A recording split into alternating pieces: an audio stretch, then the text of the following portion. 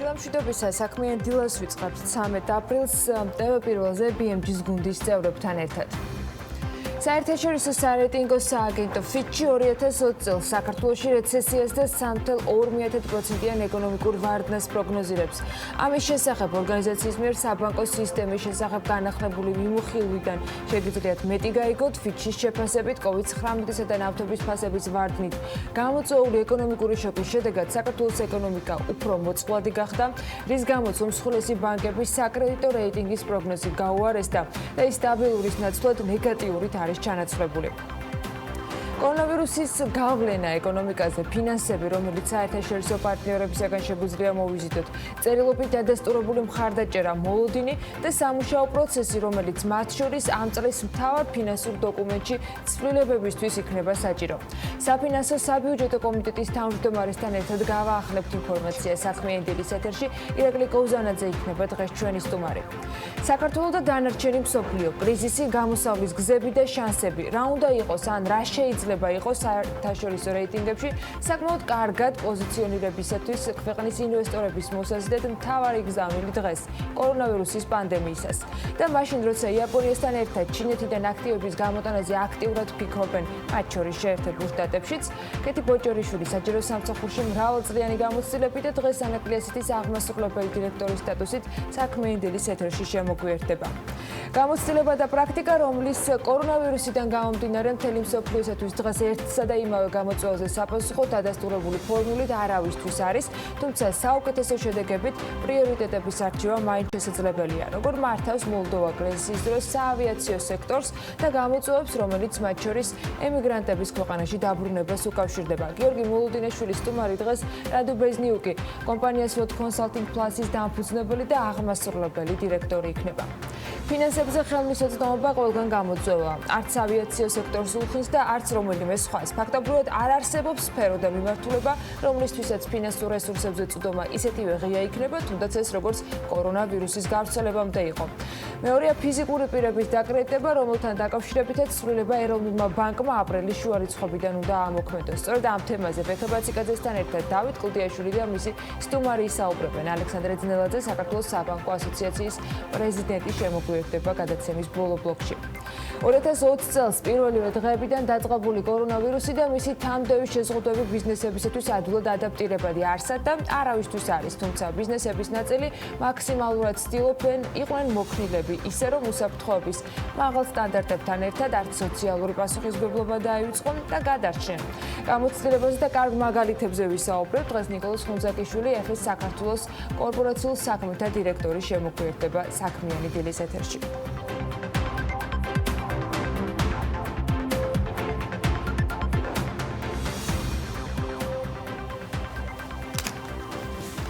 მშვიდობისა, დღეს 13 აპრილი არის, საქმიანი დილის ეთერში ვიწყებთ ბიზნეს მედია საქართველოს გუნდის წევრებთან ერთად. დილა მშვიდობის, ყველას მოგესალმებით. დილა უნდა იყოს საქმიანი და გმადლობთ ყველას, რომ ხართ ჩვენთან ერთად. 11 აპრილის მდგომარეობაში, ისა 13 აპრილის არ მგონია აი ამ დღეში რაიმე შეცვლილი იყო განსაკუთრებით, ხო? მაგრამ მოკლედ სოფლიოში არის ამხანაგებო სულ 15 ქვეყანა, სადაც ამ დრომდე COVID-19-ის სახელით წოდებული დაავადების არც ერთი შემთხვევა არ დაფიქსირებულა. სიაში შემავალი ქვეყნების ნაწილში შესაძლოა ვირუსი გავრცელებულიც არის, ამას უბრალოდ ოფიციალური წყაროები არ აღიარებენ და სავარაუდოდ ასეთ შორის არის ჩრდილოეთ კორეაც, რომელიც ჩამონათვალში ყველაზე ხალხმრავალი მოსახლეობის სიჭარბით ქვეყანაა. სიაში ასევე შედიან ცენტრალური აზიის რეგიონის ქვეყნებიც, რომლებიც არც გამჭვირვალობით გამოირჩევიან და არც საერთაშორისო ვიზიტორთა რაოდენობით. ქვეყნებით, სადაც ნული შემთხვევაა COVID-19-ისა დადასტურებული, ესე არის ჩრდილოეთ კორეა 25 მილიონზე მეტი მოსახლეობით, 10 მილიონიანი ტაჯიკეთი, 6 მილიონიანი თურქმენეთი, ლესოტო 2 მილიონზე მეტი მოსახლეობით, კომორის კუნძულები 870,000 მოსახლეობით, ანალოგიური არის 700,000 პარლებში, სოლომონის კუნძულებში. თქვენთვის კარგად ცნობილი ვანუატუ 300,000, სამოა კირიბატი, მიკრონეზია 115,000-ით დასახლებული, ტონგა და მარშალის კუნძულები პალაუსთან ერთად. ხო, ტუვალუ არ გამოგჩეს და ნაურუ აუცილებელია 11,000 და 10,000-იანი მოსახლეობით. ეს არის მოკლედ ის ალაგები დედამიწაზე, ამ პლანეტაზე, სადაც არ ფიქსირდება არც ერთი ინფიცირებული. მსოფლიოში კი COVID-19 ინფიცირების მაჩვენებელი 2 მილიონიან ნიშნულს უახლოვდება. 1,807,000 შემთხვევა არის აღრიცხული და აქედან გამოჯამრთელებულთა რაოდენობა მალე 9 მილიონს მიაღწევს. გარდაცვლილთა რაოდენობა 112,000-ია. რაც შეეხება საქართველოს, 12 აპრილის მონაცემებით COVID-19 257 დადასტურებული და აღრიცხული შემთხვევა, აქედან 67 უკვე გამოჯამრთელდა. ლეტალურად დასრულდა 3 შემთხვევა და სტაციონარში მეთვალყურეობის ქვეშ იმყოფება 453 ადამიანი. კარანტინის რეჟიმში 4,872 რჩება.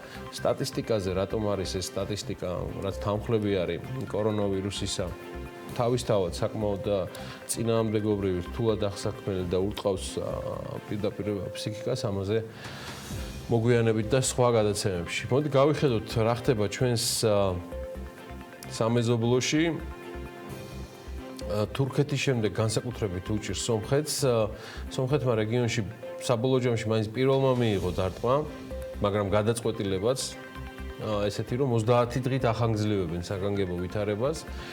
დღევანდელი მონაცემებით კორონავირუსით ინფიცირებულთა რაოდენობა თითქმის 1000-ია სომხეთში. გარდაცვლილთა რაოდენობამ 13 შეადგინა. გუშინ ქვეყნის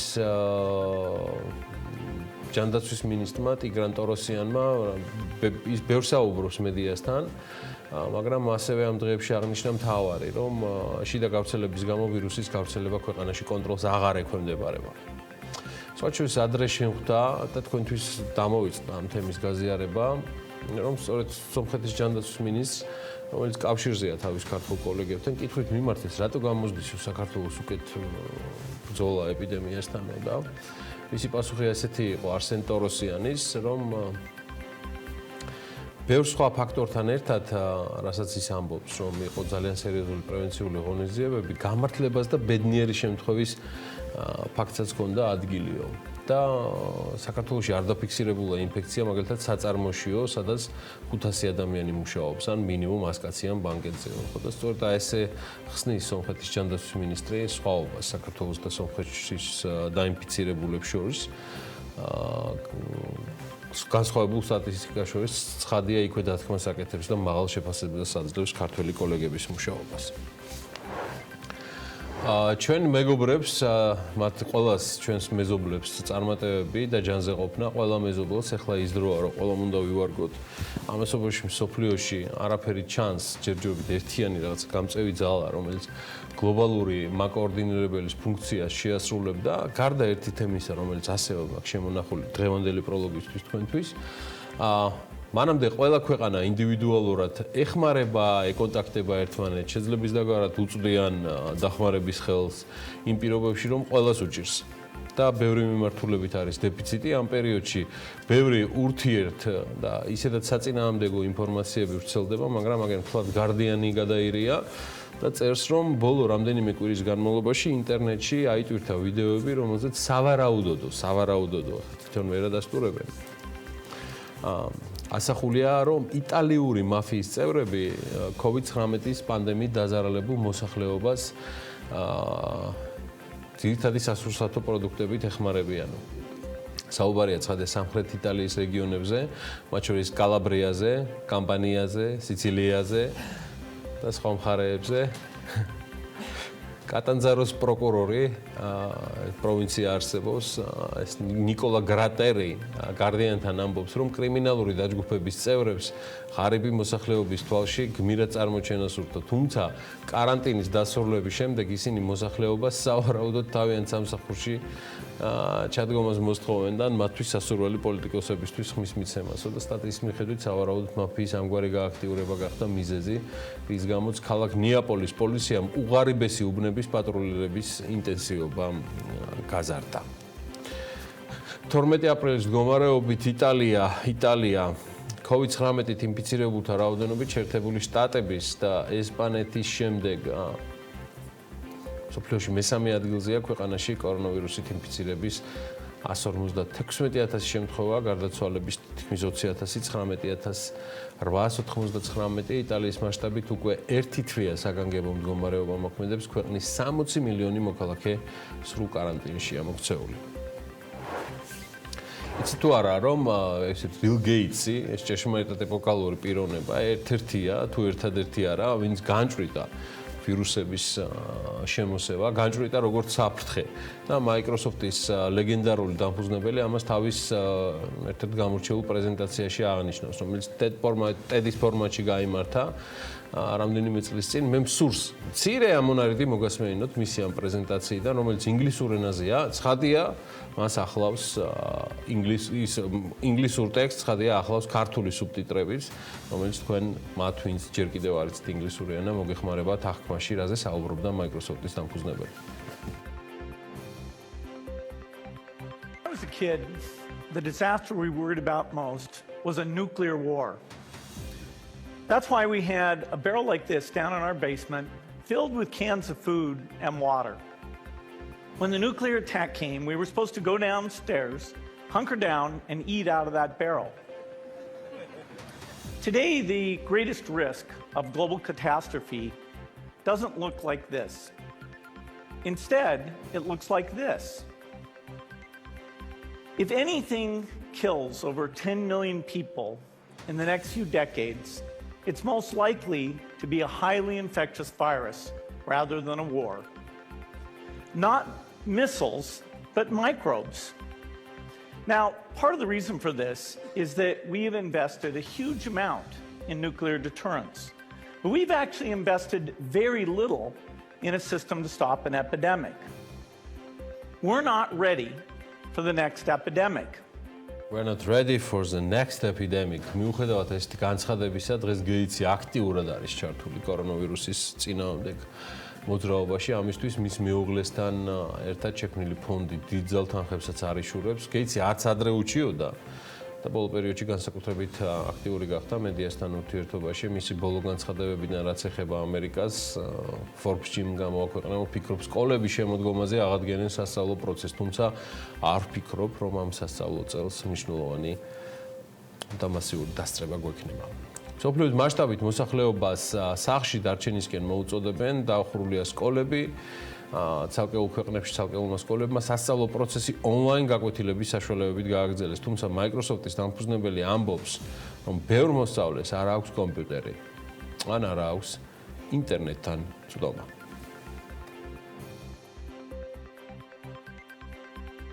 უსამართლო იქნება იმ სკოლებში ონლაინ გაკვეთილები, სადაც ბავშვებს არ აქვთ კომპიუტერი და ინტერნეტი. ამიტომაც ეს ნამდვილად დილემაა. არიან ქოლმოქმედები ჯეფ ბეზოსი, რეი დალიო და სხვები, რომლებიც ცდილობენ ამ სიცარიელის შევსებას და მათი მოწყობილობებით და ინტერნეტით დახმარებას.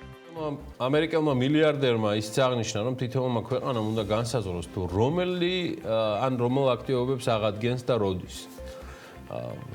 მანა ვიდრე კორონავირუსის წინააღმდეგ ვაქცინა შეიქმნება. მან ასევე აღნიშნა, რომ ეკონომიკა ჯადოსნური ძალებით ვერ დაუბრუნდება პანდემიამდე არსებულ ნიშნულს. მაშინაც კი თუ მთავრობები გადაწყვეტენ, რომ უკვე უსაფრთხოა სამსახურებში დაბრუნება. მოусმინოთ ბილ გეიტსს. ადამიანების ჩვევები იმოგზაურონ რესტორნებში იარონ ან თუნდაც რაიმე ღონისძიებებზე. ამ დაავადებით გამოწვეულმა საფრთხეებმა შეცვალა. არავინ უნდა იფიქროს, რომ მთავრობა დაიქნევს ჯადოსნურ ჯოხს და მოლოდნელად ეკონომიკა ისე იქნება როგორც ადრე. კი ბატონო. მისივე თქმით, ამისთვის ამ ადამიანების 95%-ის განკურნება ან ვაქცინის ფართოდ გამოყენებაა საჭირო. ვაქცინის შექმნას სჭირდება მისი მოსაზრებით დაახლოებით 18 თვე. არა იმიტომ, რომ გეიტსია და არა იმიტომ, რომ მსოფლიოს და ამ პლანეტის ერთ-ერთი გამორჩეული ნათელი გონება არის. დასტურიც არაა მისი გამორჩეული მდგომარეობა მხოლოდ Forbes-ის სიაში, რომლის 5-ეულის უმდიდრესი ადამიანების უცვლელი წევრია ბოლო წლებია. ხო და არა ამ ან სხვა უამრავი ღირსების გამო რთულია უბრალოდ არ დაეთანხმო ბილ გეიტს და არ გაიზიარო ალბათ მთავარი. მისი პროგნოზები დროსა და სივრცეში შესაძლოა. სევდიანი და პესიმისტურია მოსასმენად. თუმცა ყველაზე რეალისტურიც, რადგან მიღმა იმისა, რითაც გუშინ აღვნიშნეთ Forbes კვირის დაბრუნება მედია სივრცეში და აღვნიშნეთ, რომ სრულიად გარდაუვალია ვირუსების გარეშე თანაცხოვრება და ჩვენ დროულად უნდა გამოვიმუშაოთ სხვადასხვა ტიპის იმუნიტეტები, ვგულისხმობ ჩვენს ყოველდღიურ რუტინას და დავიწყოთ თანაცხოვრება ამ და სხვა მომავალ ვირუსებთან, რომელიც არ აღწევდება და მასაც უნდა დაუპირისპიროთ ის შესაძლებლობები, რაც რეალურად გვექნება ხელთ. რეალისტური ვაქცინის ბაზარზე დამკვიდრებისთვის საჭიროა თვეები, შესაძლოა სრული წელიც, რომელიც ბევრს არ აქვს. ის ნამდვილად არ აქვს ჩვენს ეკონომიკას, საქართველოს ეკონომიკას, ამიტომაც ვფიქრობთ, საუბრობთ და ვცდილობთ გამოსავალი ვიპოვოთ თქვენთან ერთად. და იმედია გამოგვივა კიდეც. ალბათ კიდევ დიდხანს და ალბათ კიდევ დიდხანს გულუბრყვილოდ დავსვამ კითხვას თუ როგორ მოახერხეს რომ გაგანია პანდემიის პირობებში ატეხეს ფასების ომი ნავთობზე იმ პირობებში რომ გასული თვენახევარი საკმაოდ ძვირი დაუჯდა მსოფლიო ეკონომიკას და უნდა ჩათვლის რომ ამით მხოლოდ რუსეთის ფედერაცია ან ვინმე სხვა ზარალობდა. ამ დროის მონაცემით ყველაზე გამარჯვებული მარტის დასაწყისში ჩაშლილი შეთანხმების ერთ-ერთი მთავარი მოქმედი სუბიექტი საუდის არაბეთია, რომელმაც ZOPEC+-ის შეხვედრის წინ წამყვან ევროპულ კომპანიებში შეიძინა წილები. და ამისთვის იმ დროისთვის რთულად წარმოსადგენი საკმაოდ იაფი, მაგრამ ჯამში 4 კომპანიის წილებში მან $1 მილიარდი გადაიხადა. რთულად წარმოსადგენია ცხადია, რადგან საუდის არაბეთის სუვერენული ფონდი ვერასდროს ეღირსებოდა ესეთ ნასყიდობას, რომ არა ევროპის ქვეყნები, რომელიც ფაქტიურ თვითიზოლაციაში არიან და ქვეყნების იქნება თუ წამყვანი საჯარო კომპანიების აქციები კატასტროფულად გაუფასურებულია.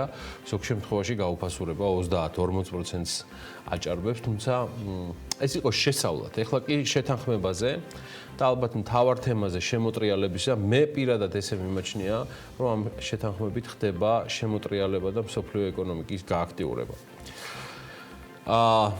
ამაზე ყველაფერზე პოზიტიურად რეაგირებენ ბირჟები, ელიან ყოველმხრივ ვითარების დარეგულირებას, თუმცა წინარე მოქმედების კვალობაზე ყველაფერი დალაგებული რომ არის, ესეც ფაქტია და ჯიუტი მოკლედ მიღწეული შეთანხმების მიხედვით დღიურად 10 მილიონი ბარელი შემცირდება ნავთობის წარმოება. აღსანიშნავია, რომ OPEC+-ის წევრები, OPEC-ის წევრების გარდა არიან რუსეთი, აზერბაიჯანი, მექსიკა, ბაჰრეინი, ბრუნეი, ყაზახეთი, მალაიზია, ომანი, სუდანი და სამხრეთ სუდანი. ხო და ეს ყველანი ამ ტელეკონფერენციაზე შეიკრიბნენ Zoom-ით ალბათ. ხო და ცნობილი გახდა, რომ მოლაპარაკებების ბოლოსკენ გაჯიუტდა მექსიკა.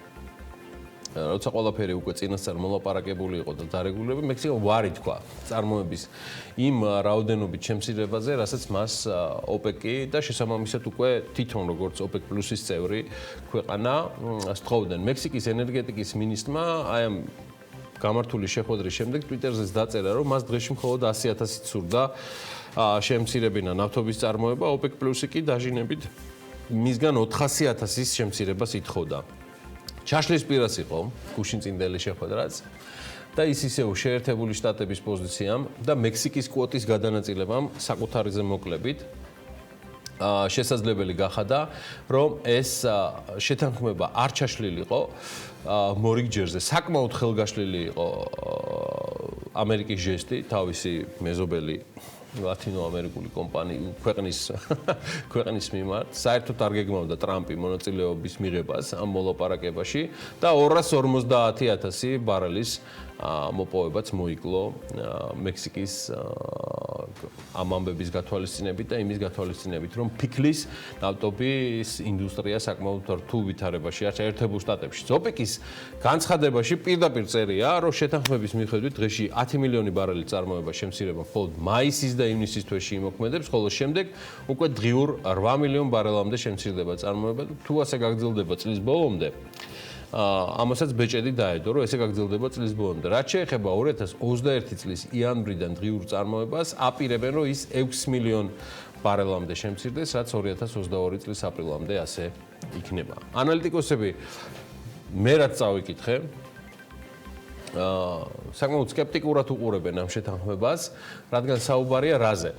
რომ შეთანხმებული მოცულობების შემცირებაზე შეძლებენ არსებული უკვე ჭარბი მოცულობების, გნებავთ მარაგებად წარმოდგენილის, გნებავთ მიმდინარე წარმოების მხრივ დაბალანსებას იმ ფონზე, რომ მიუხედავად ამოქოქილი ჩინეთისა, დგას დედამიწის დარჩენილი ნაწილი და მათი ეკონომიკები, რაც ნავთობზე მოხმარებას და შესაბამის მოთხოვნას დაახლოებით 30%-ით ამცირებს. მე შეგახსენებთ, რომ კორონავირუსის პანდემიის გამო მსოფლიოში ნავთობზე მოთხოვნა შემცირებულია კატასტროფულად და ეგრეთ წოდებულ შავ ოქროზე ფასები ბოლო კვირეების განმავლობაში მნიშვნელოვნად შემცირდა.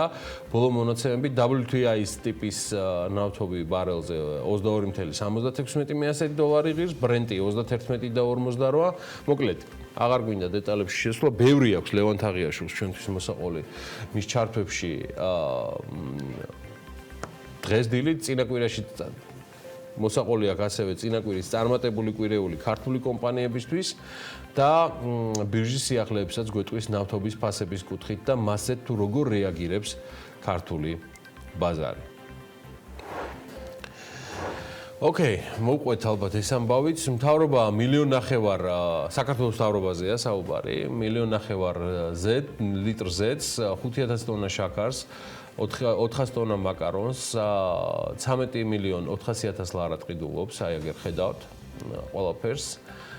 საქართველოს მთავრობამ ეს 5,000 ტონა შაქარი და ეს ინფორმაციები ამას მთავრობის მიერ გავრცელებული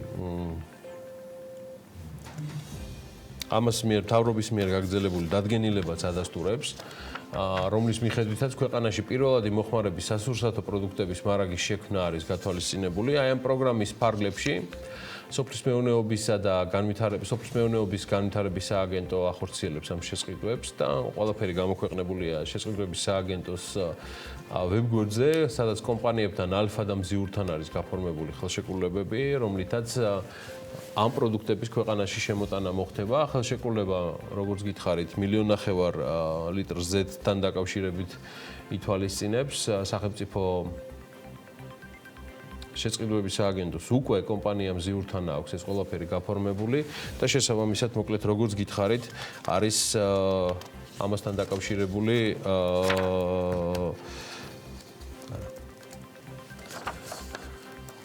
ის არის დოკუმენტაციის მიხედვით მთავრობა რუსული წარმოების ზეთს 1.424.000 $, ანუ დღევანდელი გაცვლითი კურსით 4.5 მილიონი ლარად შეიძენს. მოკლედ ამასთან დაკავშირებით ჩვენ ბევრი გვაქვს კიდევ მოსაყოლი, იგულისხმება რომ მოსაყოლი იქნება მათ შორის რა და როგორ იქნება იმ რუსული შეწყიდვებიდან გამომდინარე, რომელიც მომავალ შეზღუდა ექსპორტი და დღეს დილის 9 საათის შემდეგ ჩვენ უკვე გვექნება ჩართვა სოფლის მეურნეობის სამინისტროსთან. ტონი გელახანიშვილი სოფლის მეურნეობის მინისტრის მოადგილე ჩაგვერთვება და შესაბამისად ის გვეტყვის უფრო მეც რა ხდება აქედან გამომდინარე. გისმენთ. სოფლის მეურნეობის სამინისტროს ბევრი სიახლე ჰქონდა ამ უქმებზე, სწორედ ეს მიდოდა დამიანესებიდან, რომ გვექნება შესაძლებლობა, რომ ამ სიახლეებთან დაკავშირებითაც ვისაუბროთ. ქართული ბაზრისათვის რეალურად და მისი მოთამაშეებისათვის ბევრი შეთავაზება იყო ამ კვირაში და თან ძალიან საინტერესო სხვა სიახლეებთან ერთად. ეს ყველაფერი ალბათ მოხდება ლევან თაღიაშვილის მიმოხილვაში, რომელიც დღეს მან ჩვეულ რუბრიკაში გუნდის სხვა წევრებთან ერთად წარმოგვიდგინოს. რა თქმა უნდა, აქაც დაცული იქნება ყველა ის კრიტერიუმი, რომლის მიხედვითაც მათ შორის ავტოსატრანსპორტო საშუალებით გადაადგილება არის ამ დროისათვის განსაზღვრული. ნუ მოგწონს თუ არ მოგწონს ეს შეზღუდვები სხვა ამბავია, მაგრამ კანონს რომ უნდა დავემორჩილოთ, ეს კიდევ ცალკე თემაა და მოდით ვნახოთ, ვის დაიმგზავრებს ლევანი და ვინ იქნება მასთან ერთად დღეს გზად პირველისაკენ მომავალი იმ ამბების შემაჯამებელი, რომელიც გასულ კვირას ბიზნესი და ეკონომიკის სიახლეებს უკავშირდებოდა. გიორგი, ანა, მოგესალმებით დილომშვიდობის, მივესალმებით ჩვენს მაყურებელსაც. ვაგრძელებთ მოკლედ მანქანის რუბრიკას, ესე იგი, კვლავ უნდა შემოგთავაზოთ ის ეკონომიკური სიახლეები, რომელიც გასულ კვირას მოხდა და საკმაოდ საინტერესო იყო ჩვენი მაყურებლებისთვის. ვიცავთ კვლავ უსაფრთხოებას, ვართ ორი ადამიანი წარუძღვებით დღეს ამ რუბრიკას. თათია ჩაფიჩაძე იქნება ჩემთან ერთად, რომელიც ახლა შემოგვიერთება და დავიძრებით ნენელა სამხოცებურისკენ.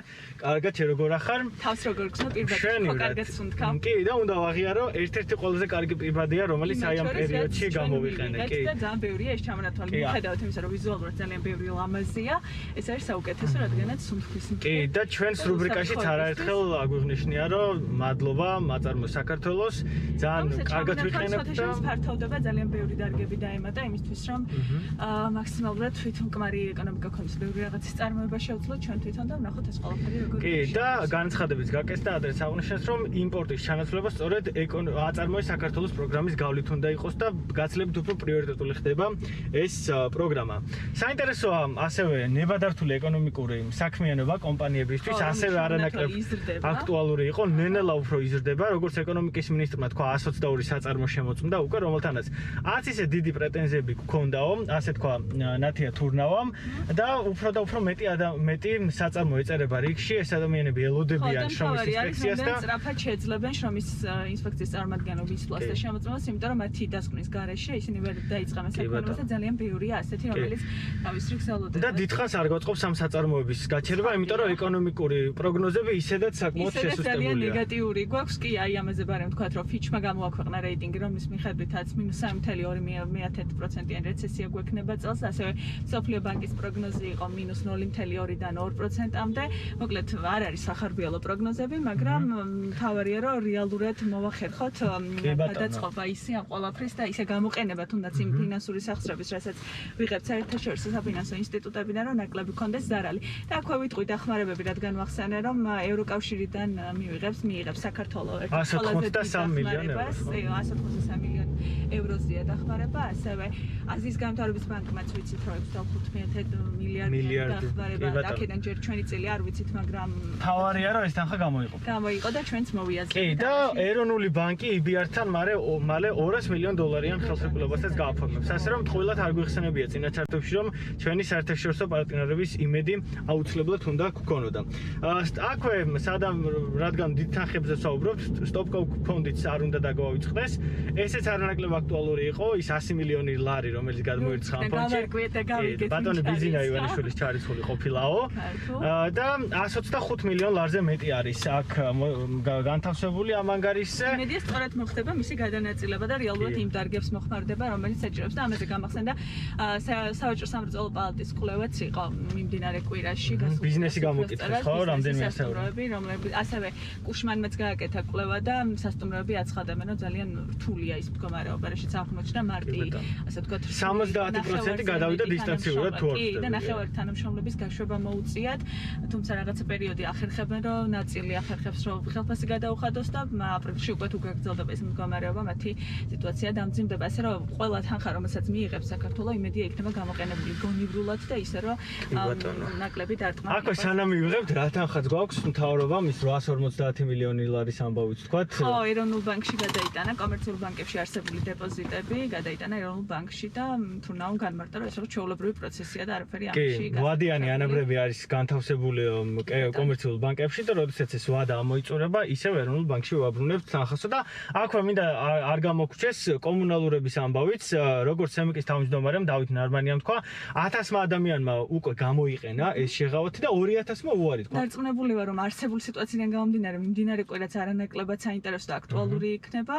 წავიდეთ, ბევრი საინტერესო თემა გვაქვს, მათ შორის Fitch-ის რეიტინგზე ცოტა ხანში გვექნება უფრო დეტალური ჩართვა ბანკებთან მიმართებით და მე შემოგერთებით ნავთობის მიმოხილვით, ძალიან საინტერესო ამბები მოხდა ოპეკის შეხვედრაზე, ბენზინი გაიაფრდა კვლავ საქართველოში და სად და როგორ შეგეძლებათ უფრო იაფი საწვავის შეძენა. ამ ნიუსაც უკვე ჩართვის დრო შემოგთავაზებთ, ასე რომ დაგველოდეთ. ლევან ძალიან მალე შემოგვერდება, თათიას ძალიან საინტერესო მიმოხილვა იქნება. ყველა წესი დაცული არის მიუხედავად იმისა, მოგწონს თუ არა ისინი და მაინც და მაინც ბიუჯეტის შევსება თუ არ გინდათ, მაგალითად 13,000 ლარით მოგვიწევს, რომ ამ წესებს დავამორჩილოთ, რომელიც საგანგებო მდგომარეობის რეჟიმში მოქმედებს. დღეს ასეთი აღქმა კორონავირუსთან ბრძოლის ეფექტიანობისა და ძალიან ბევრი აზრია და განსხვავებული შეფასება ამასთან დაკავშირებით, თუმცა ყველაზე მეტად მაინც ჩვენი პატარა რესპონდენტების კომენტარები მოგწონს ხოლმე კორონასთან დაკავშირებით, რომელთა შეგროვებასაც ვაგრძელებთ და დიდი სიამოვნებით მივიღებთ თქვენს ვიდეოებსაც, რომელსაც უახლოს მომავალში იმედია, რომ კიდევ ბევრს გამოგვიგზავნოთ. იქამდე კიდევ ერთი ვიდეო დაგაჩვენოთ. გამარჯობა. მე ვარ ლილე. პირველ კლასელი. ეხლა სკოლაში არ დავდივარ. კორონა ვირუსის გამო ბევრი ადამიანი სამანტყოფოში წევს. აღარც ბალეტზე დავდივარ, აღარც სკოლაში, სახლში. Online გაკვეთილები მე მომწონს, მაგრამ სკოლა მე უფრო მომწონს.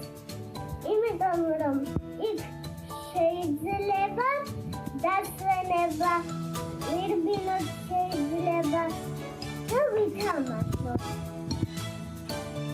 პირველი სახლში დავჭირთ. მეორე, როცა მოგვინდება გარეთ წასვლა, გავიკეთოთ პირბადე და ხელთათმანები. მესამე, სახლში რომ მოვიდეთ, ხელების საპნით დავიბანოთ ხშირად. და არ დაგვიწყდეს ცერა თითები. მეოთხე, ახლოს ადამიანებთან არ მივიდეთ.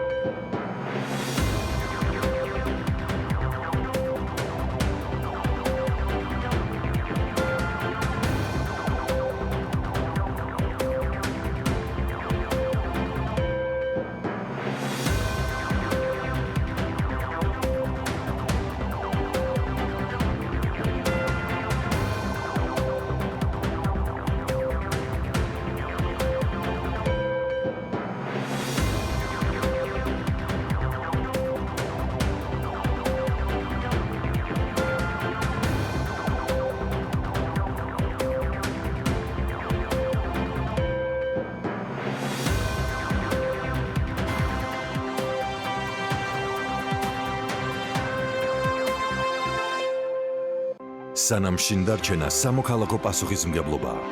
სანამ ქართული ბიზნესი უდიდესი გამოწვევის წინაშე დგას. სანამ ჩვენი ყურადღება ტელეეკრანისკენ კიდევ უფრო მეტადაა მიმართული. TV პირველი ქართულ ბიზნესს ფართოდ უღებს კარს. გამოიყენეთ ჩვენი საეთერო დრო.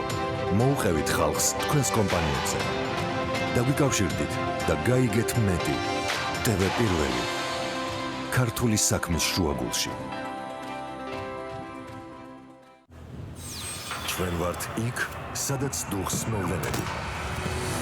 სადაც ამბავს არ აქვს მხოლოდ ერთი მხარე. ჩვენ ვართ რეალური ცხოვრების შუაგულში.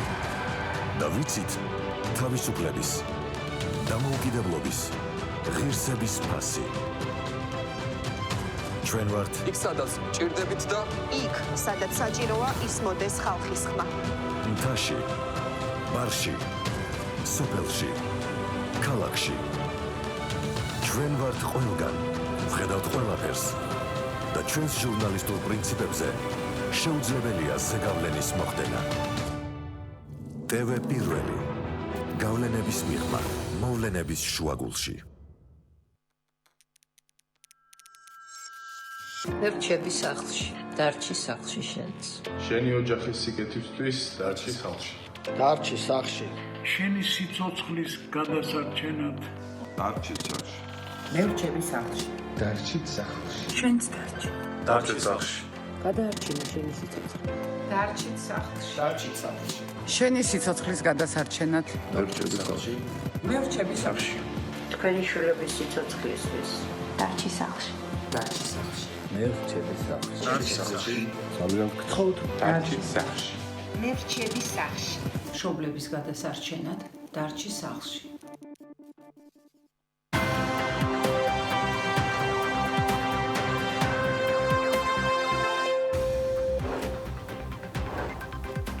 პარლამენტში დღეს მუშაობა ახლდება და დეპუტატები პროცესის საგანგებო მდგომარეობის წესების გათვალისწინებით განმარტავენ. მათ შორის წინასწარი ინფორმაციით პარლამენტის ბიუროს სხდომაზე დისტანციის დასცვით მოხდება მათი სხდომა, რისთვისაც ბიუროს სხდომა აღმაშენებლის დარბაზის ნაცვლად პარლამენტის კინოდარბაზში გაიმართება, სადაც ბიუროს წევრები ერთმანეთისგან დისტანცირებულები იქნებიან. სუსადის ეროვნული სააგენტო აგრარული ბაზრების ფუნქციონირებასთან დაკავშირებით მონიტორინგს ატარებს. სააგენტოს ინფორმაციით აგრარული ბაზრების ადმინისტრაციის მიმართვის საფუძველზე სუსადის ეროვნული სააგენტო განახორციელებს მონიტორინგს და ობიექტი ფუნქციონირებას მხოლოდ იმ შემთხვევაში შეძლებს, თუ დადგენილ მოთხოვნებს დააკმაყოფილებს. სოფლის მეურნეობის სურსათისა და სოფლის განვითარების დეპარტამენტის უფროსის განცხადებით გარემო ვაჭრებს, რომლებიც სხვადასხვა უბანში ვაჭრობენ, რეგულაციები არ შეეხებათ. მთავრობის გადაწყვეტილებით კიდევ ერთხელ გაფართოვდა იმ ეკონომიკური საქმიანობის ჩამონათვალი, რომელიც საგანგებო მდგომარეობის პერიოდში არ ჩერდება. ამ გადაწყვეტილებით ჩამონათვალს დაემატა დასაწყობებისა და შენახვის საქმიანობა, დაშვებული ეკონომიკური საქმიანობებისათვის შესაფუთი მასალების ტარის წარმოება, მიწოდება და რეალიზაცია, ასევე ეტიკეტირებისა და ეტიკეტირებასთან დაკავშირებული საქმიანობა. ესპანეთში არ გამორიცხავენ, რომ უცხოელი ტურისტებისათვის ზაფხულის სეზონი მთლიანად დაიხუროს. ადგილობრივი მედია წერს, რომ ამით ხელისუფლება შეეცდება კორონავირუსის ეპიდემიის მეორე ტალღის თავიდან აცილებას. ევრაზიული ეკონომიკური კავშირის ქვეყნებიდან რამდენიმე სახეობის პროდუქტის ექსპორტი აიკრძალა. აკრძალვა ეხება მესამე ქვეყნებში პროდუქციის გატანას, შიდა ექსპორტ-იმპორტი კი ჩვეულ რეჟიმში განხორციელდება. შეზღუდვა წესდება ხახვის, ნიორის, ჭვავის, ბრინჯის, წიწიბურას, ფეთვის, მარცვლეულის, ფქვილის და შვრიის ფანტელების ექსპორტზე. აკრძალვა 30 ივნისამდე იმოქმედებს. 2020 წლის მარტში ტესლამ ჩინეთში რეკორდული რაოდენობით ელექტრომობილი გაყიდა, საუბარი 10.160 ერთეულ მანქანაზე. ამასთან დაკავშირებით ჩინეთის მსუბუქი ავტომობილების ასოციაციის ანგარიში აღნიშნული და ამ ანგარიშის თანახმად ტესლამ იანვარში 2620 ავტომობილი გაყიდა, თებერვალში კი 3900 ერთეული. სინგაპურმა მასწავლებლებს აპლიკაცია Zoom-ის გამოყენება აუკრძალა. ინფორმაციას Guardian-ი ავრცელებს და იქვე გამოცემა აღნიშნავს, რომ აკრძალვის მიზეზი პლატფორმაზე ჰაკერების თავდასხმა გახდა, რა დროსაც მათ საგაკვეთილო სრულობის დროს უხამსი ფოტომასალა გაავრცელეს. სინგაპურის ხელისუფლების განმარტებით აპლიკაციის თავდაცვის სისტემა არც ისე ძლიერია და ამიტომ ჰაკერები მის გატეხვას მარტივად ახერხებენ. მათი თქმით, მომხდარ ფაქტებთან დაკავშირებით გამოძიება უკვე დაწყებულია.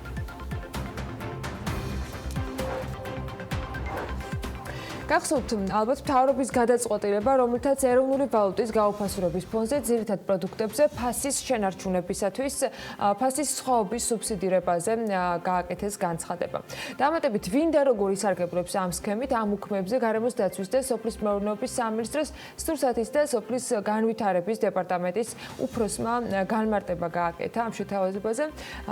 პირველზე მან თქვა, რომ იმ შემთხვევაში, თუ მაღაზიები იმ ძირითად სასურსათო პროდუქტებზე გაზრდიან ფასს, რომლის სუბსიდირებასაც მთავრობა ახდენს, სახელმწიფოს მათი დაჯარიმება შეეძლება.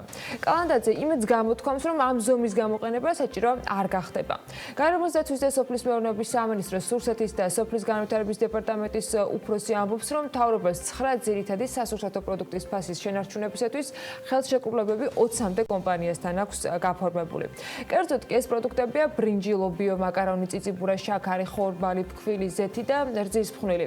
20-მდე სხვადასხვა მსხვილ იმპორტიორთან გვაქვს შეთანხმება უკვე გაფორმებული და ეს არის სწორედ ამ ძირითადი პროდუქციის შემომტანი პირები, წიწიბურა, შაქარი, მაკარონი, ფქვილი, ზეთი და ასე შემდეგ და ჩვენ სისტემურად თუ შევხედავთ მსხვილი იმპორტიორები და მსხვილი სავაჭრო ქსელები, მათ ფასი არ გაუძვრებიათ ამ პროდუქციაზე, განმარტავს იქვე კალანდაძე. მთავრობის დადგენილების თანახმად ამ პროგრამის ბიუჯეტი, როგორც გითხარით, არის 10 მილიონი ლარი და მისი ამოქმედების შემდეგ 9 შერჩეულ დასახელების სასურსათო პროდუქტზე მოხდება სუბსიდირება. ეს გზა ამ ხრივ შენარჩუნებული იქნება ამ თანხის ამოწურვამდე და თენგიზ კალანდაძე ასევე აფრთხილებს საუბნო მაღაზიებსაც, რომ იმ შემთხვევაში თუ მათ პროდუქტზე ფასის სპეკულარული მატება დაფიქსირდა, მაშინ ბიზნეს ოპერატორის დაჯარიმება შეეძლებათ. ძალიან კარგად იციან მაღაზიებმა, ჩვენ საკმაოდ მკაცრი სანქციები გვაქვს გაწერილი, განსაკუთრებით საგანგებო მდგომარეობის ვითარება გვაძლევს ამის საშუალებას, თუმცა ჩვენ გვაქვს უფრო სოლიდარული ურთიერთობა. შეგვიძლია შემოწმება სხვა უწყებებთან ერთად, როგორც არის შემოსავლების სამსახური და შეგვიძლია ვნახოთ ღირებულებათა ჯაჭვში, სად მოხდა გაძვირება, იყო ეს იმპორტის, დისტრიბუციის თუ საცალო გაყიდვების არხი და მოხდა თუ არა ფასის სპეკულაციური გაზრდა. ამის გაკეთება შეგვიძლია და მკაცრად შეგვიძლია დავადგინოთ ფასით, თუმცა ჯერჯერობით არ გვინდა რომ ეს მოვიმოქმედოთ, ამის გაკეთება ჩვენ არ დაგვჭირვებია განმარტავს კალანდაძე. ამას კიდევ ერთხელ მივუბრუნდებით აუცილებლად, რაც შეეხება ეჭვებს და პანიკებს ფულთან დაკავშირებით, აქაც მინდა რომ განმარტება ასევე გაგიზიაროთ საქმე ენდილის ეთერში, ეროვნულმა ბანკმა დამატებითი განმარტებისათვის განცხადება გაავრცელა და კუპიურა რომ ინფექციის ისეთივე წყარო შეიძლება იყოს ნებისმიერი სხვა ნივთი, ამ განცხადებაში კიდევ ერთხელ აღინიშნა. ბანკმა სოციალურ ქსელში შექმნილ ვითარებასთან დაკავშირებით ბანკის მუშაობის შესახებ განაახლა ინფორმაცია და მეტი დამარჯვებულობისათვის ფოტოების დაურთვა ამ ყველაფერს, რომელზეც ფულის ნიშნებთან მუშაობის პროცესი ასახეს. იმისთვის, რომ ქვეყნისთვის ამ ურთულეს პერიოდში საფინანსო სექტორი გამართულად ფუნქციონირებდეს, კრიტიკული სისტემების შეუფერხებლად მუშაობდეს და ეკონომიკა ფულის ნიშნებით უწყოდად მარაგდებოდეს, ბანკის თანამშრომლებს, ისევ როგორც სხვა არაერთი პროფესიის წარმომადგენელს, არაორდინარულ პირობებში უწევთ საკუთარი მოვალეობების შესრულება. მუდმივი კონსულტაციები გვაქვს ევროპის ქვეყნების ცენტრალურ ბანკებთან, ვიზიარებთ მათ გამოცდილებას და მოქმედებთ შესაბამისად. როგორც ცნობილია, საკასო ცენტრში შემოსული ფული კარანტინში თავსდება და მხოლოდ ამის შემდეგ ხდება მისი გახსნა და დათვლა. აქვე აღნიშნავთ, რომ ბანკებისათვის უკვე მიწოდებულია ახალი ბანკნოტები, რომლებიც მიმოქცევაში პირველად გადის. ასევე ჯანდაცვის უწყებების რეკომენდაციის დაცვით ტარდება სადეზინფექციო სამუშაოები. კვლევები კი ადასტურებს, რომ კუპიურა ინფექციის ისეთივე წყარო შეიძლება იყოს, როგორც ნებისმიერი სხვა ნივთი. პოლიეთილენის პარკი, მაგალითად, კარის სახელური, ბანკომატის კლავიატურა, საყიდლების ურიკა მაღაზიაში და ასე შემდეგ. ეს ეროვნული ბანკის მიერ გავრცელებულ ინფორმაციაში აღნიშნული ყველა იმ პანიკის საპასუხოდ, რომელიც ამასთან დაკავშირებით და ზოგიერთი წარმოუდგენელი ფანტაზიის ნაყოფათაც კი შეგხვდებოდათ ბოლო დღეების განმავლობაში. მოკლედ ასე მითები და ფეიქ ნიუსები ყველგან და ყველა დროში მავნია და ნურცერც ნუაყვებით, სიფრთხილე გუმართებს და შეძლებს დაკვირვათ გაწონასწორებულობის შენარჩუნებაც უნდა მოვახერხოთ, ფსიქიკა რამდენადაც გვაძლევს ამის საშუალებას, მაგრამ ამას აუცილებლად მოვახერხებთ. ჯერჯერობით ამბები მსოფლიოდან კი ამისათვის ხელჩასაჭრიც მართალია იშვიათად იძლევა, მაგრამ კარგი სიახლეებით შეგვიძლია ხოლმე გამოვარჩიოთ, მაგალითად ფაუჩიმ სულ რამდენიმე საათის წინ თქვა, რომ მაისში ალბათ შესაძლებელი გახდება, რომ ამერიკის შეერთებული შტატები შედარებით გახსნილი გახდეს ამ კორონავირუსიდან გამომდინარე და ცოტა უფრო აქტიური ცხოვრების რეჟიმზე გადავიდნენ. ან როგორ შეიძლება უგულებელყოფა ისეთი სიახლეებისა, რომელიც მოულოდნელობებისაგან შესაძლოა გვაშიშებდეს კიდეც ზოგიერთ შემთხვევაში, აი მაგალითად ფარმაცევტულმა კომპანიამ გილიადმა, რომლის მიერ შექმნილ მედიკამენტს remdesivir's ქართული კვლევების მიხედვით COVID-19-ის ინფიცირებულთა 78%-ის განკურნება შეუძლია. ყოველ შემთხვევაში ასეთი არის ამ დროის მონაცემები და Bloomberg-მა დაწერა, რომ კვლევა შეერთებულ შტატებში, კანადასა და ევროპაში COVID-19-ით 53 ინფიცირებული პაციენტის გამოჯანმრთელების ისტორიას ეფუძნება. მათ ნახევარზე მეც ჰქონდა მძიმე პნევმონია და სასუნთქ აპარატზე იყო მიერთებული. თითოეული პაციენტი პრეპარატ remdesivir's კურსს 10 დღის განმავლობაში გადიოდა და ეფექტი იყო, როგორც ამბობენ, საკმაოდ დადებითი. 18 დღიან პერიოდში ამ პაციენტების 68% გამოჯანმრთელდა, 30 პაციენტს შორის კი, ვინც სასუნთქ აპარატზე იყო მიერთებული, 17-მა 18 დღიან პერიოდში დამოუკიდებლად სუნთქვის აღდგენა შეძლო. ამ კვლევების თანახმად დაკვირვების ქვეშ მყოფი პაციენტების 13% გარდაიცვალა. სიკვდილიანობა ყველაზე მაღალი იმ ჯგუფში იყო, ვინც სასუნთქ აპარატზე იყო მიერთებული და მათი 18%-ია გარდაცვლილი.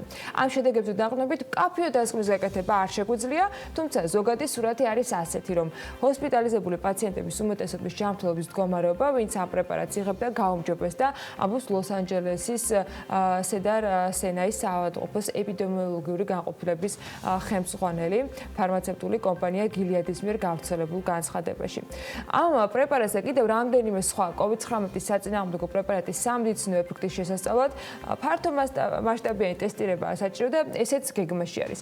ამავე დროს ისიც უნდა გვახსოვდეს, რომ ჯერ დრო ჭირდება ყველაფერ იმის გაგებას თუ რა ეფექტები მოყვება ამა თუ იმ მედიკამენტებს. მაგალითად, საქართველოში ინფექციური პათოლოგიისა და შიდსის ცენტრის ხელმძღვანელი ამბობს, რომ COVID-19-ის წინააღმდეგ პრეპარატ ტოსილიზუმაბის გამოყენება დადებით შედეგებს აჩვენებს.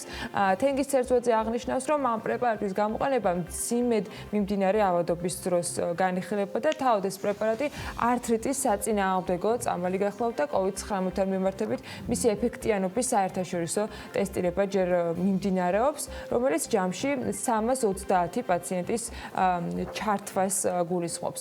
ცერცვაძემ ისიც თქვა, რომ 24 მარტს შტატების სურსათის და წამლის ადმინისტრაციამ გასცა რეკომენდაცია ტოცილიზუმაბის COVID-19 პაციენტებში კლინიკური კვლევების მესამე ფაზაზე. ამასთან ინფექციური საავადმყოფოს დირექტორი განმარტავს, რომ მისი გამოყენება 41 წლის პაციენტზე მოხდა საქართველოში და ამბობს, რომ ეს შემთხვევა იმით არის საინტერესო, რომ პირველად მოხდა ამ მედიკამენტის გამოყენება COVID-19-ის დაავადებული პაციენტის სამკურნალოდ და მისივე თქმით, ამან აჩვენა, რომ შესაძლოა სასარგებლო გამოდგეს მძიმე ავადმყოფების სამკურნალოდ, ყოველ შემთხვევაში ცალკეულ ავადმყოფებთან დაკავშირებით, მაგრამ აუცილებლად უნდა მოხდეს ჩვენებების და უკუჩვენებების მკაცრი გათვალისწინებით მისი შესწავლა, განმარტავს თენგის ცერცვაძე. ეს ჯერ მხოლოდ განახლებადი ამბებია და იმედია 100%-იანი სიზუსტის დამაიმედებელი სიახლეებიც ამასთან დაკავშირებით მოგვიმრავლდება, თუმცა ჯერ არ შეგვიძლია კონკრეტული ფორმულის თქმა, რომელი მედიკამენტი აცრა ან რა ვთქვათ, ღონისძიება დაგვიცავს სრულად კორონავირუსისგან.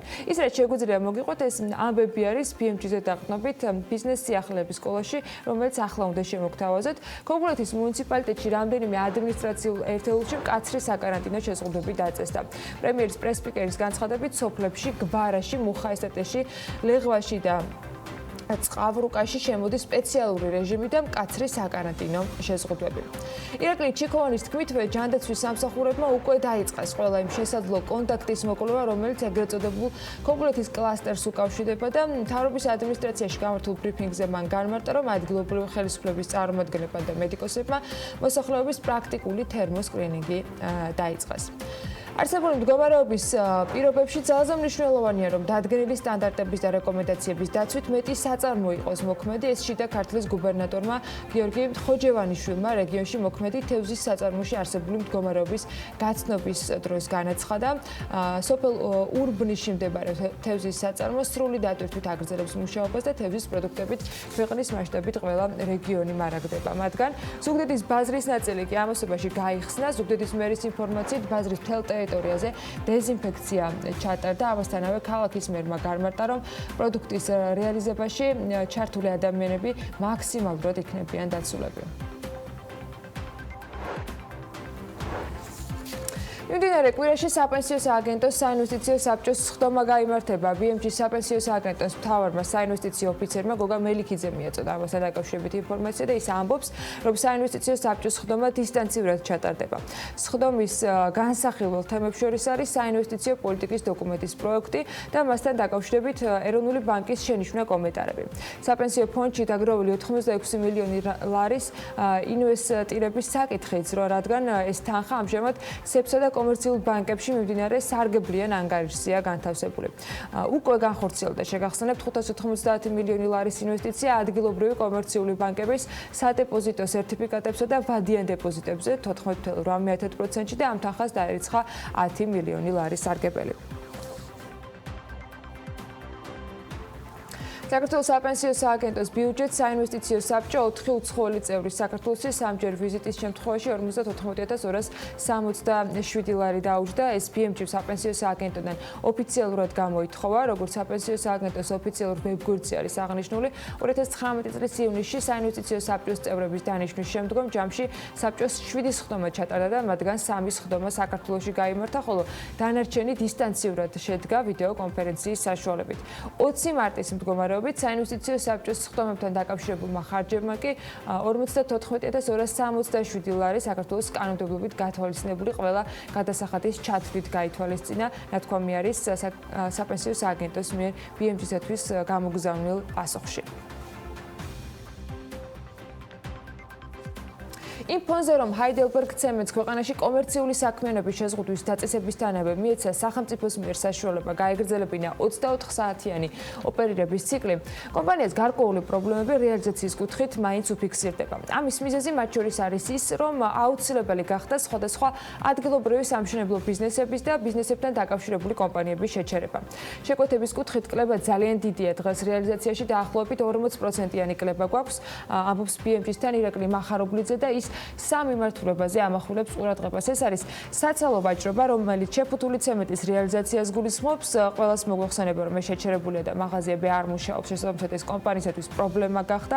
ბინათმშენებლობა, რომელიც ასევე შეჩერებული იყო თბილისისა და საქართველოს მასშტაბით, თუმცა შემოწმებები მიმდინარე პროცესებიდან გამომდინარე მიდის და არსებობს მოლოდინები, რომ გარკვეულ კომპანიებს საქმიანობების გაგრძელების საშუალება მიეცემათ, აღნიშნავს მახარობლიძე და კიდევ ერთი ეს არის ინფრასტრუქტურული პროექტები და იქვე ამბობს, რომ მართალია თავიდანვე ითქვა, რომ პრიორიტეტია ინფრასტრუქტურული პროექტები და ისინი არ გაჩერდება. რამდენიმე დღის წინ ძირითად ნაწილში ჩატარებული არის შემოწმება და სამაშენებლო კომპანიებს აქვთ იმედი, რომ ეს პროცესი გაგრძელდება და ყველა ობიექტს მიეცემა შესაძლებლობა, რომ გააგრძელონ მუშაობა. Heidelberg Cement-ში მიიჩნევენ, რომ პოსტკრიზისულ პერიოდში რთული იქნება ქვეყანისათვის და კომპანიებისათვის, ამიტომ მთავრობამ უნდა შეძლოს სხვადასხვა მექანიზმებით მხარდაჭერა აღმოუჩინოს სამშენებლო მასალების მწარმოებელ კომპანიებს და ზოგადად სექტორს. ირაკლი მახარობლიძე მიიჩნევს, რომ ბაზარზე პოსტკრიზისულ პერიოდში დემპინგის თემა ისევ გააქტიურდება და ამაზე დღესვე უნდა იყოს განსაზღვრული სამოქმედო გეგმა და ადგილობრივი წარმოებების მხარდამჭერი ნაბიჯები. ეს რომ მარტივი არავისთვის იქნება კვლევაში, რომლის სავაჭრო სამრეწველო პალატის მიერ არის ჩატარებული, გამოიკვეთა, რომ გამოკითხული კომპანიების 52% ამბობს, რომ COVID-19 ფონზე იძულებული გახდნენ თანამშრომლები დაეთხოვათ. გამოკითხვაში პალატის 615 წევრმა მიიღო მონაწილეობა, რომელთა ძირითადი ნაწილი მცირე და საშუალო ბიზნესის წარმომადგენელია. კვლევა მოიცავს თბილისსა და საქართველოს რეგიონებში 25-30 მარტის ჩათვლით კერძო სექტორზე ეკონომიკური საქმიანობის საყოველთაო შეზღუდვების დაწესებამდე პერიოდს. შეზღუდვების დაწესების შემდგომ პერიოდთან დაკავშირებული კვლევების ჩატარებას პალატა უახლოეს მომავალში გეგმავს. კვლევების საკითხები თანამშრომელთა სამუშაო ადგილებიდან დათხოვნას და არსებულ პირობებს, გამოწვევებსა და ხელშეწყობის მექანიზმებს შეეხებოდა. გამოკითხულ მეწარმეთა უმრავლესობას 10-მდე თანამშრომელი ჰყავს, რესპონდენტთა 52% კი ამბობს, რომ შექმნილი ვითარებიდან გამომდინარე იძულებული გახდა თანამშრომლები დაეთხოვა. დათხოვილი თანამშრომლები 10.9% არის საუბარი, ხელფასის სრულად შენარჩუნებით გადავიდნენ დისტანციური მუშაობის რეჟიმზე. ნაწილობრივი ანაზღაურება დაახლოებით 19% არის საუბარი, შეეხო ამ ნაწილს და ანაზღაურების გარეშე დარჩა თითქმის 10.9%.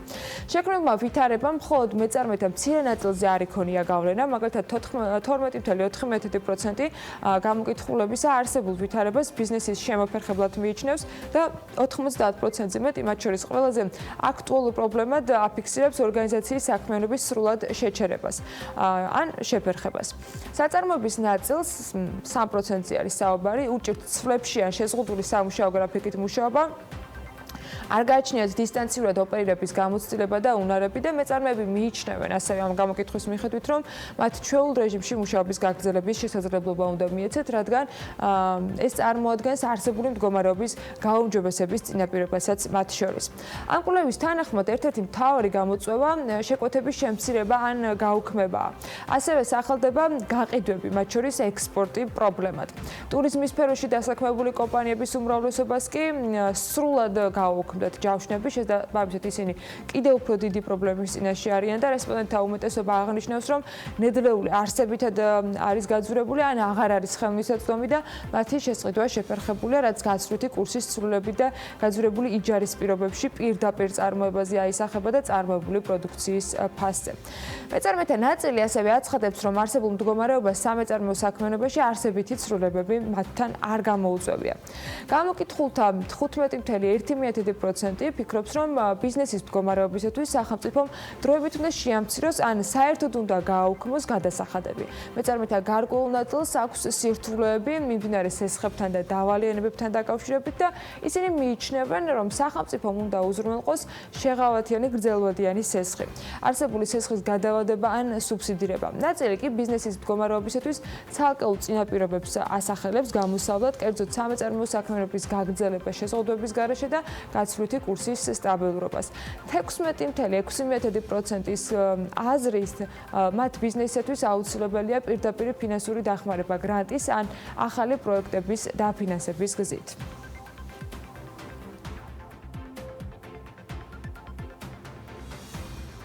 კორონავირუსულმა პანდემიამ მისი გამოცხადების შემდეგ მომხმარებლებში ზოგიერთ შემთხვევაში პიკური შესყიდვები განაპირობა მომხმარებელთა და მოსახლეობის მხრიდან. აქვე უნდა აღინიშნოს, რომ მათ რიცხვში მოხვდა საქართველოს და იყო არაერთი შემთხვევა, როდესაც მსგავსი პრობლემები დაფიქსირდა, თუმცა პიკური შესყიდვები აღმოჩნდა დროებითი და ისიც უნდა აღინიშნოს, რომ პანდემიამ ბევრ ბიზნესს ამას გარდა სხვა მიმართულებით კიდევ უფრო ავნო. ბევრ თორე კონკრეტულ კომპანიებს სარგებელი მაინც მოუტანა და ესეც გამონაკლისები იყო, განსაკუთრებით გაიზარდა მოთხოვნა ელექტრონულ ვაჭრობაზე, რომელიც არც მანამდე უჩიოდა პრინციპში მომხმარებელს, თუმცა აქაც განსხვავებული მიდგომები გამოიკვეთა და განსხვავებული არის პრინციპში კომპანიების გადაწყვეტებიც ამ გამოწვევებთან დაკავშირებით. რაზე გაიზარდა მოთხოვნა, ან პირიქით, რაზე არის კლება დაფიქსირებული, რა სურთ მომხმარებლებს და ვიზუალურად როგორ შეიძლება ამ ყველაფრის წარმოდგენა. ვიზუალ კაპიტალმა ახალი სტატისტიკა მოამზადა, რომელსაც ერთ სიუჟეტში მოუყარა თავი, ანუ კეჭოხაძემ და მოდით ერთად ვნახოთ. COVID-19-მა 21 საუკუნის ყველაზე მზარდი სექტორი ბოლო 2 თვეში კიდევ უფრო მზარდი გახადა. ონლაინ ვაჭრობაში ჩაერთნენ ისინიც, ვისთვისაც მაღაზიებში საათობით სიარული და დახნების დათვალიერება საყვარელი საქმიანობა იყო. მომხმარებლების ქცევის შეცვლა COVID-19-ის ახალმა წესებმა განაპირობა. და მაინც, როგორ შეიცვალა მომხმარებლის ქცევა? მოდით დავიწყოთ. რაზე გაიზარდა მოთხოვნა? 2019 წლის მარტსა და 2020 წლის მარტს შორის კი მხოლოდ 1 წლის სხვაობაა, მაგრამ მომხმარებლის ქცევის ცვლილება ბევრად უფრო თვალშისაცემია, ვიდრე აქამდე იყო. მომხმარებლებმა 2019 წელთან შედარებით 670%-ით მეტი ერთჯერადი რეზინის ხელთათმანი შეიძინეს, რაც პანდემიის პირობებში გასაკვირი არცაა. ასევე როგორც აღმოჩნდა, სულ უფრო მეტმა ადამიანმა დაიწყო სახლის პირობებში პურის ცხობა, რადგან 652%-ით გაიზარდა პურის საცხობი აპარატის გაყიდვები. მესამე ადგილს გაყიდვების მიხედვით ხველებისა და გაციების წამლები იკავებს, რომელთა გაყიდვების მოცულობაც 525%-ით არის გაზრდილი. რეიტინგში შემდეგ 4 ადგილს შეფუთული საკვები პროდუქტები იკავებს, ისეთები როგორებიცაა სუპები, ბრინჯი და ხილი. პროდუქტების ჩამონათვალში ასევე გვხვდება სავარჯიშო ატრიბუტები. ონლაინ მაღაზიებში ამ პროდუქტების გაყიდვები 307%-ით არის გაზრდილი. გაყიდვები გაიზარდა რძეზეც, სადაც 279%-იანი ზრდა ფიქსირდება. პროდუქტების საერთო ჩამონათვალში ბოლო ადგილებს ისეთი პროდუქტები ინაწილებს, როგორებიცაა ტუალეტის ქაღალდი, სხვადასხვა ვიტამინები, ძაღლის საკვები და ტკივილ გამაყუჩებელი საშუალებები. თუმცა რა ხდება ამის პარალელურად? მოდით ვნახოთ, რაზე შემცირდა მოთხოვნა.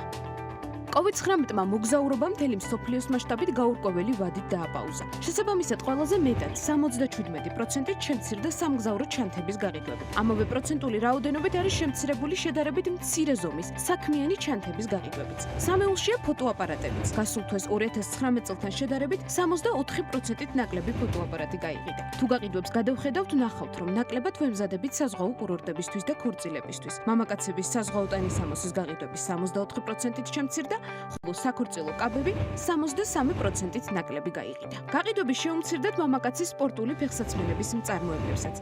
აქ კლება 59%-იანია.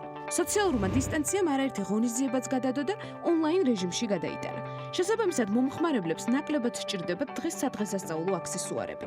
გაყიდვები ამ შემთხვევაში 55%-ით არის შემცირებული. მოკლედ, ასეთია რიცხვები და სტატისტიკა, რომელიც მომხმარებლის ქცევის ცვლილებამ გამოიწვია. ფაქტია, ზოგიერთ მწარმოებელს კორონავირუსის პანდემია მნიშვნელოვნად დაამნო, ზოგიერთს კი ახალი შესაძლებლობები შესძინა. მაგრამ ერთი რამე კი დადასტურებულად შეგვიძლია ვთქვათ, რომ ელექტრონული ვაჭრობა რაც დრო გადის, სულ უფრო ხდება ჩვენი ყოველდღიურობის მნიშვნელოვანი ნაწილი.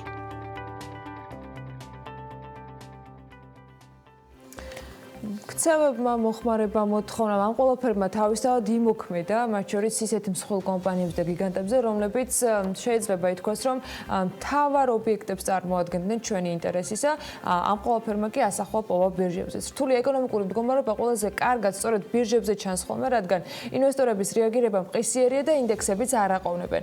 როგორც ლევან თაღიაშვილი გალტენდაგარტის ინფორმაციაზე დაყრდნობით გვიანონსებს, ლონდონში ქართულ კომპანიებს ამ ყველაფრის ფონზე მაინც კარგი კვირა ჰქონდათ, თუმცა მანამდე არც საქართველოს საფონდო ბირჟა გამოგრჩება და იქ დადებულ მცირე გარიგებებს ვიმოვიხილავთ. ლევანი გვერდება საქმე ინდილის ეთერში, როგორც დაგვირდეთ, ლევან დილამშვიდობისა და გისმენთ. კიდევ ერთხელ დილამშვიდობის. ანა, გულწრფელად რომ თქვათ, ბირჟა ბოლომდე გაჩერებული არ ყოფილა გასული კვირის განმავლობაში, ძალიან მცირე რაოდენობით, მაგრამ გარიგებები მაინც დაიდო. მაგალითად, Liberty Bank-ის 40,000 აქცია გაიყიდა, თითოეული სპასი თითქმის 2 თეთრი იყო და შესაბამისად გარიგების ღირებულებაც 760 ლარს არ აღემატებოდა სამწუხაროდ. ეგრეთ წოდებული ფიქსინგის დროს აქამდე M-კვადრატი და შეპს საქართველოს სალიზინგო კომპანია შედარებით სოლიდურ გარიგებებს გვთავაზობდა და ბირჟაც ფაქტობრივად მათით ცოცხლობდა. სამწუხაროდ, აქაც არ გვაქვს დიდი რიცხვები და მხოლოდ $3,000 ობლიგაციები გაიყიდა ბოლო 7 დღეში. ემიტენტი კი M-კვადრატი კომერციული ქონებები იყო. რადგან კორონას ჟამს ისედაც გაჩვენებული ბირჟა სიახლეებს არ გვთავაზობს, ნახოთ ლონდონი და სახელმწიფო კომპანიების ობლიგაციები დიდი ძვრა და ცვლილება ამ კუთხით არ გქონია. გალტენდაგარტის ინფორმაციით, საქართველოს რკინიგზის ფასიანი ქაღალდების ფასი მცირედით 0.2% გაიზარდა, ნავთობისა და გაზის კორპორაციის კი 0.4%-ით გაუფასურდა. ესაა და ეს. ერთი წლის ამპლიტუდით კი ორივე -7%-ს აფიქსირებს. გადავიდეთ ბირჟაზე დალისტულ კომპანიებზე, გასული ერთი კვირა წარმატებული გამოდგა 4-ვე ქართული კომპანიისთვის, რადგან ყველა მათგანის აქციის ფასი გაიზარდა. BGO-ს ზრდა 18% იყო, CGO 30%, GHG 23%, TBC ბანკის კი 24%. რაც ეხება გარიგებების ღირებულებას, საქართველოს ბანკის ფასიან ქაღალდებზე დადებულმა გარიგებების ღირებულებამ 4.2 მილიონი ფუნტ სტერლინგი შეადგინა.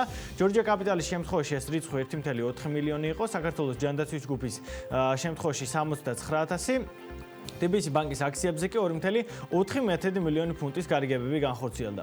ერთი წლის ჭრილში 4-ვე მათგანის აქციის ფასები თითქმის განახევრებულია და შესაბამისად 42, 49, 51 და 48%-ითაა დაკლებული. ყველაზე ძვირად ღირებულ ქართულ კომპანიად ლონდონის საფონდო ბირჟაზე კვლავ საქართველოს ბანკი გვევლინება 488 მილიონი ფუნტით, ჯორჯია კაპიტალი 217 მილიონი ღირს, საქართველოს და ჯანდაცვის ჯგუფი 131 მილიონი, TBC ბანკის საბაზრო კაპიტალიზაცია კი 446 მილიონი ფუნტია. დაბრუნდეთ საქართველოში, ბირჟის ინდექსი JSX 1 პუნქტით დაეცა, თითქმის 74 ერთეულისგან შედგება.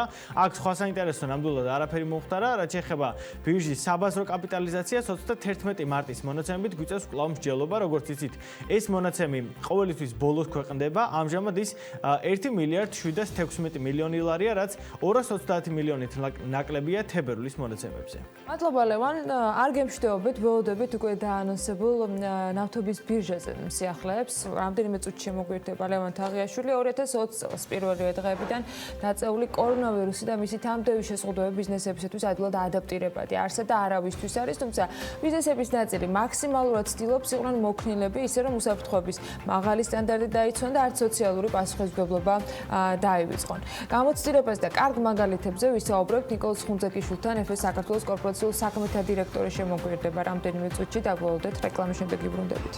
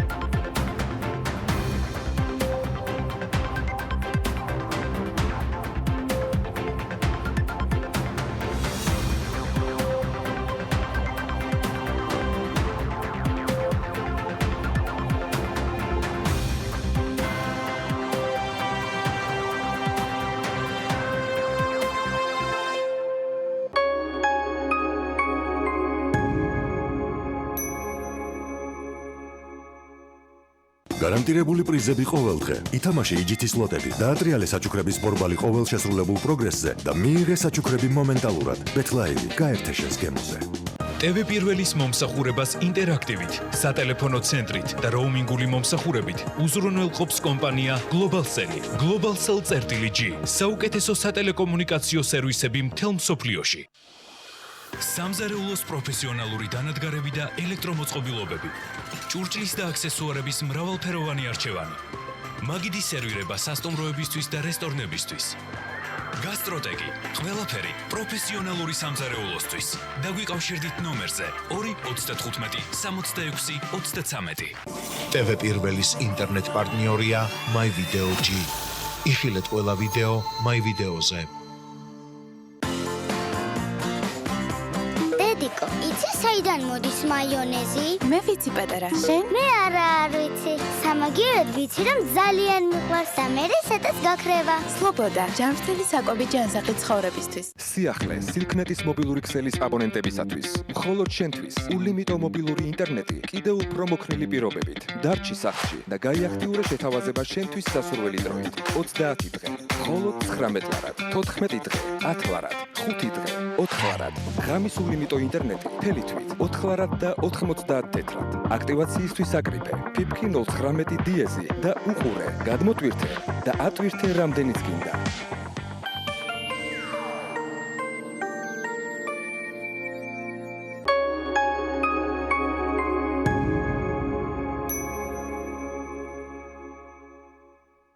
სანამ შინ დარჩენა სამოქალაქო პასუხისმგებლობაა.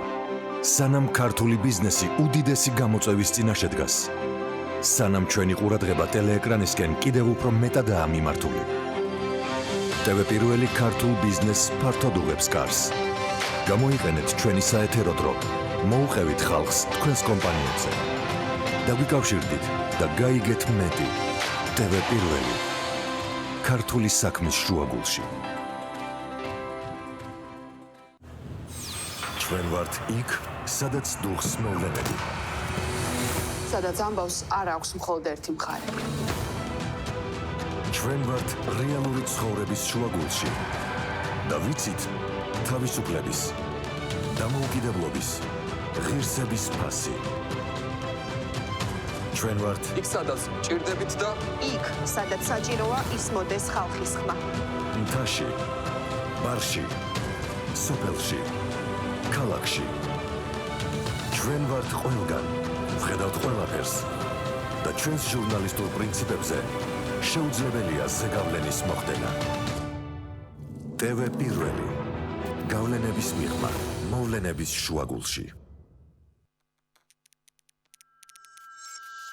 მე რჩები სახლში, დარჩი სახლში შენც. შენი ოჯახის სიკეთისთვის დარჩი სახლში. დარჩი სახლში. შენი სიცოცხლის გადასარჩენად დარჩი სახლში. მე რჩები სახლში, დარჩი სახლში. ჩვენც დარჩი. დარჩი სახლში. გადაარჩინე შენი სიცოცხლე. დარჩი სახლში. დარჩი სახლში. შენი სიცოცხლის გადასარჩენად. დარჩი სახლში. მე რჩები სახლში. თქვენი შვილების სიცოცხლისთვის. დარჩი სახლში. დარჩი სახლში. მე რჩები სახლში. დარჩი სახლში. ძალიან გთხოვთ. დარჩი სახლში. მე რჩები სახლში. მშობლების გადასარჩენად დარჩი სახლში.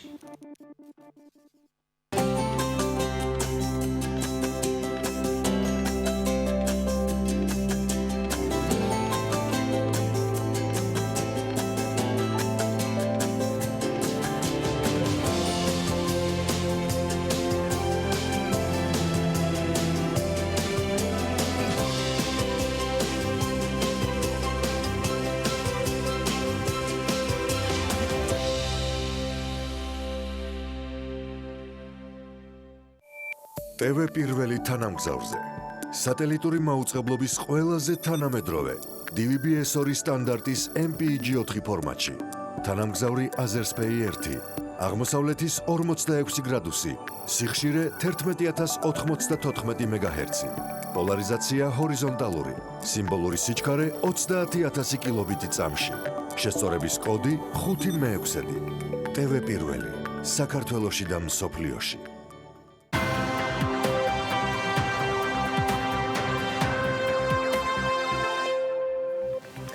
კორონავირუსს ერგება ყველა, თანდათან კიდევ უფრო მეტი და უკეთ შეძლებს ადაპტირებას დარწმუნებული ვარ. კარგი მაგალითებიც გვაქვს COVID-19 ვირუსის პანდემიის ფონზე, მაგალითად ნატახტარის წარმომადგენელი კომპანია მეფე საქართველოს შედაცვის მსოფლიო ორგანიზაციის და საქართველოს მთავრობის რეკომენდაციებს და რეგულაციების შესაბამისად რამდენიმე მკაფიო პრიორიტეტი უკვე განსაზღვრა, რომელიც თანამშრომლების, მომხმარებლების და ბიზნეს პარტნიორების ჯანმრთელობის დაცვას და უსაფრთხოებას უკავშირდება. გარდა იმისა, რომ 16 მარტიდან დისტანციურ საქმიანობაზე გადავიდნენ ის თანამშრომლები, რომლებსაც არ სჭირდებათ ველზე ან წარმოებაზე მუშაობა, წარმოების პროცესში მაქსიმალურად არის ავტომატიზებული ფორმა ჩართული. ადამიანის მონაწილეობის გარეშე მიმდინარეობს უმეტესი ნაწილი და კომპანიამ მაქსიმალურად შეამცირა ასევე სამუშაო საათები და სამოძრაო არეალი საველე ჯგუფებისათვის. აკრძალული არის ასევე ჩვენი ინფორმაციით გარევიზიტორების დაშვება ქარხნის და ადმინისტრაციული ოფისების ტერიტორიაზე. რა ტიპის გადაწყობა დასჭირდა კომპანიას, ამაზე სტუმართან ერთად უნდა ვისაუბროთ და ამ გადაწყობასთან ერთად ეფეს საქართველოს ხოთაშორის არც სოციალური პასუხისმგებლობა დაივიწყა და ამაზეც გვექნება აუცილებლად საუბარი. ნიკოლოზ ხუნძაკიშვილი ეფეს საქართველოს კორპორაციულ საქმეთა დირექტორი გვერდება საქმიანი დილის ეთერში. მოგესალმებით ბატონო ნიკოლოზ, მადლობა იმისთვის რომ ხართ ჩვენთან ერთად. იმ ფონზე რომ ჩვენ არ შევხვედრივართ COVID-19 პირობებში ერთმანეთს და არც დისტანციურად გქონია საუბრის საშუალება, მინდა რომ ერთგვარი შეჯამება გავაკეთოთ. მე ის ინფორმაცია, რაც კომპანიასთან დაკავშირებით მქონდა, ნაწილობრივ კი გაუზიარებ მაყურებელს, მაგრამ როგორ გადაეწყვეთ პირველ რიგში ეს მინდა მითხრათ უფრო დეტალურად და რა სისტემით მუშაობთ ამ დროისათვის? ძალიან დიდი მადლობა ამ შესაძლებლობისათვის. პირველივე დღეებიდან ჩვენ სამი ძირითადი მიმართულება პრიორიტეტი განსაზღვრეთ. ეს არის უპირობო პრიორიტეტი ჯანმრთელობის დაცვა, როგორც ჩვენი თანამშრომლებისათვის, ასევე ჩვენი პარტნიორებისათვის, რასაც ძალიან ბევრი, ასე ვთქვათ, ღონისძიება გავმართეთ. მეორე პრიორიტეტი, რა თქმა უნდა, ეს არის წარმოების უწყვეტობა, თავისი მთლიანი მიწოდების ჯაჭვის ციკლით, ნედლეობიდან დაწყებული პროდუქციით დამთავრებული.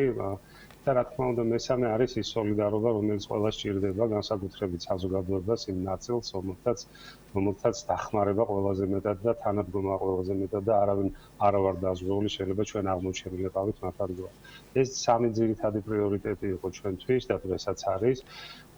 ვაკვირდებით, როგორ ვითარდება ზოგადად ევოლუცია ამ პრობლემის და შესაბამისად ჩვენ ამ ეტაპზე რაღაცა რაოდენობა თანხას გამოვყავით, ეს არის 150,000 ლარი, თუმცა ეს არ არის ის თანხა, რომელიც თქვა ერთჯერადი იქნება, ჩვენ ამას გავაგრძელებთ. რაც შეეხება თვითონ მთლიანად გადაწყობას, ხო, პირველ რიგში ჩვენ დავიცავთ ის რეკომენდაციები, რომელიც მსოფლიო ჯანდაცვის ორგანიზაციის მიერ იქნა გაცემული და ჩვენ შიგნით იყო დამუშავებული ასევე საქართველოს მთავრობის რეკომენდაციები და პირველივე დღეებიდან ჩვენ გადავწყვიტეთ, რომ ის ადამიანები, რომელსაც არ ჭირდებათ, ხო, ვთქვათ, ველზე ყოფნა, ოფისში ყოფნა და ასე შემდეგ, მაქსიმალურად მოვაცილეთ და მაქსიმალურად გავიყვანეთ სახლებს. სხვა შორის ერთ-ერთი პირველი კომპანია ვიყავით, ვინც ეს გააკეთა. რა წილი არის ეს თქვენი მთლიანი სამუშაო გუნდისა, რომელიც ჩვეულებრივ სიტუაციაში ყოველდღიურად, ვთქვათ, კონკრეტულად ოფისებსა და ქარხნებში იყვნენ გადანაწილებული? დაახლოებით 40% თბილისის ოფისი მთლიანად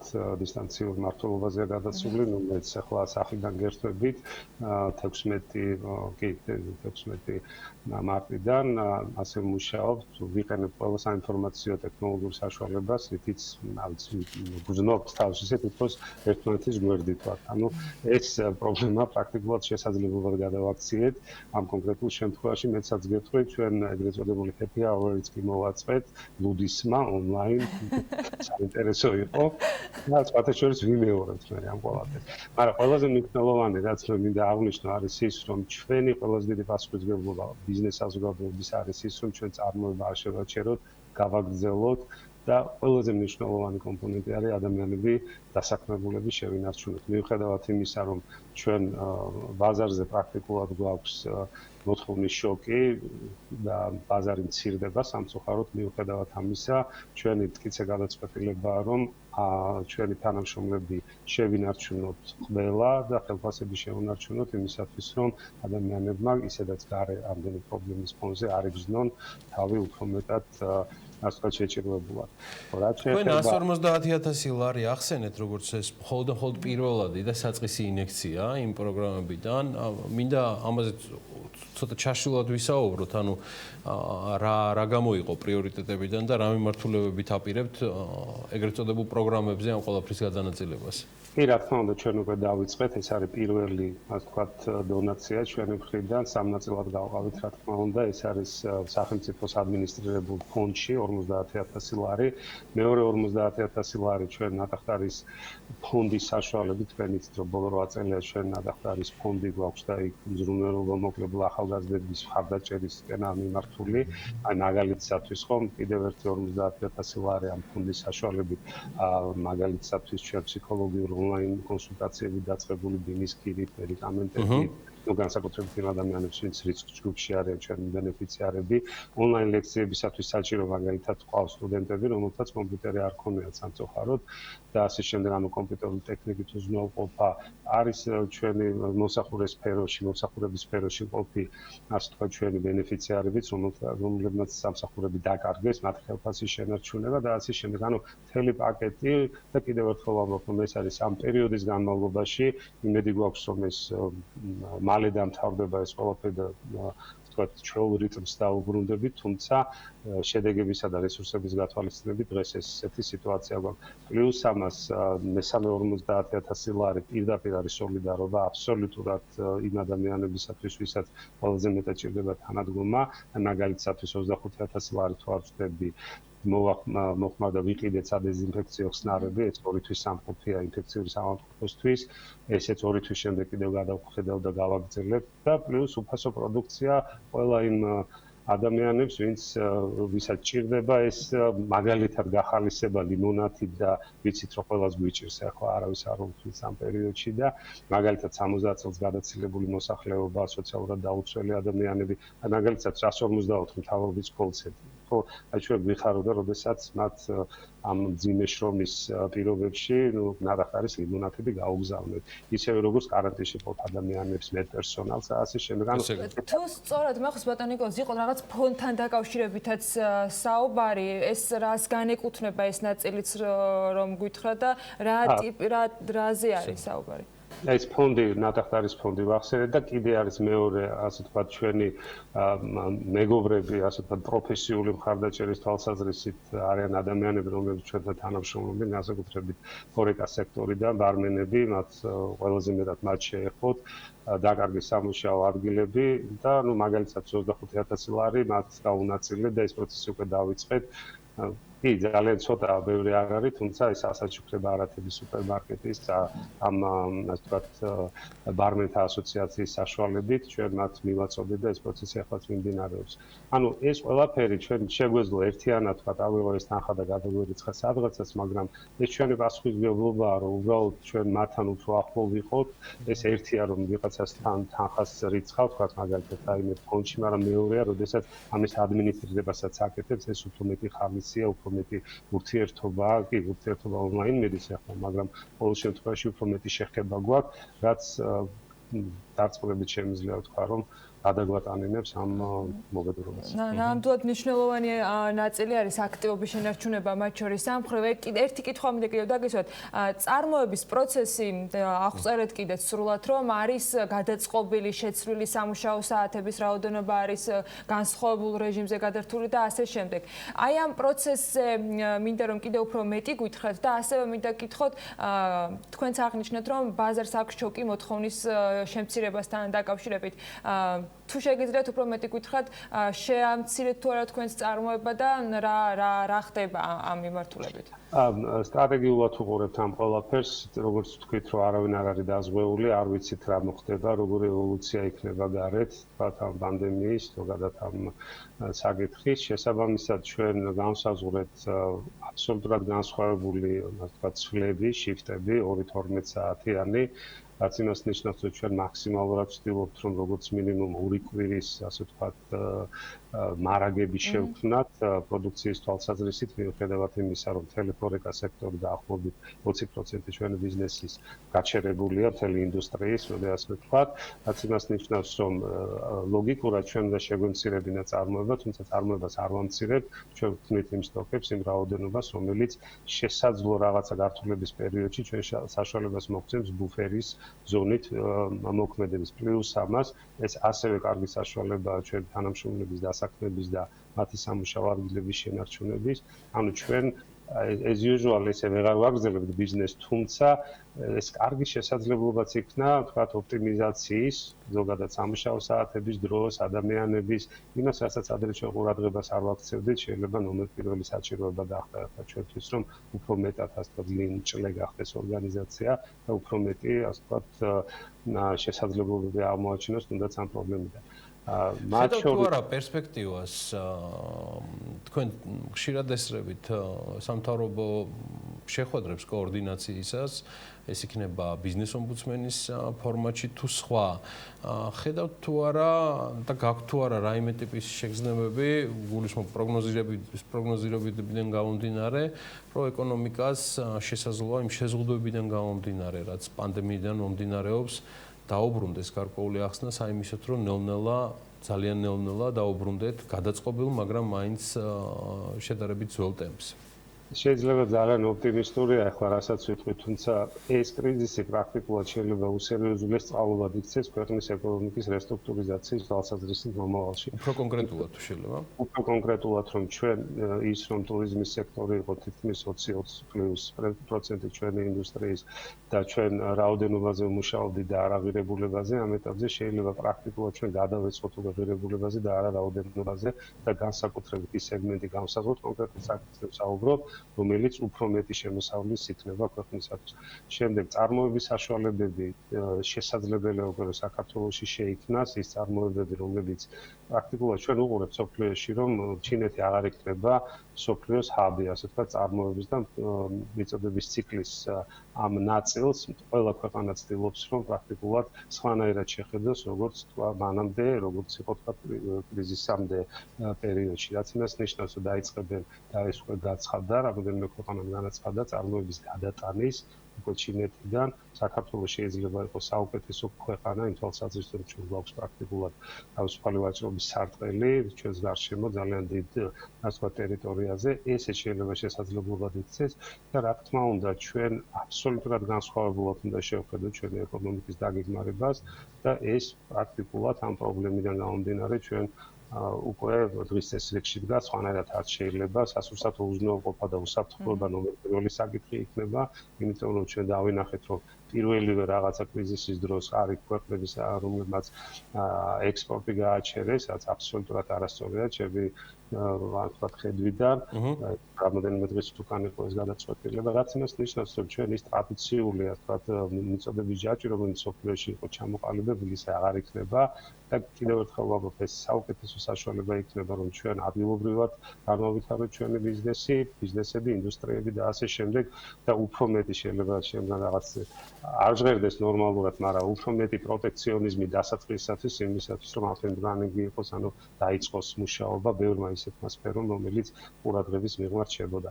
რაც შეეხება ზოგადად კომუნიკაციას, მთავრობასთან, ერთხელ თქვი და კიდე გავიმეორებ დღეს, რომ გვაქვს კომუნიკაცია და კოორდინაცია, ვისურვებდი პოსტ ასე ვთქვათ, კრიზისის პერიოდში ასეთივე კომუნიკაცია გაგრძელდეს, გვაქვს აი აბსოლუტურად ჩეტებიდან დაწყებული, პირადი ზარები დამთავრებული, აი აბსოლუტური გახსნილობა, კი რაღაცა პრობლემები იყო დასაწყისში, განსაკუთრებით ეს ცნობილი ფაქტია, რომ ცვლილებების პირველი დღე, პირველი პერიოდი ყოველთვის პრობლემატურია, ესეთი გქონდა, არაკოორდინირებული ქმედება, თუმცა ეს ყველაფერი დაალაგდა და ამ ეტაპზე გვაქვს კოორდინაციაში. კარგი, დავრჩეთ კავშირზე. ვიყოთ ერთმანეთთან კავშირზე, მით უმეტეს დრო ამასთან დაკავშირებით მეტი არის, საიმისოდ ჩვენც ვაგრძელებთ თქვენთვის მუშაობას და მადლობა ნიკოლოზ გუნძაკიშვილს, FS საქართველოს კორპორაციულ საქმეთა დირექტორს, საკმაოდ საინტერესო ჩართვისთვის, სულ რამდენიმე წუთში მასთან საუბარს ნახავთ უკვე bm.gz-ზე. რუბრიკის წარმდგენია GeForce. Euro 5-ის სტანდარტის საწვავის საქართველოში. საქართველოში ბენზინი კიდევ გაიაფთა, რომელ ბენზინგასამართ სადგურებზე შეგეძლებათ ყველაზე ნაკლებ ფასად საწვავის ჩასმა და რა მოძრაობები მოჰყვა ბირჟაზე ნავთობის მოპოვების ისტორიულ შემცირებას ოპეკის ქვეყნებიდან ლევან თაღიაშვილი შემოგვიერთდება. ახლა დაპირების ამბ ნავთობის ბაზრის მიმოხილვით ლევან გისმენთ. ანა, საერთაშორისო ფასები კვლავ ცუდ დღეშია. წინა კვირას თითქოს ამოისუნთქა ბირჟა, მაგრამ კვლავ $6 ვარდნა ვნახეთ ნიუ-იორკის ბირჟაზე და ახლა Bloomberg-ის ინფორმაციით ბარელი ნავთობის ღირებულება $22.76-ია. ტრენდი იგივე იყო ლონდონში, სადაც უკეთესი ხარისხის ნავთობი ვაჭრება და ფასის მაღალი გვაქვს. აქ $6 კლება არ ყოფილა, მაგრამ ბარელი ნავთობის ღირებულება $2 მაინც ქვემოთ წამოვიდა. Bloomberg-ის მონაცემებით ის $30.58-სან შედგება. საინტერესო ამბები მოხდა ძალიან ოპეკის გარშემო. ქვეყნები შეთანხმდნენ ისტორიულ შემცირებაზე. დღეში 10 მილიონი ბარელით შემცირდა მოპოვება, რაც უპრეცედენტო შემთხვევაა. მიუხედავად იმისა, რომ მეცნიერება შეხვედრის დაწყებამდეც ანონსდებოდა, ბაზარმა ეს ყველაფერი არასაკმარისად მიიჩნია და ფასები მაინც ქვემოთ წამოვიდა, რაც იმას ნიშნავს, რომ სიტუაცია იმაზე ბევრად უფრო რთულადაა, ვიდრე ოპეკის ქვეყნებს წარმოუდგენია. ამ პერიოდის განმავლობაში ბირჟები გახსნილი არ იყო და რა რეაქცია ექნება ინდექსებს და გამოიღებს თუ არა შედეგს ისტორიული შეთანხმება, ამას BMG-ის მკითხველი თუ მაყურებელი აუცილებლად გაიგებს. მე შეგახსენებთ, რომ OPEC Plus-ის ფორმატში მოლაპარაკებების გამართვა აუცილებელი გახდა მას შემდეგ, რაც საუდის არაბეთსა და რუსეთის ფედერაციას შორის შეთანხმების მიუღწევლობას ფასების ომი და მოპოვების მკვეთრი ზრდა მოყვა. გლობალურად COVID-19 პანდემიის გამო კი ნავთობპროდუქტებზე მოთხოვნა მკვეთრად არის შემცირებული, შესაბამისად ნავთობის ფასები ორმაგი წნეხის ქვეშ მოყვა და 2003 წლის შემდეგ ყველაზე დაბალი ფასი ფიქსირდებოდა ბირჟაზე. რაც ეხება საქართველოს, გალფში და ლუკოილში ფასები კვლავ გაიაფთა 3.3 თეთრით, მართალია ორი კვირის წინ 10 თეთრიან გაუფასურებას არ შეედრება, თუმცა მაინც კარგია რომ საწვავი იაფდება. ცუდი ისაა, რომ COVID-19-ის გამო ადამიანები სახლიდან ვერ გამოდიან და საწვავის მოხმარებაც თითქმის განახევრებულია. მაგალითად, სოკალ პეტროლიუმ ჯორჯიას გენერალურმა დირექტორმა ლეონ გიორგაძემ BMG-სთან საუბრისას აღნიშნა, რომ მათ ქსელში მოხმარება 40%-ითაა შემცირებული. მოკლედ, ასეთია საბოლოო მდგომარეობა ბაზარზე. აქ შეგახსენებთ, რომ ყველა კომპანიას აქვს ლოიალური მომხმარებლის ბარათი, რომლის გამოყენების შემთხვევაში 10-დან 20 თეთრამდე ფასტაკლებითაც კი შეგიძლიათ ისარგებლოთ. რუბრიკის წარმდგენია GeForce. Euro 5-ის სტანდარტის საწვავის საქართველოში. რამდენიმე დღიანი სრულად დაპაუზების შემდეგ სახელმწიფო სერვისების განვითარების სააგენტომ სერვისების მიწოდება ეტაპობრივად განაახლა. განსხვავებული წესები მოქმედებს იმ მოქალაქეებისთვის, ვისაც უკვე ჰქონდა ბიომეტრიული პასპორტი და პირადობის ელექტრონული მოწმობა და ვისთანაც ეს დოკუმენტი ასეთი ტიპის პირველია. როგორ უნდა მივიღოთ სერვისი ამ რეალობიდან გამომდინარე, დეტალებში რამდენიმე წუთში გაგარკვევთ. ჩვენი სტუმარი ზურაბ სანიკიძე სახელმწიფო სერვისების განვითარების სააგენტოს თავმჯდომარე გვერდება საქმე ენდიკის ეთერში.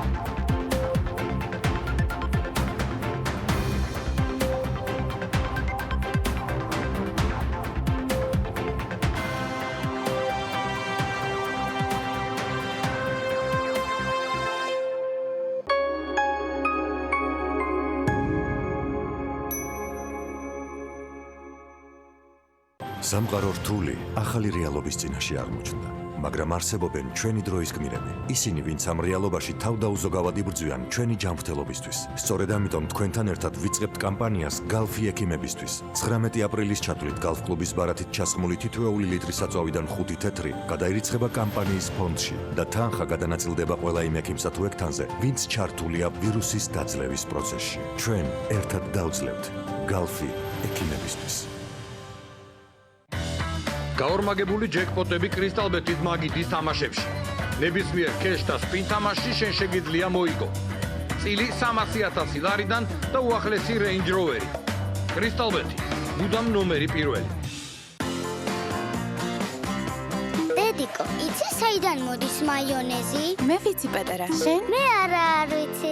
სამაგიეროდ ვიცი, რომ ძალიან მიყვარს და მე სადაც გაქრება. სლობოდა, ჯანმრთელი საკვები ჯანსაღი ცხოვრებისთვის. გამოიწერე სასურველი ნივთი და დააგროვე ბონუს ქულები. ამანათის მიღება შეგიძლია მთელი საქართველოს მასშტაბით. Maleo G, ჩვენთან ერთად შოპინგი უკეთესია. ნორმანდიული ბრიოში, რუსული ჭვავისპური, იტალიური ჩაბატა, ფრანგული კრუასანი, პროვანსული ბაგეტი, თონისპური. პურს უამრავი სახეობა აქვს. პრეზიდენტი კი ყველასთვის ერთია. კარაქი პრეზიდენტი. შეხედე ცხოვრებას მადიანა. შეგაწუხათ შებერილობამ, აბზობამ, მუცლის ტკივილმა, ინტოქსიკაციამ. ევკარბონის აქტიური ნატურალური და მცენარეული კომპონენტები მალევე მოხვრით შვებას. ევკარბონი უხერხული პრობლემების დელიკატური გადაწყვეტა. პრეპარატი დამზადებულია ავსტრიაში. გამოყენებისას გაეცანით ინსტრუქციას. გვერდითი მოვლენების შესახებ დეტალური ინფორმაციის მისაღებად მიმართეთ ექიმს.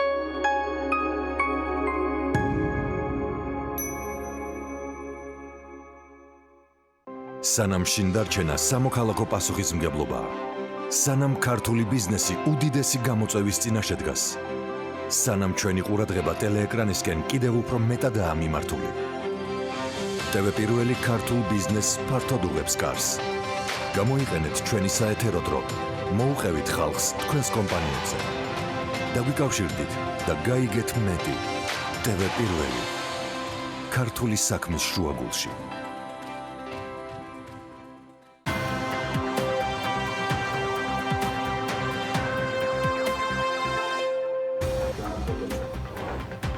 გამოკითხული კომპანიების 52% ამბობს, რომ COVID-19-ის ფონზე იძულებული გახდა თანამშრომელი დაეთხოვა.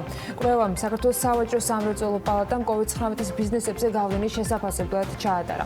მომავალ კვირას საპენსიო სააგენტოს საინვესტიციო საბჭოს სხდომა დაგეგმილი. SPM-ისთან საპენსიო სააგენტოს მთავარმა საინვესტიციო ოფიცერმა გოგა მელიქიძემ განაცხადა, ის ამბობს, რომ საინვესტიციო საბჭოს სხდომა დისტანციურად ჩატარდება. საქართველოს საპენსიო სააგენტოს ბიუჯეტს საინვესტიციო საბჭოს 4 უცხოელი წევრი საქართველოში სამჯერ ვიზიტი 54,000 ლარზე მეტი დაუჯდა. ეს ინფორმაცია BMG-ს საპენსიო სააგენტოდან ოფიციალურად გამოითხოვა. Google-ისა და საქართველოს ტურიზმის ეროვნული ადმინისტრაციის ინიციატივით ონლაინ მასტერკლასები გაიმართება. თბილისი ევროპის ახალგაზრდული ბარათის ასოციაციის წევრი გახდა. ამ ასოციაციის წევრობა დედაქალაქს ანიჭებს უფლებას ევროპის ახალგაზრდული ბარათი ქართულ ახალგაზრდებსა და სტუდენტებზე გასცეს. ამ ბარათის საშუალებით კი სტუდენტებს ექნებათ საშუალება, რომ ევროპის 36 ქვეყანაში 60,000-მდე პროდუქტსა თუ მომსახურებაზე ისარგებლონ ფასდაკლებით. ბარათის მფლობელები ფასდაკლებებს მიიღებენ რამდენიმე მიმართულებით. ეს არის მოგზაურობა, სასტუმროები, კულტურული ღირსშესანიშნაობები, კვების ობიექტები, ქსელური მაღაზიები და ასე შემდეგ. გერჩი საგანგებო მდგომარეობის ფარგლებში შემოღებულ შეზღუდვებს, მათ შორის საჯარო სივრცეში 3-ზე მეტი ადამიანის შეკრებას, ერთ ავტომობილში 3-ზე მეტი ადამიანის ჩაჯდომას, მძღოლის გვერდით დაჯდომას, მარნეულსა და ბოლნისში გამოცხადებული კარანტინის გამო გადაადგილების შეზღუდვას და ღამის საათებში გადაადგილების აკრძალვას საკონსტიტუციო სასამართლოში გაასაჩივრებს.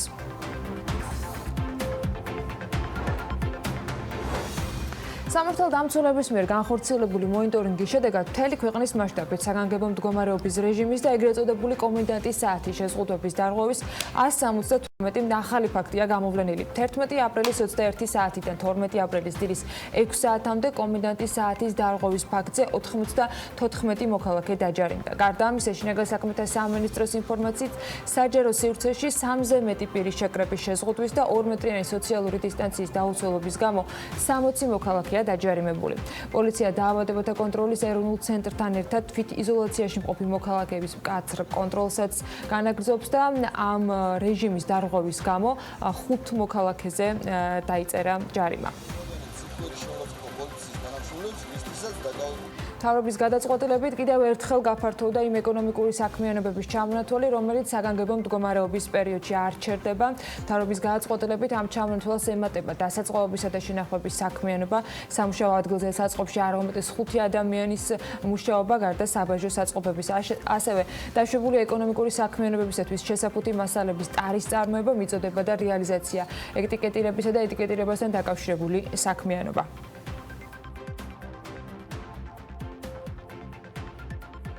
რუსეთის ეროვნული სააგენტო აგრარული ბაზრების ფუნქციონირებასთან დაკავშირებით ატარებს მონიტორინგს და რეგიონებისა და დედაქალაქის აგრარულ ბაზრებში არსებული ვითარების გაცნობის შემდეგ გასცემენ რეკომენდაციებს სტანდარტებთან დაკავშირებით, რომელთა დაცვაც მათი ფუნქციონირების განახლებისთვის არის სავალდებულო.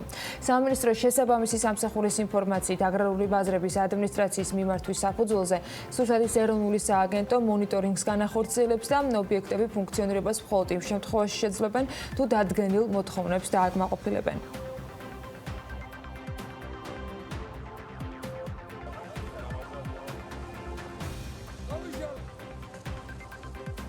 ზუგდიდის ბაზრის ნაწილი გაიხსნა. ზუგდიდის მერის ინფორმაციით მისივე ბაზრის მთელ ტერიტორიაზე დეზინფექცია ჩატარდა ამ პროცესის ჩატარებამდე. ამასთანავე ქალაქის მერმა განმარტა, რომ პროდუქტის რეალიზებაში ჩართული ადამიანები მაქსიმალურად დასრულები იქნებიან. გიორგი შენგელი ამბობს, რომ ძირითადი რეკომენდაციები, რაც გაცემულია ბაზრის ადმინისტრირებისათვის, შესრულებულია და ცენტრალური სუპერმარკეტის ნაწილი ფუნქციონირებას განაახლებს. საუბარია მთავარ შენობაზე და იმ ტერიტორიაზე, სადაც ხილბოსნეულის რეალიზება ხდებოდა. მისივე განცხადებით, მოქალაქეები ბაზრის ტერიტორიაზე შეზღუდული რაოდენობით შევლენ. ბაზარში შევა მხოლოდ ის რაოდენობა მომხმარებლებისა, რა რაოდენობითაც შესაძლებელი იქნება დისტანცირების დაცვა და რეკომენდაციების გათვალისწინება. სხვა მომხმარებლების მოცდა კი ბაზრის მიღმა გახდება შესაძლებელი, რა თქმა უნდა, ესეც შესაბამისი დისტანციის დაცვით. ზუგდიდში უკვე რამოდენიმე დღეა საკმაოდ აქტიურად მიმდინარეობს ქუჩების სადეზინფექციო სამუშაოები. დღეს დამუშავდა რუსთაველის ქუჩა, ახლა ვიმყოფებით ცენტრალური ბაზრის ტერიტორიაზე. აქ მოხდა ბაზრის მისასვლელი გზების დამუშავება, ასევე ბაზრის მთავარი შენობის რამოდენიმე დერეფნის დამუშავება. ეს ღონისძიებები გაგრძელდება პერმანენტულად, დამუშავდება ასევე სხვა ცენტრალური გზები. ჯანდაცვის მინისტრის განცხადებით, ინფიცირებული პაციენტების მკურნალობის ხარჯებში კერძო სადაზღვევო კომპანიების ჩართულობაზე მსჯელობა ჯერ მიმდინარეობს და კონკრეტული გადაწყვეტილება მიღებული არ არის. ეკატერინე ტიკარაძის თქმით, ჯერჯერობით სახელმწიფო არის ერთადერთი წყარო, რომელიც COVID ინფიცირებული პაციენტების მკურნალობას ანაზღაურებს. ამ ეტაპისთვის სახელმწიფო სრულიად ფარავს ყველა ჩვენი მოქალაქის საჭიროებას COVID ინფექციასთან დაკავშირებით. ჩვენთვის ყველასთვის ძალიან კარგად არის ცნობილი, რომ როგორც ჰოსპიტალური სექტორი, ასევე სადაზღვევო სექტორი არაერთგვაროვნად იყო საქართველოში განვითარებული. აქედან გამომდინარე, ჩვენთვის მნიშვნელოვანი არის, რომ ყველა მოქალაქის ინტერესი იყოს სრულიად დაცული. ჩვენ ვითვალისწინებთ იმ პაკეტების მოცულობას და პაკეტებში ჩვენი მოქალაქეების თანამონაწილეობას, რომელიც მათ გააჩნიათ, ჯერჯერობით მიმდინარეობს ამ საკითხზე მსჯელობა და კონკრეტული გადაწყვეტილება მიღებული არ არის. სახელმწიფო კვლავ რჩება ერთადერთ ამნაზღაურებელად ამ სექტორში და COVID-ის ინფექციის მატარებელ პაციენტებში. 12 აპრილიდან კორონავირუსის პანდემიასთან დაკავშირებით რუსეთის ფედერაციიდან და მთლიანად ევრაზიული ეკონომიკური კავშირიდან, რომელშიც რუსეთი, ყაზახეთი, ბელარუსი, სომხეთი და ყირგიზეთი შედიან, არაერთი სასურსათო პროდუქტის ექსპორტირება აიგრძელა. მათ შორის აკრძალვა ეხება წიწიბურას, ბრინჯს, ხახვს და ნიორსაც. შესაბამისი გადაწყვეტილება ევრაზიის ეკონომიკურმა კომისიამ მიიღო და ის ძალაში უკვე შესულია. ექსპორტის აკრძალვა კი ამავე გადაწყვეტილებით 30 ივნისამდე იმოქმედებს.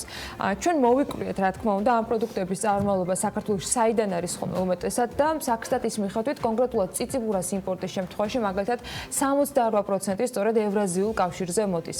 რა ინფორმაციას ფლობს და რა გეგმა აქვს ამასთან დაკავშირებით მთავრობას? გელა ხანიშვილი სოფლის მეურნეობის მინისტრის მოადგილე გვერდება საქმე დილის ეთერში სატელეფონო ჩართვით. მოგესალმებით ბატონ გელა, მადლობა იმისთვის, რომ ასე ოპერატიულად გამოგვეხმაურეთ და პასუხობთ ჩვენ შეკითხვებს. რა ინფორმაცია გაქვთ პირველ რიგში ამ აკრძალვასთან დაკავშირებით? იმ პროდუქტს თქვა, რაც შეიძლება გზაში იყოს, ეხება თუ არა ეს, რა მარაგებია ქვეყანაში და რა ალტერნატივებზე მუშაობს სახელმწიფო ამ თემასთან დაკავშირებით, მინდა რომ თქვენი პოზიცია და ინფორმაცია მოვისმინოთ. მოგესალმებით, მესალმებით თქვენს სერიალს, მაყურებელს. მე მინდა გულწრფელად ვთქვა, რომ ეს რაც ვთქვა დღეიდან შედის ძალაში ევრაზიული კავშირის შეზღუდვა, ცნობილი იყო საქართველოს მთავრობისთვის ჯერ კიდევ დაახლოებით 2 კვირის წინ, მაშინ გაცხადდა სწორედ, მაშინ იქნა მიღებული გადაწყვეტილება.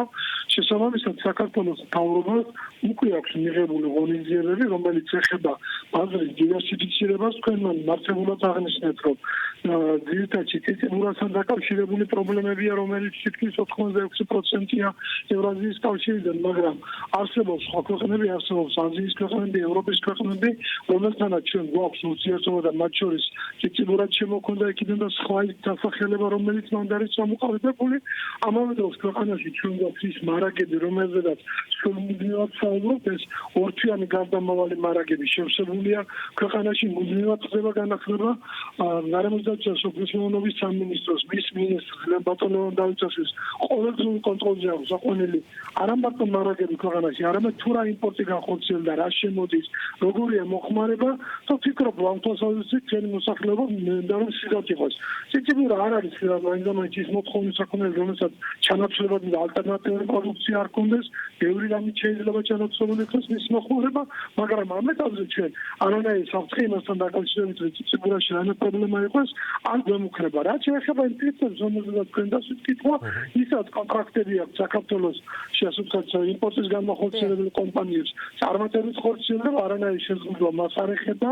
ფიქრობთ, რომ ჩვენ ეს გარკვეული შეზღუდვები მიღებულია, ასე ვთქვათ, სხვადასხვა იმ განაცხადებებიდან, რაც სოფლიოში ამ პანდემიიდან არის გამოწვეული, მაგრამ წარმოება, რომელიც ამათ იმ ქვეყანას აქვს, მარაგები, რომელიც ამათ იმ ქვეყანაშია, მაინც ყოველთვის პოულობს ბაზარს და გადის ბაზარზე. ამ შემთხვევაში ჩვენთვისაც რუსეთი იყო და ევრაზიის ქვეყნები ყველაზე ახლო ბაზარი, ყველაზე ხელმისაწვდომი ბაზარი, მაგრამ სოფლიო დიდია და ბუნებრივია ჩანაცვლება და ჩანაცვლების პროცესი. სწორედ ამ ჩანაცვლება შესაძლებელია ეს თავისთავადია, მაგრამ ამ პროდუქტების ჩამონაცვლაში ისეთი პროდუქტები არის, რომელიც მათ შორის არის სუბსიდირებული იმისათვის, რომ ფასების სტაბილურობა ყოფილიყო ამ კრიზისული მდგომარეობიდან გამომდინარე შენარჩუნებული.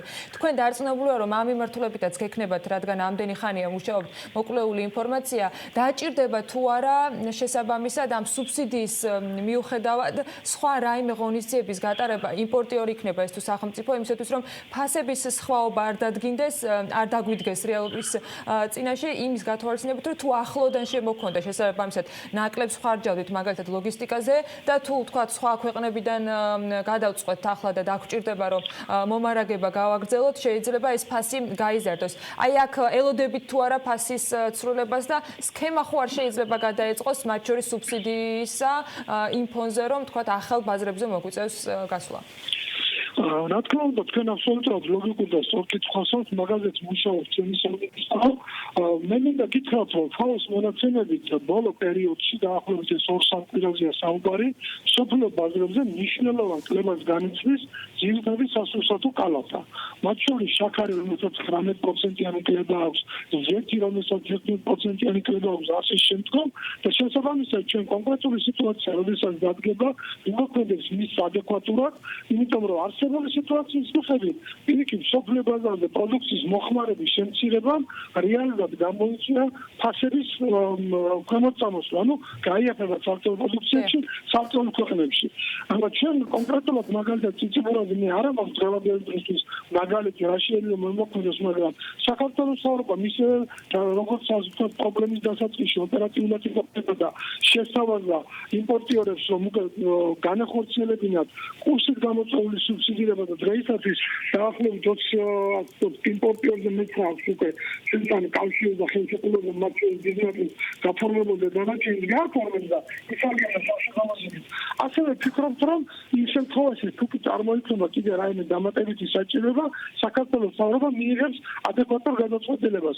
ჩვენ გვაქვს სხვადასხვა მოდელები, რომელზედაც მუშაობთ, თავაზობთ, დაუშვათ ხორბალთან დაკავშირებულ საკითხებზე, სადაც გარკვეულწილად ფასის ზრდით ხასიათდება უკანასკნელი პერიოდი, თუმცა ჩვენი ანალიზი და ასე ვთქვათ, მომავლის პერსპექტივა ცალსახად აჩვენებს, რომ გარკვეულ მომენტში ეს პასუხი უკან უნდა დაიწყოს სწავლა სოფლიო მარაგების და ასე ვთქვათ, იმ მარაგებიდან გამომდინარე, რომელიც დღეს უარავით არის თუნდაც რუსეთში, მაგრამ ჩვენ მთავრობა მოქმედებს კონკრეტული სიტუაციის მიხედვით, რომ საქართველოს მოსახლეობას მის სოციალურად დაუცველ ნაწილს იმ ძირითადად სასახელო ჯგუფებზე, რომელიც ცხრა პროდუქციის ჩამონათვალით განისაზღვრა, არ ქონდეს ფასების არანაირი მკვეთრი და არ იყოს რაღაც ისეთი თემა, რომელიც ძალზე მნიშვნელოვანი მოქმედებს. თქვენ იცით, რომ გარკვეული პირველი ტალღა, რომელმაც გადაერია მაღაზიებში, სუპერმარკეტებში დიდი რიგები და დიდი ტალღა შემდგომ იყო მეორე ტალღაც. ზოგადად ასეთი მოთხოვნის გაჩენა, რა თქმა უნდა, ცალკეულ განყოფილ ცალკეულ მაღაზიას უწევს იმის პროვოცირებას, რომ გადადოს ფასები, მაგრამ როგორც კი სიტუაცია სტაბილურდება, ყველამ დაინახა, რომ მაღაზიები სავსეა, თაროები სავსეა პროდუქციით, არანაირი აუცილებლობა არ არის პროდუქციის დამარაგების, ამასთანავე არის მნიშვნელოვანი, რომ ჩვენ ყოველდღიურ რეჟიმში აკონტროლებთ დიდ ქალაქებში პროდუქციის ფასი შერჩეული გვაქვს სპეციალური მაღაზიები და ისე ჩვეულებრივ ტარდება აქციები, ჩვეულებრივ არის სამოწმე პროდუქციაზე ფასდაკლების დღეები, ისე რომ მუდი ცხოვრება გრძელდება სტანდარტულ რეჟიმში და შესაბამისად ვინც ამაყრდება პროდუქციის თემას, ნახავს რომ შენარჩუნებულია. შესაბამისად გათვალისწინებული არის ამასთან დაკავშირებით, მათ შორის სანქციებიც გაფრთხილებაც იყო არაერთი და იმედი მაქვს რომ იქნება მუდმივი ინფორმაციის გაცვლა და ექნება მათ შორის მაღაზიებსაც შესაბამის პასუხისმგებლობა, რომ თუნდაც არ დადგნენ ამ სანქციების რეალობის წინაშე. დიდი მადლობა ბატონ გელა, თქვენ სცენარებზე საუბრობთ, თუ რამის დამატება გნებავთ, მოკლედ შემიძლია რომ მოგცეთ რამდენიმე თქვათ.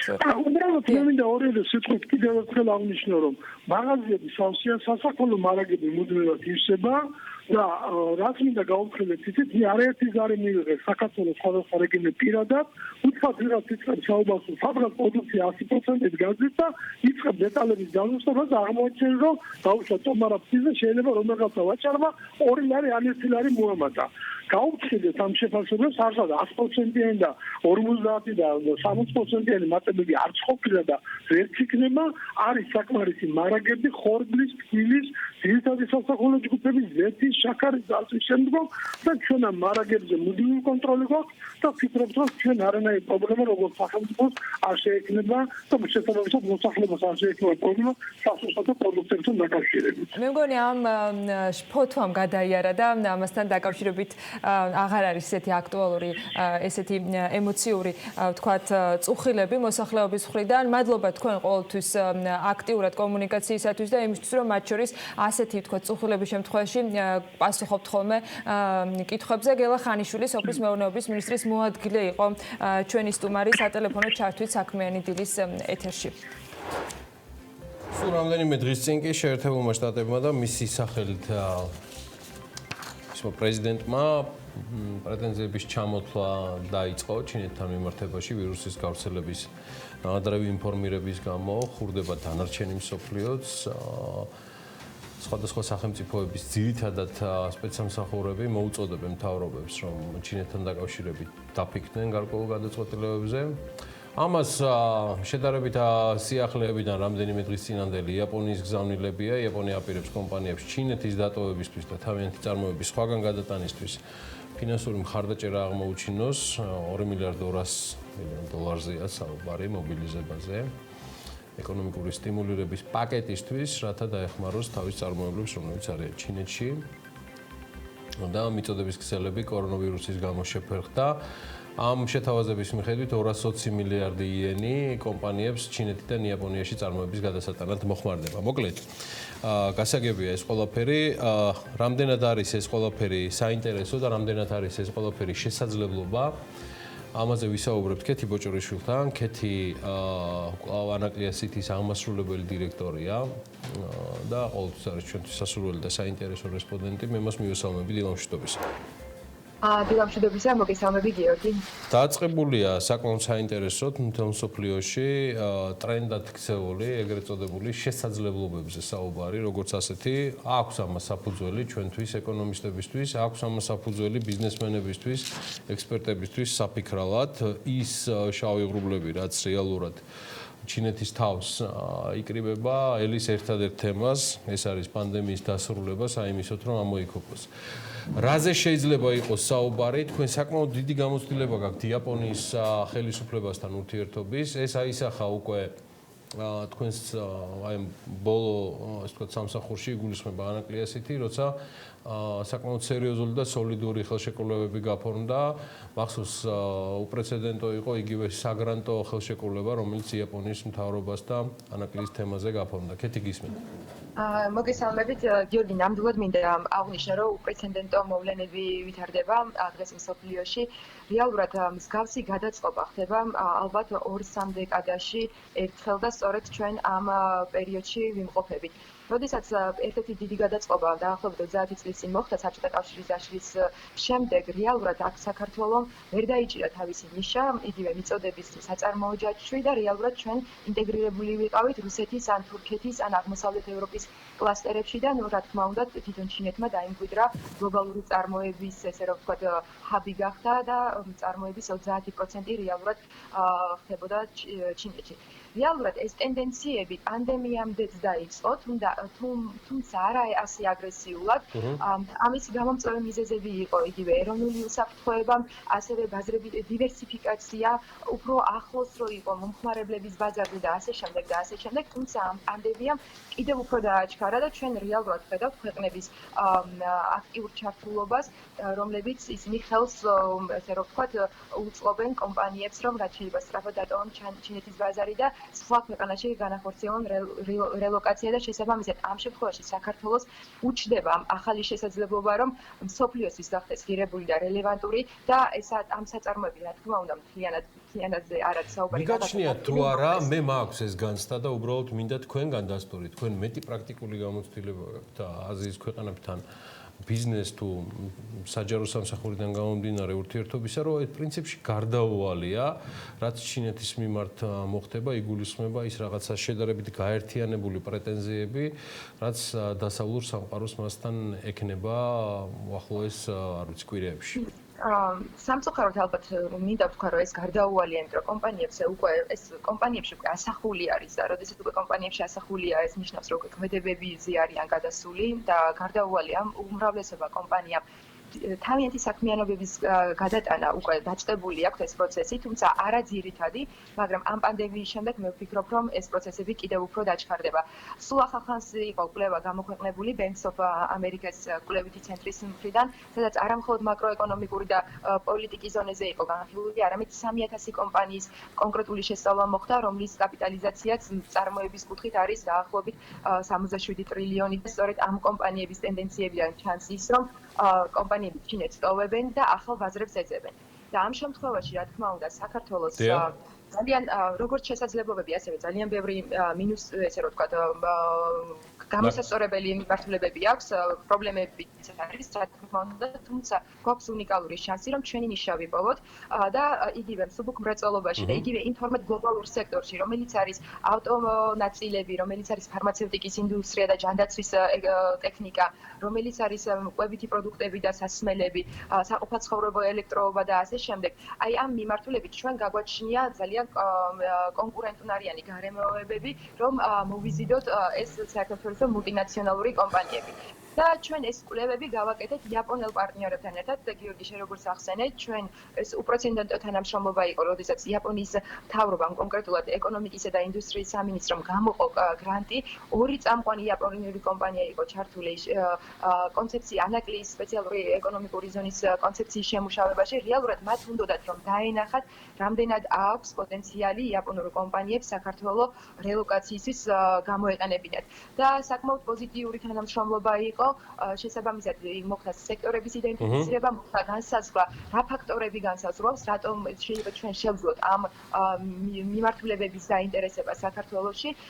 დღეს იმ რეალობაში, როცა ყველა არის აქტიურად ბრძოლის რეჟიმში კორონავირუსის წინააღმდეგ და ჯერ ამ მიმართულებით კეთდება უფრო მეტად, ყოველ შემთხვევაში ასე საჯაროდ აქცენტი. საქართველოს, აი შეიძლება ფორმულა არ არსებობს და პრინციპში ფორმულა არც არსებობს, მაგრამ ახლა უკვე შესაძლებელი არის დაწყება, მათ შორის იმ შანსების გამოყენებაზე, იმ დაწყებული მოლაპარაკებების გაგრძელებაზე, რაც თქვათ იყო, თუ რაღაცა პერიოდის შემდეგ უფრო აქტუალური შეიძლება გახდეს ამ ყველაფერზე კომუნიკაცია და ყურადღების კონცენტრირება. მე ვფიქრობ, რომ აუცილებელია, რა თქმა უნდა, პანდემიის დამარცხება არის ჩვენი პირველი პრიორიტეტი, მაგრამ აუცილებელია პანდემიასთან ბრძოლასთან ერთად ეკონომიკური გადაწყვეტილების მიღებაც პარალელურ რეჟიმში მოხდეს. ჩვენ არ ვამბობთ, რომ ჩვენ უნდა მოვამზადოთ, ხომ? ჩვენ ხედვა უნდა შევიმუშაოთ. მნიშვნელოვანია სწორი ხედვა გქონდეს ქვეყანას და სრული და პოლიტიკური ნება იყოს პირველ რიგში ამ მიმართულებით და ამ ნების დაფიქსირება იყოს. არის უზარმაზარი სამუშაო გასაკეთებელი იგივე ფინანსურ ინსტიტუტებთან და პარტნიორ ქვეყნებთან. და სხვათა შორის ერთ-ერთი ფაქტორი კომპანიები რის მიხედვით და ქვეყნები რის მიხედვით ირჩევენ და სად ეხმარებიან, ესე რომ ვთქვათ, კომპანიებს გადაადგილებაში, ეს არის რამოდენიმე მიმართულებით. ერთი, ან ეროვნულ ეგრე რომ ვთქვათ, ქვეყნებში თავიანთ ქვეყნებში დაბრუნება და მათ ტერიტორიებში ესე რომ ვთქვათ, დაბრუნება. მეორე არის ბაზრებთან და მომხმარებლების ბაზრებთან ახლოს ყოფნა და მესამე ეს არის სტრატეგიულ პარტნიორებთან ესე რომ ვთქვათ, გადამისამართება ამ კომპანიების. და მე ვფიქრობ, რომ სწორედ ამ ნების დაფიქსირება უკვე მნიშვნელოვანი არის პარტნიორ ქვეყნებთან ჩვენი მგზავრობა, ჩვენი სურვილები და რა თქმა უნდა, იმ ჩარჩო გეგმის შემუშავება, რადგან ისევ და ისევ ვახსენე, ეს არ არის მარტივი პროცედურა, კომპანიებს უნდა დაუკმაყოფილოთ ჩვენ. აქ არ წამოვლენ უბრალოდ კეთილინებით, თუ ჩვენ უზრუნველყოფილი არ გვექნება სუპერ ინფრასტრუქტურა, გამართული ინფრასტრუქტურა, თუ ჩვენ ეს არ გვექნება კარგი ბიუროკრატია, მარტივი ბიუროკრატია და კარგი რეგულაციები. ასევე მე მინდა ყურადღება გამომახვილა 3000 კომპანიას შორის გამოკითხულთა ერთ-ერთი ყველაზე დიდი ყურადღება დაეთმო ენერგეტიკას და შესაბამისად ენერგოუსაფრთხოება და ჩვენ იმის გათვალისწინებით, რომ 2019 წელს უკვე იმპორტი ივლისში და აგვისტოში განვახორციელეთ და გვაქვს დეფიციტი ენერგეტიკაში, მნიშვნელოვანია, რომ ჩვენი ამ მიმართულებით პოტენციალის ბოლომდე ესე რომ ვთქვათ, გამოყენებაც მოხდეს, რათა კომპანიებს თუნდაც ამ მიმართულებით კითხვები არ ქონდეს და არ ქონდეს რაღაცა არასტაბილურობის განცდა.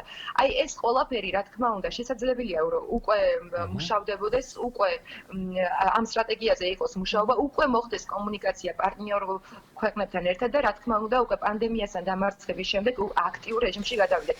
და აქვე დავამატებთ, ჩვენ არ ვიცით, როდის მორჩება ეს პანდემია და არა გვაქვს უფლება, რომ რაღაცა მანამდე ვიჯდეთ, ვისხდეთ და ველოდოთ ამ ყველაფერს, რადგან ჩვენნაირი ეკონომიკისათვის მნიშვნელოვანია აქტიურობა, აქტიური გადაწყვეტილების მიღება და ეს ყველაფერი, რა თქმა უნდა, ეს რა სტატუსი აქვს იაპონელებთან აწყობილ ურთიერთობას ანაკლიის პროექტის ფარგლებში უგულისხმობ მე თქვენი დახმარებით, ანაკლიის კონსორციუმის სხვა მესვეურების დახმარებით გქონდა საშუალება რამდენჯერმე მიმასპინძლა მათთვის საქმიანი დილის სტუდიაშიც მათ შორის მაშინ ხელსაც ვართმევდით ერთმანეთს და დღეს რა ვითარება ამ კუთხით და ერთი კითხვაც რომ ამითივე ბარემ დავამთავროთ იაპონიის მთავრობის გადაწყვეტილება მინდა რომ ჩვენმა საქმიანმა მაყურებელმა იცოდეს ეს არის განხსობითი მაგალითი კეთი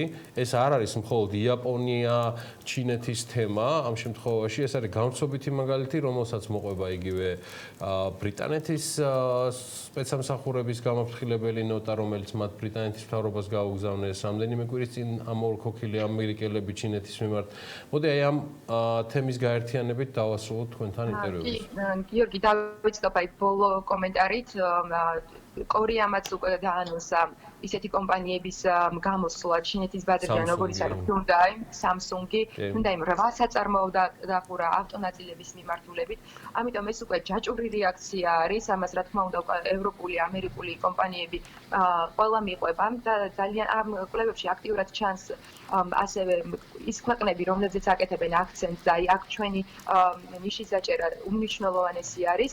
რაც შეეხება იაპონურ გრანტს და მათთან თანამშრომლობა, ჩვენ დღემდე აქტიურად თანამშრომლობთ. რეალურად პირველი ფაზა დავასრულეთ, სადაც იყო სტრატეგიის შემუშავება, იდენტიფიცირება სექტორების და პირველადი გენერალური გეგმის მომზადება, საინჟინრო გადაწყვეტილება, რომელიც უმნიშვნელოვანესია, რომ პორტი, რკინიგზა, ყველაფერი ინტეგრირებული იყოს. ჩვენ გვინდა რომ 21 საუკუნის ინფრასტრუქტურა უნდა შევთავაზოთ ამ კომპანიებს და აქვე დავამატებ იაპონიის გრანტთან ერთად თუ გახსოვთ გიორგი ჩვენ ასევე ხელი მოვაწერეთ აზიის განვითარების ბანკთან, კი, რომელიც იდენტიფიცირება გააკეთა, რომ ანაკლია ეს არის სტრატეგიული პროექტი რეგიონისთვის, აქ რეგიონი მხოლოდ კავკასია არ შემოიფარგლება, როგორც განსაკუთრებული შესაძლებლობა, რომელთვისაც არანაირ რესურსს არ დაიშურებდნენ. კი ბატონო, და სწორედ აი მე თუნდაც 3 კვირის წინაც მქონდა შენთან ჩართვა და ამ შესაძლებლობებზე ვისაუბრე, სადაც მანამდე სანამ იაპონიის მთავრობა დაანონსებდა, რომ რეალურად უკვე მიდიოდა ამ ესე რომ ვთქვათ ცვლილებების პროცესი უკვე დაწყებული იყო და სწორედ აი ამ სხვადასხვა მექანიზმებით, რა თქმა უნდა, ქვეყნები სწავლობენ თუ სად შეიძლება მათი ბაზა გახდეს და ის რომ აზიის განვითარების ბანკი იყო დაინტერესებული, ის რომ იაპონიის მთავრობა იყო დაინტერესებული, ამერიკა როგორ ხარს უჭერს საქართველოს მუდმივად, რა თქმა უნდა, უკვე აჩვენებს რომ გვაქვს ეს შესაძლებლობა და სანამ ეს მომენტუმი არსებობს, რა თქმა უნდა, მაქსიმალურად უნდა გამოვიყენოთ. კეთი, მადლობა. კეთი ბოჭორიშვილი, ანაკლია სიტის აღმასრულებელი დირექტორი, მასთან ბევრ საინტერესო თემებს გავავლით ამ დღეების განმავლობაში. როგორც აღნიშნე, ამის მიზეზი ბევრია. მისი საკმაოდ სერიოზული გამოცდილება საჯარო და უკვე კერძო სექტორშიც. კორონავირუსის გავრცელების გამო მოსებაში მსოფლიოში ეკონომიკური კრიზისი იწყება, თუმცა ჯერჯერობით მეტი ყურადღება მაინც ეპიდემიის შეჩერებაზე და ვირუსის დამარცხებაზე ექცევა. მომდევნო ეტაპი სწორედ ეკონომიკური ზიანის აღმოსაფხვრელი მასშტაბური ღონისძიებები უნდა იყოს. მსოფლიო გლობალური ეკონომიკური კრიზისების გამოცდილება არსებობს, მაგრამ ყველა გამრავლილი კრიზისი დროის მეტნაკლებად ნათელ, ვთქვათ, პროგნოზირების საშუალებას იძლეოდა. რა უნდა გაეკეთებინათ მთავრობებს მის დასაძლევად. Forbes Georgiam კი აპრილის ნომერში სწორედ მე-20 და 21 საუკუნეებში განვითარებულ 5 ეკონომიკურ კრიზისზე გაამახვილა ყურადღება, ერთად მოუყარა მათ თავი, რომლებმაც ძალიან დააზარალეს მსოფლიო ეკონომიკა და დეტალურად ახლა მარიამ ადამია მიმოიხილავს ამ მასალაზე დაყრდნობით ამ კრიზისებთან დაკავშირებულ ინფორმაციას, მაგრამ დილამშვიდობისა და გისმენთ. დილამშვიდობისა, ანა, საუბარი მოდი დავიწყოთ დიდი დეპრესიის სახელით ცნობილი ეკონომიკური კრიზისით, რომელიც 1929-1933 წლებით თარიღდება. ეკონომისტები და ისტორიკოსები დღემდე არ არიან შეთანხმებული თუ რა იყო მისი გამომწვევი რეალური მიზეზები, ხოლო ყველაზე გავრცელებული თეორიის მიხედვით, კრახი ამერიკის შეერთებული შტატების ფედერალური სარეზერვო სისტემის მიერ გატარებული არასწორი მონეტარული პოლიტიკის შედეგი იყო, ანუ ჯერ ჭარბმა ფულის მასამ და საკრედიტო ბუმმა მაღალი ინფლაცია გამოიწვია, შემდეგ კი სწრაფად მოხდა ფულის მასის შემცირება, რამაც დეფლაცია და ეკონომიკის კლება განაპირობა. ამ პერიოდში მსოფლიო ეკონომიკა 15%-ით შემცირდა, საერთაშორისო ვაჭრობა განახევდა ამერიკის შეერთებულ შტატებსა და ევროპის ქვეყნებში კი უმუშევრობის დონემ 25%-ს გადააჭარბა და აქვეა უნდა აღინიშნოს, რომ ამერიკის ბანკების მესამედიც გაკოტრდა. კრიზისის შესაჩერებლად ყველაზე პოპულარული გახდა ჯონ მეინარდ კეინზის მიდგომები, რომელიც ერთობლივი მოთხოვნის სტიმულირებისთვის მთავრობას ბიუჯეტიდან ხარჯვის ზრდას ურჩევდა. უკვე 1973 წელს ნავთობის კრიზისი დაიწყო, როდესაც ნავთობის მსოფლიო ფასი 4-ჯერ გაიზარდა, რამაც დასავლეთის ქვეყნებში პროდუქციის წარმოება გაართულა. მიწოდება შემცირდა, ფასები კი მზარდი იყო. რა იყო ამ შემთხვევაში ნავთობის ფასის ზრდის მიზეზი, მარიამ, დღევანდელი სიტუაციიდან განსხვავებით?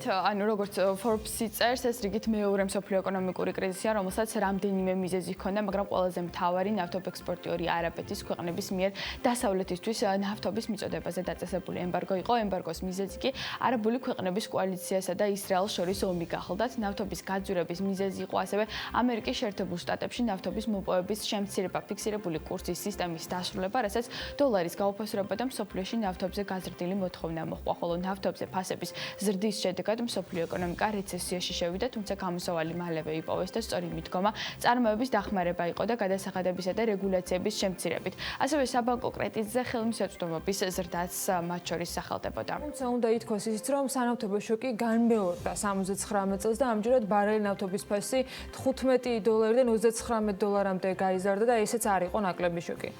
და ამ შემთხვევაში ანა მთავარი მიზეზი ნავთობის მიწოდების შემცირება იყო, რაც ირანის ისლამისტურ რევოლუციას მოყვა. ნავთობის მსოფლიო მიწოდების დონე 4%-ით შემცირდა, მაგრამ ამან პანიკა და ფასების ზრდის მოლოდინი გამოიწვია, რამაც ნავთობი 2.6%-ჯერ გააძვირა. ნავთობის შემდეგ კი ირაყის ომი დაიწყო, რომელმაც კიდევ უფრო შეამცირა ნავთობის მოპოვება. ხოლო მეორე სანავთობო შოკის უარყოფითი შედეგების აღმოფხვრა მნიშვნელოვნად უკავშირდება უკავშირდება ბრიტანეთის პრემიერ-მინისტრის მარგარეტ თეტჩერისა და ამერიკის შეერთებული შტატების პრეზიდენტის რონალდ რეიგანის მოღვაწეობას, რომელმაც რეფორმები გაატარეს, რაც გადასახადების შემცირებას, პრივატიზაციასა და ზოგადად ეკონომიკაში სახელმწიფო ჩარევის შემცირებას უკავშირდებოდა. ასევე გამგაცრდა მონეტარული პოლიტიკა, ფასების სტაბილურობა კი მონეტარული პოლიტიკის მთავარ მიზნად იქცა. რიგით მეოთხე ეკონომიკური კრიზისი, რომელსაც Forbes-ი გამოყოფს ამ სტატიაში, აზიის ფინანსურ კრიზისს უკავშირდება. 1997 წელს ტაილანდში დაიწყო და სამხრეთ კორეაში, ჰონგ-კონგში, მალაიზიასა და ფილიპინებში გავრცელდა ის, რის გამოც დაიწყო ის, რაც იყო ამ დროის გამოსავალი, მთავარი გამოსავალი რა იყო, მოკლედ ეს მინდა რომ აკავშირო. აი, მოკლედ კრიზისი საფონდო ბირჟებზე და საბანკო სექტორში დაიწყო მაღალი კორპორაციული სესხის გამო, რაც მთავრობის სავალო კრიზისებში გადაიზარდა. კრიზისით დაზარალებული ქვეყნების ეკონომიკა ჯამში 8%-ით შემცირდა, ვალის მთლიან შიდა პროდუქტთან მიმართებით მაჩვენებელი ზოგ ქვეყანაში გაორმაგდა. საბოლოოდ კი ვალუტის მცურავ კურსზე გადავიდნენ და ამასთან კრიზისის დასაძლევად საერთაშორისო სავალუტო ფონდიდან 40 მილიარდ დოლარიანი დახმარების პროგრამაც მიიღეს და ბოლოს მოდი გავიხსენოთ 2008-2009 წლების ფინანსური კრიზისიც, რომელსაც დიდი დეპრესიის შემდეგ ყველაზე მძიმე შედეგები მოჰყვა. ის შეეხო მსოფლიოს ყველა ქვეყანას.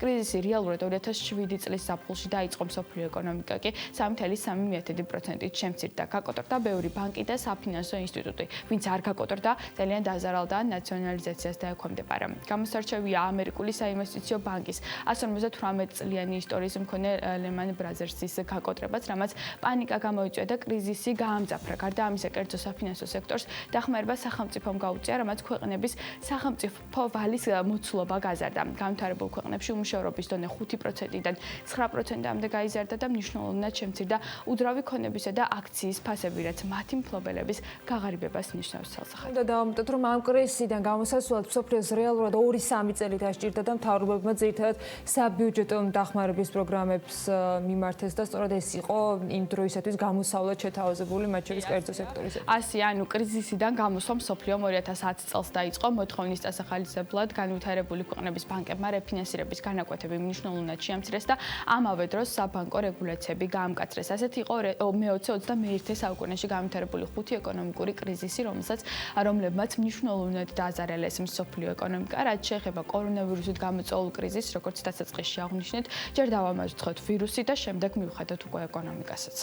მგონი ორივეს ერთნაირად დავიმხედოთ დრო არის და ეს ეტაპი უკვე გასავლელი გვაქვს და დასაწყავი გვაქვს სამმართველობით მუშაობა. მადლობა მარიამს მიმოხილვისათვის და ის რომ ინფექციის გავრცელების პარალელურად თუ მისი შეკავებით ღონისძიების პარალელურად გვჭირდება ნაწილობრივ ამუშავება, ეს ცხადია. სახელმწიფო სერვისების განვითარების სააგენტომ ეს სერვისების მოწოდება ეტაპობრივად განაახლა კიდეც. განსხვავებული წესები მოქმედებს იმ მოქალაქეებისათვის, ვისაც უკვე ჰქონდა ბიომეტრიული პასპორტი და პირადობის ელექტრონული მოწმობა და ვისთვის ეს დოკუმენტი პირველი იქნება. კორონავირუსის გავრცელების შემაკავებელი მოქმედი საგანგებო მდგომარეობის გათვალისწინებით სააგენტო ყველა მოქალაქეს მზა დოკუმენტს უკვე პოსტის საშუალებით მიაწვდის. როგორ უნდა მივიღოთ სერვისი? ამ ახალი რეალობიდან გამომდინარე დეტალებში ახლა ჩვენი სტუმარი გაგვარკვევს ზურაბ სანიკიძე, სახელმწიფო სერვისების განვითარების სააგენტოს თავმჯდომარე გვერდება. ბატონ ზურაბ, მოგესალმებით, მადლობა ჩართვისათვის.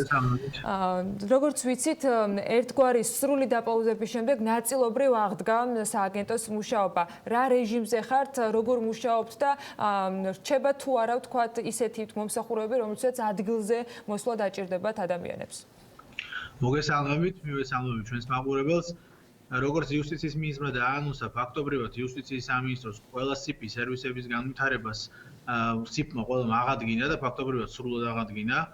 ამავდროულად, რაც შეეხება სერვისების განვითარების სააგენტოს, ჩვენ შეიძლება ითქვას, რომ დღეიდან უკვე თითქმის სრულად არის აღდგენილი და არა მხოლოდ აღდგენილი სერვისების მიწოდება დისტანციურად, არამედ თუ მოგვეცემა საშუალება, მე გეტყვით, რომ უფრო მეტიც დავამატეთ კიდეც ისეთი სერვისები, რომელიც აქამდე დისტანციური არის. მაგალითად რაც შეეხება თქვენს კითხვას, კი პასუხებ თქვენს კითხვაზე პირადობასა და პასპორტთან დაკავშირებით, შევიმუშავეთ სპეციალურად მოდელი ახალი კორონავირუსის მაქსიმალურად პრევენციის მიზნით, ბუნებრივია ეს მოდელი ემსახურება ამ ყველაფერს, რაც მდგომარეობს შემდგომში, თქვენ თავადაც ახსენეთ კითხვის შესავალში, თუ მოქალაქე პირველად იღებს პირადობის, ელექტრონული პირადობის მოწმობას და პირველად იღებს ბიომეტრიულ პასპორტს, ანუ პირველად იღებს ნიშნავს იმას, რომ მას მანამდე პირადობის აღებისას არ ქონია პირადობის მოწმობა ელექტრონული ან ბიომეტრიული პასპორტი, ხოლო თუ ბიომეტრიული პასპორტს იღებს პირველად, მას მანამდე არ ქონია ბიომეტრიული პასპორტი, მხოლოდ და მხოლოდ ასეთ შემთხვევაში, ანუ პირველად დოკუმენტის აღების შემთხვევაში, ის წინასწარ დაჯავშნის თავის ვიზიტს ჩვენს ხელხაზზე, რომელიც მუშაობს ყოველთვის შაბათ-კვირის ჩათვლით 2.40-10 დაჯავშნის ვიზიტს, მას მოემსახურება ჩვენი ოპერატორი, რომელიც ჩვენს მოქალაქეს კონკრეტულ დროსა და ადგილს თხოვს ჩვენთან ადგილზე მოსვლას. ეს ხდება საქართველოს მასშტაბით, არ ხდება მხოლოდ თბილისის მასშტაბით. ადგილზე მოხდება შესაბამისი ბიომეტრიული მონაცემების აღება და შემდგომ უკვე მოქალაქეს პასპორტით, ფოსტით გაეგზავნება შესაბამისი დოკუმენტი. ხოლო თუ მოქალაქე პირველად აღებულობს ბიომეტრიულ პასპორტს ან ელექტრონულ პირადობის მოწმობას, ანუ ეს ნიშნავს, რომ მას ერთხელ უკვე ჰქონდა მსგავსი მოწმობა, მას საერთოდ არ მოუწევს ადგილზე მოსვლა, დისტანციური სერვისი, ზუსტად ამას ქვია, რომ სახლიდან გაუსვლელად დისტანციურად ელექტრონულად ჩვენი ვებგვერდის SDA.gov.g-ის მეშვეობით და My.gov.g პორტალის მეშვეობით, სულ ერთია, ორივე თანაბრად მოქმედებს და ფუნქციონირებს. მას შეიძლება რომ დისტანციურად გააკეთოს განაცხადი, ჩვენ მოვიმსახურებით ამავდროულად დისტანციურად და მას დისტანციურად ნიშნავს თუ რა ეს რომ შეიძლება მომსახურების საფასური გაეზარდოს მომხმარებელს, ვინც ამ სერვისით ისარგებლებს, თუ ეს ხდება იმ რეალობაში, რაც აქამდე იყო. ეს არ ნიშნავს მომსახურების საფასურის გაზრდას, უფრო მეტიც მე გეტყვით იმ ნაწილსაც, რომ ბარემ ეს ნაწილი რომ ამოვწუროთ, რომ ერთი ნაწილი არის ჩვენ რაც ვთქვით, რომ ეს ადგილზე ჯავშნის და ჩვენ ადგილზე მოვიყვანთ მოქალაქეს საჭიროებისამებრ კონკრეტულ განსაზღვრულ ადგილას, რაც მას წინასწარ ეცნობა და დროს. არის ასევე სერვისი, სადაც ჩვენი სპეციალისტები, ჩვენი თანამშრომლები შესაბამისი ეკიპირովებით, იმისთვის რომ კიდევ ერთხელ ხაზს უსვამ, რომ მოხდეს მაქსიმალური პრევენცია, ყველა ჯანდაცვის ორგანიზაციის ყველა რეკომენდაციის დაცვა, ადგილზე შეიძლება მივიდნენ მოქალაქესთან. თუმცა ეს ეხება იმ პირებს, ვინც არიან 70 წლის ასაკის და უფრო მეტი და განსაკუთრებულ შემთხვევებში, მაგალითად, როგორც იყოს შეიძლება რომ ჯანმრთელობის მდგომარეობიდან გამომდინარე, მას არ შეეძლებოდეს გადაადგილება და ასე შემდეგ. ანუ არის ორი მომენტი, ან ადგილზე მოდის მოქალაქე, ესეც პირველად დოკუმენტებს ეხება მხოლოდ და მხოლოდ, ან ჩვენ მივდივართ მასთან ადგილზე ამ განსაკუთრებულ შემთხვევებში.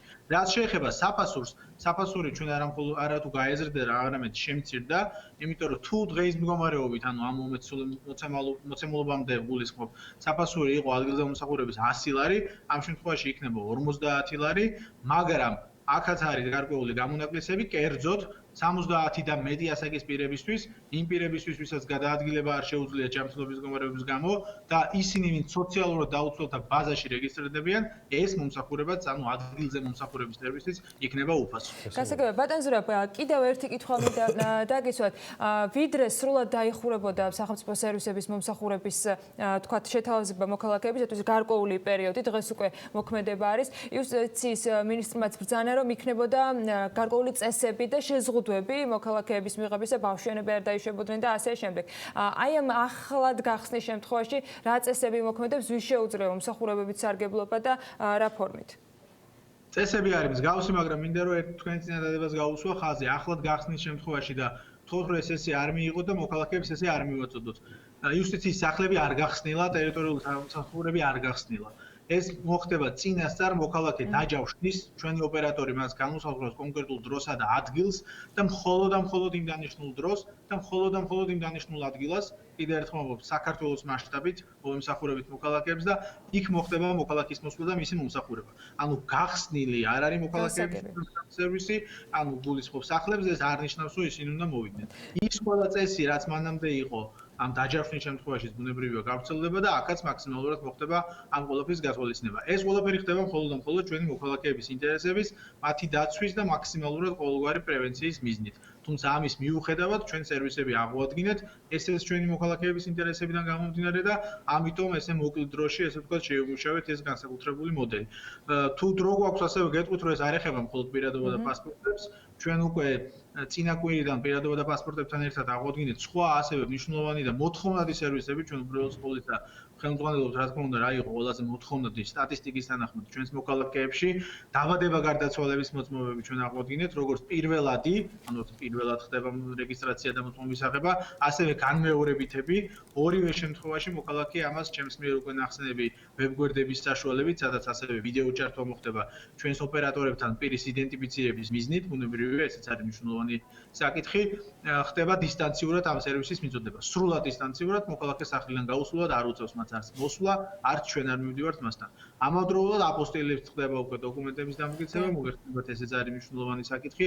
აპოსტილით დამტკიცება, აქ მოქალაქე ჩვენ მას განუსაზღვრავს წინასწარ ადგილს, სადაც ფოსტით მოგვაწოდებს დოკუმენტებს, ჩვენ დავამტკიცებთ მას აპოსტილით და ასევე ფოსტით გაეგზავნება მას დოკუმენტები. ხოლო დღეიდან კი უკვე რაც შესავალში ვახსენე, ამ სერვისების გარდა, პირადობა, პასპორტი, დაბადება, გარდაცვალება, აპოსტილი, რომელიც უკვე მოქმედია, დღეიდან უკვე ამოქმედდა ყველა ის სხვა დანარჩენი დისტანციური სერვისი, როგორიც არის მაგალითად ნებართვები ბინადრობის, როგორიც არის მოქალაქეობის საკითხები, როგორიც არის მამობის დადგენა, შვილადაყვანა, იურიდიული ფაქტის დადგენა და ასე შემდეგ.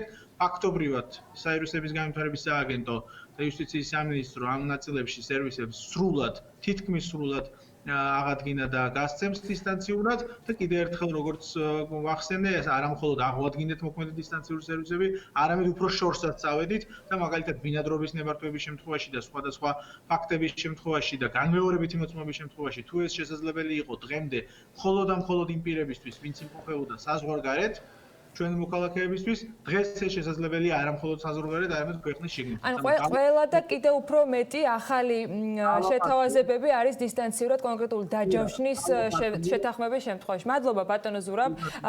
წარმატებას მოგრებია მოთხოვნებიდან და იმ მიზნებიდან გამომდინარე, რასაც ეს ყველაფერი ემსახურება, რაც სამომავლოდ ასევე ელექტრონული მართლობის და ელექტრონული დემოკრატიის კუთხითაც მნიშვნელოვანი წინგადადგმული ნაბიჯი იქნება ბუნებრივად. მადლობა ჩართვისთვის, ინფორმაციის განახლებისათვის წარმატებას გისურვებთ. ზურაბ სანიკიძე სახელმწიფო სერვისების განვითარების სააგენტოს თავმჯდომარე გვერდებოდა საქმე ენდილის ეთერში. როგორც მისგან მოვისმინეთ, ყველა ის სერვისი, რაც სააგენტოს მხრიდან იქნება საჭირო, მხოლოდ კონკრეტული დაჯავშნის შემდეგ შეგიძლიათ მიიღოთ და რა თქმა უნდა, ამაზეც ხელხაზე უფრო მეტ ინფორმაციას მოგაწვიან. ჩვენ კი უკვე ვემზადებით ჩემდეკი ბლოკისთვის და სტუმრისთვის აქტიური და დისტანციური მოლაპარაკებების კვირა IFI-ებთან, ქვეყნის პარტნიორებთან და ინსტიტუციების ხელმძღვანელებთან წერილები და პასუხები იყო გასული დღეების განმავლობაში მნიშვნელოვანი თემა საქართველოსათვის და მათ შორის იმ ფინანსური რესურსების მოზიდვის სამუშაო პროცესში, რომელიც ქვეყანას ძალიან სჭირდება.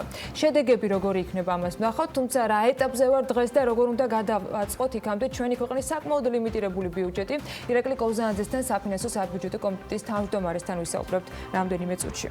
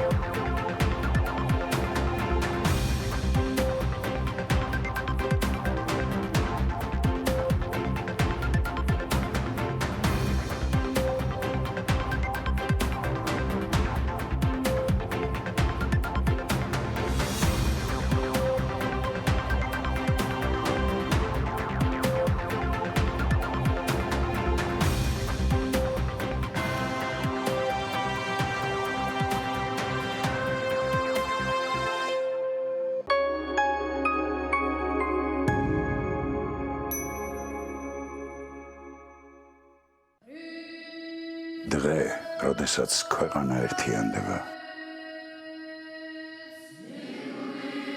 დღესასწაული, რომელსაც საუკუნეების განმავლობაში ვზეიმობთ. ძველის მოგონება და მომავლის რწმენა. საღდგომო განწყობა, რომელსაც სადღესასწაულო სუფრით ვამდიდრებთ. შექმნით თქვენი დღესასწაული სანდომთან ერთად. გადაწყვიტე და უბრუნდე ბუნების წიაღს. მაშინ ეს შენი შანსია. ფინური კარკასული ტექნოლოგიით დამზადებულ ეკოლოგიურად სუფთა ხის სახლს ქოხიჯი შეგიქმნის. აიშენე ოცნების სახლი სრული რემონტით, სულ რაღაც 20 დღეში. კვადრატული მეტრი 600 ლარიდან. ყუდრო და ჯანმრთელი გარემო ჩვენი მთავარი გზავნილია. სამზარეულოს პროფესიონალური დანადგარები და ელექტრომოწყობილობები. ჭურჭლის და აქსესუარების მრავალფეროვანი არჩევანი. მაგიდის სერვირება სასტუმროებისთვის და რესტორნებისთვის. გასტროტეკი, ყველაფერი პროფესიონალური სამზარეულოსთვის. დაგვიკავშირდით ნომერზე 295 66 33. შეიძინე ბინა და საოფისე ფართი თბილისში. დასრულებულ კომპლექსში კრწანისის ტყუპები, ეკოლოგიურად სუფთა ადგილი, ფართო ვერანდები და ულამაზესი ხედი, მოწესრიგებული ლიფტი და სადარბაზო, დაცული ტერიტორია, მრავალადგილიანი ავტოსადგომი, დახურული აუზი, ყველა კომფორტი ერთ სივრცეში. კრწანისის ტყუპები, ევროპული და ქართული დიზაინის ჰარმონია. ძიმე სამუშაო დღის შემდეგ თავი რაიმე გემრიელით უნდა დაიჯილდოვო. ჩემთვის ეს ჯილდო პური ბაგეტი და ყველი ემენტალია. ემენტალის თხელი ნაჭრები, რომელიც ყველის გულს წარმოადგენს, რბილი კონსისტენციით და არომატით გამოირჩევა. ამიტომაც, როცა რაიმე გემრიელი მსურს, ვირჩევ პრეზიდენტის ემენტალს. პრეზიდენტი, შეხედეთ ცხოვრებას მადიანად. გასინჯეთ პრეზიდენტის უგემრიელესი ევროპული ყველი.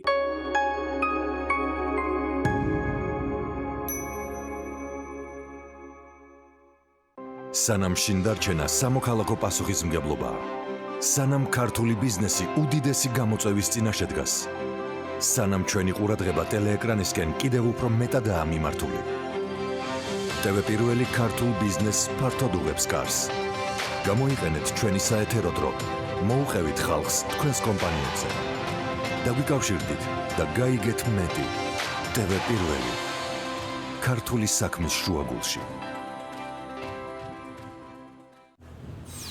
ჩვენ ვართ იქ, სადაც დუხს მოვლენები. სადაც ამბავს არ აქვს მხოლოდ ერთი მხარე. ჩვენ ვართ რეალური ცხოვრების შუაგულში. და ვიცით თავისუფლების, დამოუკიდებლობის, ღირსების ფასი. ჩვენ ვართ იქ, სადაც ჭირდებით და იქ, სადაც საჭიროა ისმოდეს ხალხის ხმა.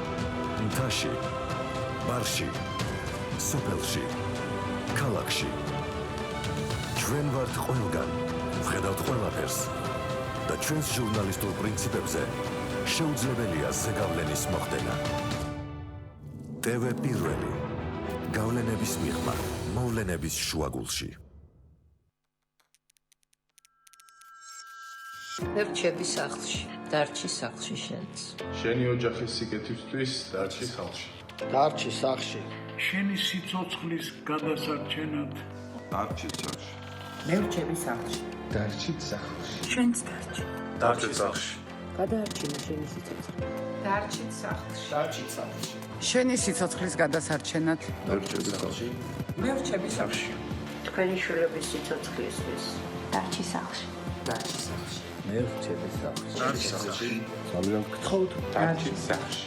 მე რჩები სახლში. შობლების გადასარჩენად დარჩი სახლში.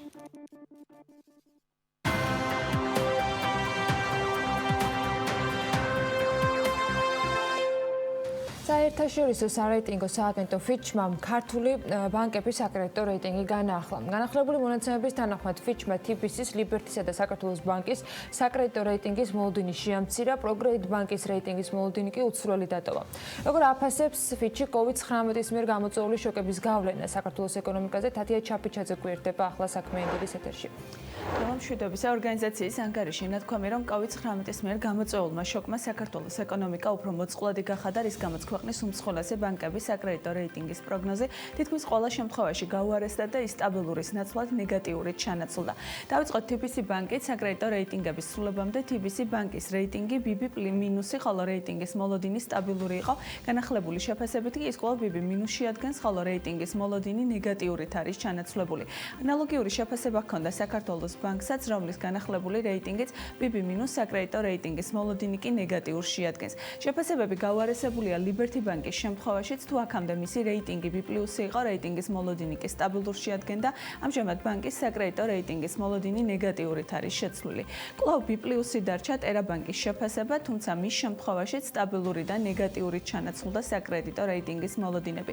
ასეთივე ცვლილება განხორციელდა ბაზის ბანკთან მიმართებითაც და B+-ის რეიტინგის მოლოდინი, რაც წარსულში სტაბილურს შეადგენდა, ნეგატიურით შეიცვალა. ერთადერთი ბანკი, რომელსაც ცვლილება არ შეხებია, პროკრედიტ ბანკია, ფიჩმა რეიტინგის მოლოდინი უცვლელი დატოვა და ის კვლავ BB+ სტაბილურს შეადგენს.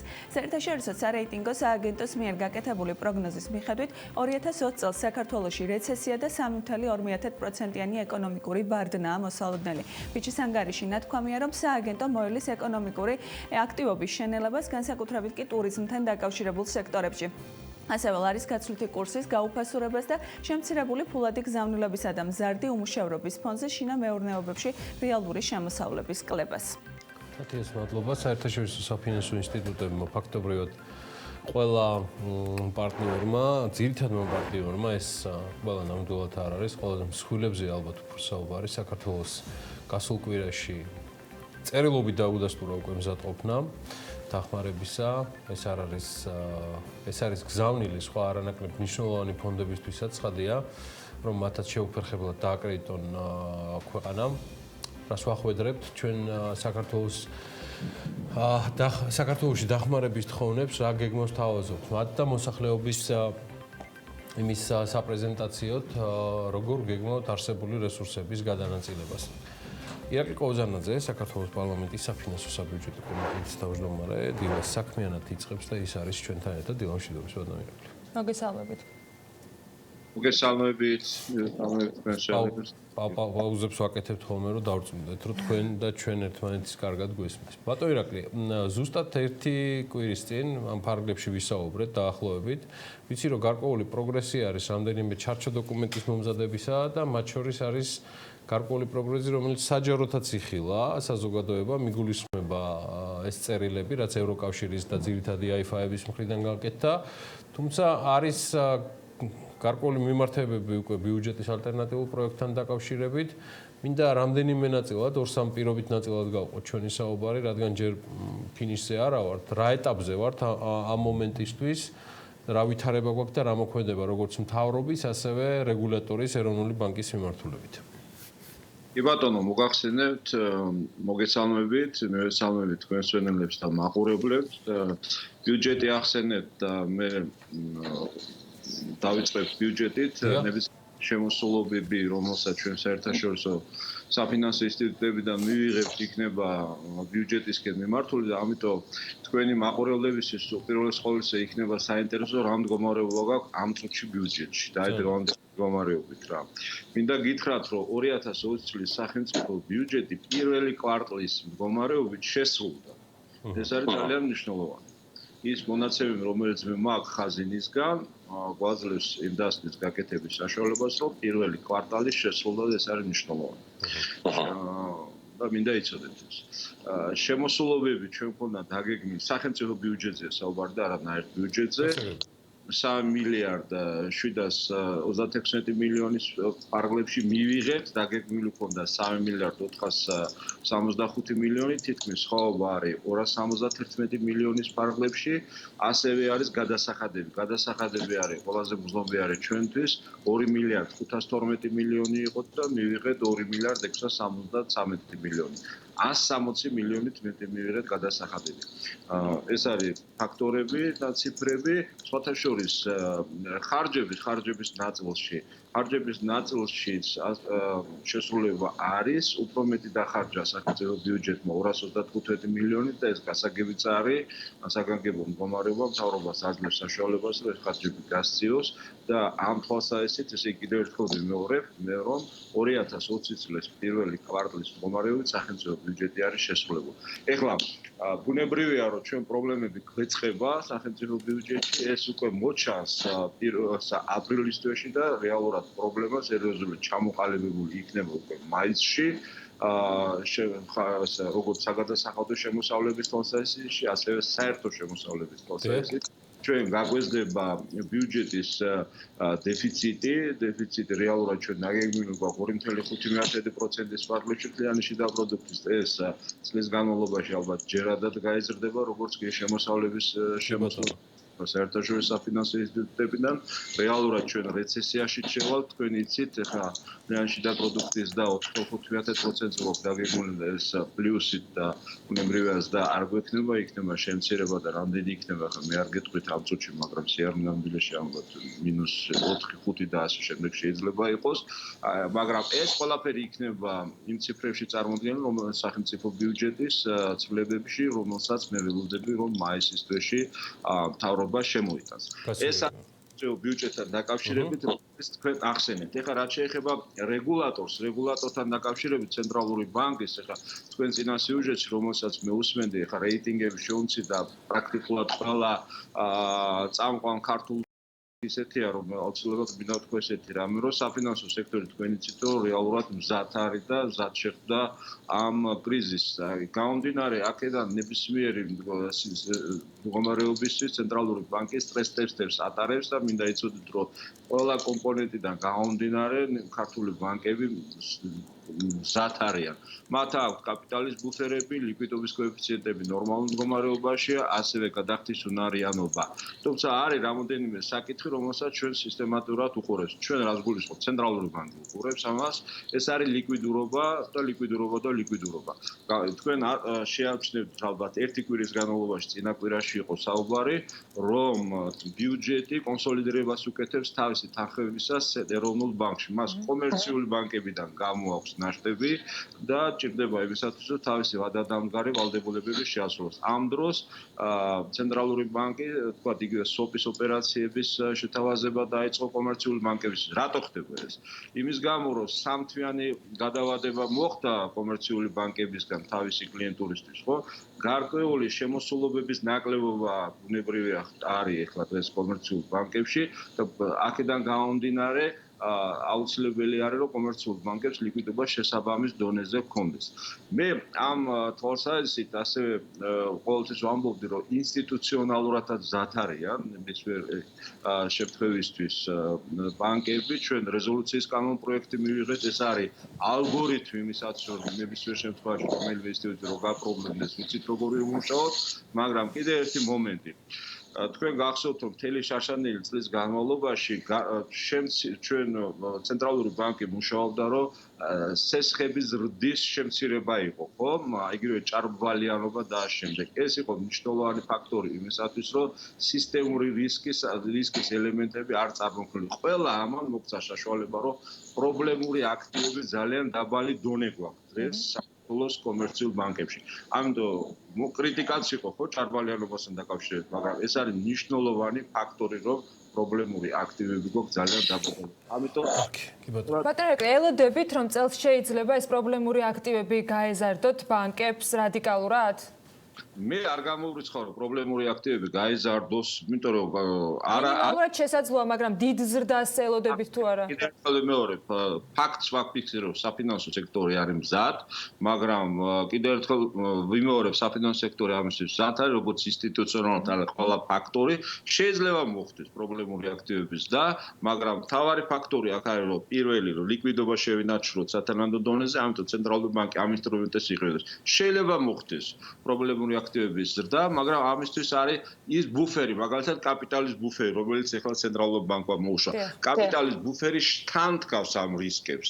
ამისთვის არის და ამისთვის არის ეს სექტორი მზად და ამისთვის იყენებს. ისევე როგორც მე ვერანაირ პრობლემას ვერ ხედავ, რომ ფიჩმა გადახედა გარკვეული რეიტინგები, გადახედა და შესაბამისად გადმოხედავს თავის დროზე, როცა ეს ყველაფერი დარეგულირდება, ან ექნება შესაბამისი ინფორმაცია, ან თუნდაც მსგავსად როგორც მაგალითად ბრიტანეთის რეგულატორი მოუწოდებს კომპანიებს, რომ გადადონ თავისი წლიური ანგარიშგება და არ გამოაქვეყნონ, შეიძლება დროებით კომპანიები ჩაეხსნან, მაგრამ ახლა მაინც მიბმული ვარ ჩვენ თანხების მოზიდვაზე და ბანკები ახერხებენ თანხების მოზიდვას და წინა კვირა ამის დასტური იყო. მაისში ბიუჯეტი, ბატონო ირაკლი, როგორც გავიგე, პროექტს ელოდება საფინანსო საბიუჯეტო კომიტეტი და შესაბამისად ეროვნულ ბანკთან დაკავშირებითაც გაგვიახლეთ ინფორმაცია. ნიშნავს თუ არა თქვენი დათქმა მაისთან მიმართებაში და საკმაოდ რთული და რეალისტური შეფასება მეორე კვარტალთან მიმართებაში იმას, რომ დონორებთან გარკვეული სურათი უკვე იკვეთება, რაც საშუალებას მოგცემთ, რომ წინასწარ განჭრიტოთ ბიუჯეტი რა იქნება, რეცესია თქვენგან გასაგებია და მიღებულია. ძირითადად დეფიციტთან დაკავშირებით ეხლა ნებისმიერს გაუჭირდება რაიმე ზუსტი პროცენტი თქვას დღეს ამ წუთში, ისევე როგორც რეცესიის პროცენტი, მაგრამ დაბალანსების ჭერი ანგნებავთ პირიქით ფსკერი დონორებიდან გამომდინარე. სავარაუდოდ ამისი ძირითადი კონტურებით ჩანს. ვინ იყო გასული კვირის კიდევ ერთი მერცხალი ევროკავშირის 183 მილიონი ევროს დახმარების გარდა? იპასუხებ ეხლავე წინა ჩემ თემას დავასრულებ ზუსტად ამიტომ ლიკვიდობასთან დაკავშირებით ამ თემის დამატება მინდა გითხრათ რომ ცენტრალური ბანკის და რეგულატორების და ადრეც გითხარით მე ჩვენი რეკომენდაცია იყო ასეთი რომ აი სადივიდენდო პოლიტიკის გადახდების რო მოწოდება იყო და ქართული ბანკები წელს დივიდენდებს არ გასცემენ ისევე როგორც ბონუსებს ეს არის მიღებული პრაქტიკა არსებულ სიტუაციაში და ეს არის სწორი გადახედვა, სწორი პოლიტიკა იმ დროს, როდესაც ჩვენ ასეთ სექტორი, როდესაც ასეთი პრობლემების წინაშე დგას და ეს არის გამომდინარე აი ამ სიტუაციიდან, რომელსაც საქართველოს ეჯახება და პირველ რიგში ამ პრობლემების წინაშე დგას. პრობლემების წინ დგას ფრონტ-ოფისად დგას საფინანსო სექტორი. საფინანსო სექტორის 90% დღეს საბანკო სექტორია. ეხლა ძალიან დაწინაურებულია დაზღვევა მიკროსაფინანსო, მაგრამ მაინც საბანკო სექტორი არის. ეხლა რაც ეხება თქვენ რაც ბრძანეთ კოეფიციენტებს, მეგეცეთ რომ დეფიციტი ჩვენი ბიუჯეტის იქნება ჯერადად მეტი. 2.5-ია, მაგრამ ჯერადად მეტი, მაგრამ კოეფიციენტს მაინც არ დავასახელებ, იმიტომ რომ ეს მაინც ფინანსთა სამინისტროს თემაა, ჯერადად მეტი იქნება დეფიციტი და სხვა ციფრებიც, მაგრამ რაც შეეხება საერთაშორისო დახმარებებს, ხო? საერთაშორისო დახმარებებს აქ შემიძლია ერთი რამე გითხრათ. საბიუჯეტო დახმარებები იქნება და იქნება საკმარისი. ეს არის თავარი ჩემი ასე ვთქვათ ზავნილი. ეს ერთი. მეორე ეხლა რომელი ინსტიტუტები მუშაობს თქვენ იცით, ეს არის სავალუტო ფონდი, ეს არის სოფლიო ბანკი, ეს არის აზიის განვითარების ბანკი, IMF, ფრანგული USAID, ევროპის გაერთიანება, ევროპის საინვესტიციო ბანკი და EBRD. პირველი, ესე ვთქვათ, განცხადება იქნება ჩემი ინფორმაციით, ეს იქნება საერთაშორისო სავალუტო ფონდი და ეს იქნება უახლოესი დღეების ინფორმაცია, რაც იქით რამოდენიმე დღეში იქნება ეს განცხადება და ასევე ეს იქნება ასე ვთქვათ რამოდენიმე დღის საკითხია და სადაც ასევე თანხაც იქნება დასახელებული, რაზედაც არის საუბარი. მე ხომ ამას კონკრეტიკას არ გეტყვით მეც, იმიტომ რომ ეს არის ვფიქრობ ფინანსთა სამინისტროს და ეროვნული ბანკის პრეროგატივა, იმიტომ რომ ეს ინსტიტუტები მუშაობენ და ზოგადად მთავრობის პრეროგატივა, თუმცა კიდევ ერთხელ გიმოვარდეთ, რომ პრაქტიკულად დასრულებული არის ეს მოლაპარაკებები, თითქმის დიზაინი ჩამოყალიბებულია და ეს იქნება უახლოესი რამოდენიმე დღის საკითხი. და აქაც როგორც გითხარით, დიდი ნაწილი ამ თანხის არის პირდაპირ ბიუჯეტისთვის, გარკვეული ნაწილი რეზერვებისთვის და ეს გვაძლევს ჩვენ საშუალებას, რომ მოგცემს საშუალებას, რომ თუ დაგჭირდება რეზერვი ცენტრალურ ბანკმა კარგად გამოიყენოს იმისათვის, რომ სავალუტო კურსთან დაკავშირებით იყოთ მყარად. ეხლა არის როგორც გითხარით, იქ გარკვეული ნაწილები, როგორც პირდაპირ საფინანსო ინსტიტუტთან მუშაობა მიდის და დიზაინი ყალიბდება დახმარებების, ეს არის თანხები პირდაპირ ბიუჯეტში, სხვადასხვა პროგრამების ბიზნესის ხარდაჭერისთვის არის ძალიან მნიშვნელოვანი. ყველა საერთაშორისო საფინანსო ინსტიტუტი საუბრობს ბიზნესის ხარდაჭერაზე და საქართველოს მთავრობაც და ხელისუფლება ზოგადად ძალიანად ორიენტირებული ამისთვის და ასევე რეზერვებისთვის ცენტრალური ბანკის. მაგალითად, ევროპის EBRD, ევროპის რეკონსტრუქციის და განვითარების ბანკი, მაგალითად იმუშავებს, რომ იგივე იმ კომპანიებს დაეხმაროს, რომლებიც მისი კლიენტები არიან. თქვენი ეს ათეულობით და ასეულობით კომპანიასთან მუშაობს ეს ევროპის განვითარების ბანკი. მაგრამ ინსტიტუტები არიან, რომლებიც პირდაპირ ბიუჯეტს და საბიუჯეტო დახმარებით იქნება. აი ამ თვალსაზრისით არის. მადლობა ბატონო ირაკლი, მადლობა. 10 საათი შესრულდა და მაინც როგორც ყოველთვის ყველაზე მეტად ინფორმატიული და კონკრეტულია. ამ შემთხვევაში მასთან საუბარი ძალიან საინტერესო საუბარს ირაკლი კოვზარანძესთან, საქართველოს პარლამენტის საფინანსო საბიუჯეტო კომიტეტის თავმჯდომარესთან სულ რამდენიმე წუთში BMG-ზე ნახავთ. ბევრი ინფორმაციაც გამოვა ამ ყველაფრიდან მიმდინარე პროცესებზე. გაგვექნება და როგორ გვექნება უახლოეს მომავალში. ჩვენ კი რამდენიმე წუთში უკვე ბექა ბაციკაძე გააგრძელებს საქმიანი დღის ეთერს. ძალიან საინტერესო სტუმარი ეყურება დღეს გიორგი მოლოდინაშვილს. დაგველოდეთ ძალიან მალე გიბრუნდებით.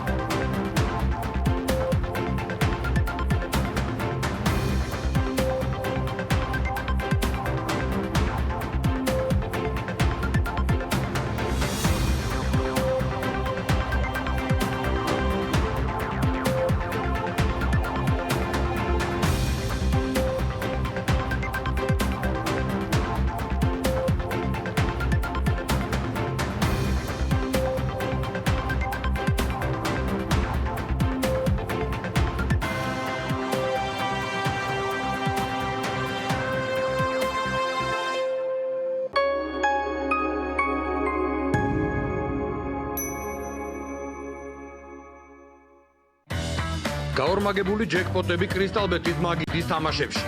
ნებისმიერ კეშ და სპინ თამაშში შენ შეგიძლია მოიგო. წილი 300,000 ლარიდან და უახლესი Range Rover-ი. კრისტალბეთი, მუდამ ნომერი პირველი.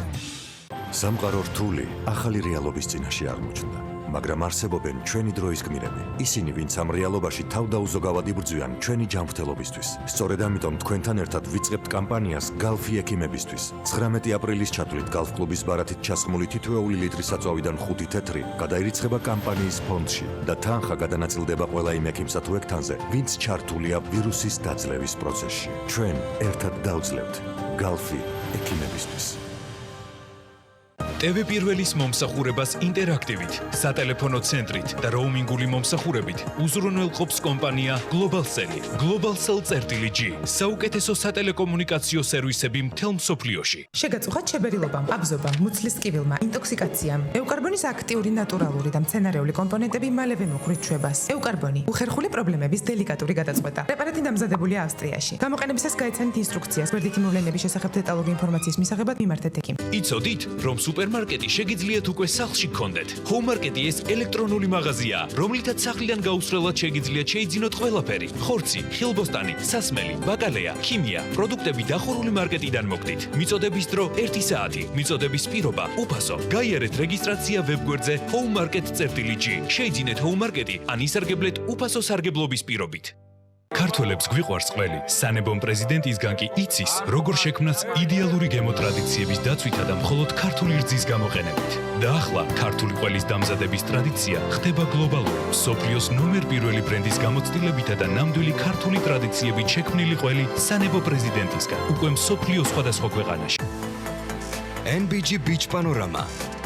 ბინები წინასწარი შენატანის გარეშე. ბინების ზღვის და მთის ხედებით. კეთილმოწყობილი ეზო. საბავშვო ინფრასტრუქტურა, ფიტნეს დარბაზი, გასართობი ცენტრები, კაფე-რესტორნები და პანორამული აუზი სახურავზე. NBG Beach Panorama, თქვენი ზღვისპირა აპარტამენტი. საქართველოს მთებში ყველაფერი სრულყოფილია.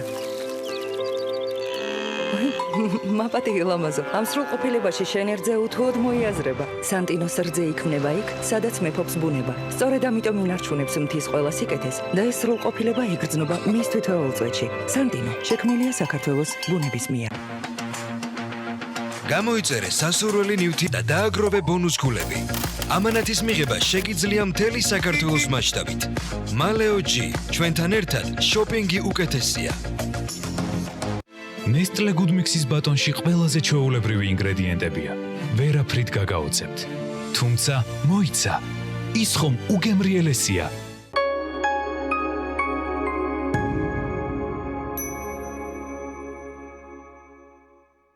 სანამ შინ დარჩენა სამოქალაქო პასუხისმგებლობაა. სანამ ქართული ბიზნესი უდიდესი გამოწვევის წინაშე დგას. სანამ ჩვენი ყურადღება ტელეეკრანისკენ კიდევ უფრო მეტადაა მიმართული. TV პირველი ქართულ ბიზნესს ფართოდ უღებს კარს. გამოიყენეთ ჩვენი საეთერო დრო. მოუყევით ხალხს თქვენს კომპანიებზე. დაგვიკავშირდით და გაიგეთ მეტი. TV პირველი.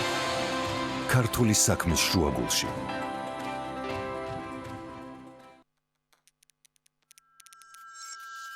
ვერჩები სახლში, დარჩი სახლში შენც. შენი ოჯახის სიკეთისთვის დარჩი სახლში. დარჩი სახლში. შენი სიცოცხლის გადასარჩენად დარჩი სახლში. ვერჩები სახლში, დარჩი სახლში. შენც დარჩი. დარჩი სახლში. გადაარჩინე შენი სიცოცხლე. დარჩი სახლში. დარჩი სახლში. შენი სიცოცხლის გადასარჩენად დარჩი სახლში. ვერჩები სახლში. თქვენი შვილების სიცოცხლისთვის დარჩი სახლში. დარჩი სახლში. მერჩები სახლში. დარჩი სახლში. ძალიან გთხოვთ. დარჩი სახლში. მერჩები სახლში. მშობლების გადასარჩენად დარჩი სახლში. ჩვენ ვართ იქ, სადაც დუხს მოვლენები. სადაც ამბავს არ აქვს მხოლოდ ერთი მხარე. ჩვენ ვართ რეალური ცხოვრების შუაგულში. და ვიცით თავისუფლების, დამოუკიდებლობის, ღირსების ფასი. ჩვენ ვართ იქ, სადაც ჭირდებით და იქ, სადაც საჭიროა ისმოდეს ხალხის ხმა. მთაში, ბარში, სოფელში, ქალაქში. ჩვენ ვართ ყველგან, ვხედავთ ყველაფერს და ჩვენს ჟურნალისტურ პრინციპებზე შეუძლებელია ზეგავლენის მოხდენა. TV პირველი, გავლენების მიღმა, მოვლენების შუაგულში. TV პირველი თანამგზავრზე. სატელიტური მაუწყებლობის ყველაზე თანამედროვე DVB-S2 სტანდარტის MPEG-4 ფორმატში. თანამგზავრი Azerspay 1, აღმოსავლეთის 46 გრადუსი, სიხშირე 11094 MHz, პოლარიზაცია ჰორიზონტალური, სიმბოლური სიჩქარე 30000 კილობიტი წამში, შესწორების კოდი 5/6. TV პირველი, საქართველოში და მსოფლიოში.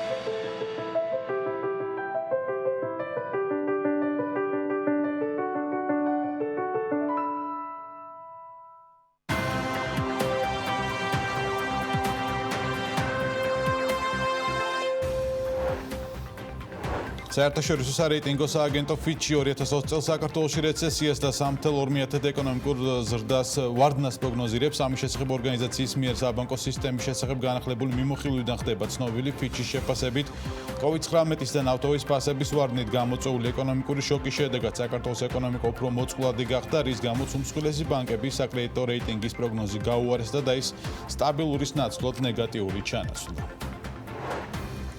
ამერიკის შეერთებული შტატებიდან დაბრუნებული 79 ქართველი მოსწავლე 14 დღიან კარანტინს გაივლის. ქართველი მოსწავლეები შტატებიდან 12 აპრილს დაბრუნდნენ. ტურიზმის ეროვნული ადმინისტრაციის ცნობით მომდევნო 14 დღე ტურიზმის ადმინისტრაცია ყველა მათგანზე იზრუნებს. Post-კრიზისულ პერიოდში აუცილებელი იქნება დამატებითი მუხტის მიცემა ინფრასტრუქტურის და მშენებლობის სფეროსთვის, რომ მეტი აქტივობა შენარჩუნდეს ქვეყნის შიგნით. ეს სფერო უნდა ასაქმებდეს უფრო მეტ ადამიანს და უფრო მეტი თანხა მიეწოდებოდეს ქართულ ეკონომიკას. ამის შესახებ BMG-ის Heidelberg ცემენტის რეალიზაციის და მარკეტინგის დირექტორ ირაკლი მახარობლიძემ განუცხადა. კომპანია თბილისი ენერჯის მიერ გავრცელებული განცხადების მიხედვით, მტკვრის მარჯვენა სანაპიროზე შეიცვალა ძველი კოროზირებული მილი. ახალგაზრდენზე გადართვის სამუშაოების გამო კი 13 აპრილის 10 საათიდან 14 აპრილის 13 საათამდე მთაწმინდის და ჩუღურეთის რაიონის ნაწილებს ბუნებრივი აერის მიწოდება შეუწყდებათ. სომხეთში COVID-19-ის საფასუხოდ შექმნილი სამთავრობო კომისიის ხდომაზე მიიღეს გადაწყვეტილება პარლამენტსაგან გემომდგომარეობის 30 დღის გახანგრძლივების შესახებ მიმართონ. აღნიშნული ცვლილების დამტკიცება ამ კვირაში უნდა მოხდეს. ფილმშვიდობის საქართველოს ჯანდაცვის მინისტრი ეკატერინე ტიკარაძე ამბობს, რომ ამ ეტაპზე მასობრივი ტესტირება ჩვენს დღის წესრიგში არ დგას, თუმცა ეს არ გამორიცხავს, რომ რამდენიმე დღეში არ გახდეს საჭირო. ეს გამოჩნდება, თუმცა იქამდე ჩვენ გაჩვენებთ სიუჟეტს, თუ როგორ და რაში გამოიყენა მსოფლიო სწრაფი ტესტები. ახალი კორონავირუსი, რომელმაც გავრცელება ჩინეთიდან დაიწყო, მსოფლიო ჯანდაცვის ორგანიზაციის მიერ პანდემიად 2020 წლის 11 მარტს გამოცხადდა. რიცხვები ყოველდღიურად ახლდება და 12 აპრილის მონაცემებით მსოფლიოს გარშემო COVID-19-ით 1.796.025 ადამიანია დაინფიცირებული, საიდანაც 412.049 გამოჯამრთელდა. 100.012 გარდაიცვალა. რამდენიმე ქვეყანამ ვირუსის გავრცელების პარალელურად მალევე დაიწყო სწრაფი ტესტების გამოყენება. ამის ერთ-ერთი მაგალითი სამხრეთ კორეაა. სამხრეთ კორეაში ვირუსი პირველად 2020 წლის 20 იანვარს არის დაფიქსირებული. ქვეყანამ ეპიდემიის მართვა ფაქტობრივად მასობრივი ტესტირებით მოახერხა. კორეის ხელისუფლებამ პირველი შემთხვევის დაფიქსირებიდან მალევე ერთ კვირაში დაიწყო მუშაობა იმაზე, რომ ტესტები ეწარმოებინა და ეპიდემიის აფეთქებიდან ორ კვირაში 120,000 ადამიანის ტესტირება შეძლო. ამ ყველაფერს ქვეყნის ტექნიკური განვითარების მაღალმა დონემ შეუწყო ხელი და კორონავირუსთან საბრძოლველად 100-ზე მეტი ლაბორატორია და 600-ზე მეტი შესამოწმებელი დაწესებულება გაიხსნა. ასევე შესაძლებელი გახდა ტესტირების მანქანიდან გადმოუსვლელად drive-thru-ის კლინიკებში გავლაც. ევროპის ქვეყნებს შორის ყველაზე აქტიურად მასობრივ ტესტირებას გერმანია იყენებს და გამოცემა Financial Times-ის მიხედვით კვირაში 50,000-ზე მეტ ადამიანს ტესტავს. თუმცა ამ მაჩვენებლის 200,000-მდე გაზრდის იდეა არსებობს. სხვა ქვეყნებთან შედარებით გერმანიაში სიკვდილიანობის ყველაზე დაბალი მაჩვენებელია დაფიქსირებული, რაც სხვა მიზეზებთან ერთად დროული დიაგნოსტიკის დამსახურებაც უნდა იყოს. მაგალითად, გერმანია ინფიცირებულთა რაოდენობით მეხუთე ქვეყანაა მსოფლიოში. მასობრივი ტესტირების სურვილი გამოთქვა დიდმა ბრიტანეთმაც. მათ სწრაფი ტესტების 3,5 მილიონიანი მარაგი შეისყიდეს და აპრილის ბოლოსთვის დღეში 100,000 ადამიანის ტესტირებას გეგმავენ. გამოცემა Guardian-თან დიდი ბრიტანეთის მთავრობის მთავარმა სამედიცინო ოფიცერმა განაცხადა, რომ გერმანიის მასობრივი ტესტირება კარგი მაგალითია, რომლისგანაც მათ უნდა ისწავლონ. ევროპის საავიაციო ბაზარზე არსებულ სიტუაციაზე იქნება საუბარი დღევანდელ რუბრიკაში საუბრები ავიაციაზე. რუბრიკის სტუმარია ცნობილი კონსულტანტი საავიაციო საკითხებში რადო ბეზნიუკი, რომელიც ასევე მიმოიხილავს კორონავირუსის შედეგად შექმნილ მდგომარეობას მოლდოვაში, სადაც იგი ცხოვრობს და ეწევა საქმიანობას.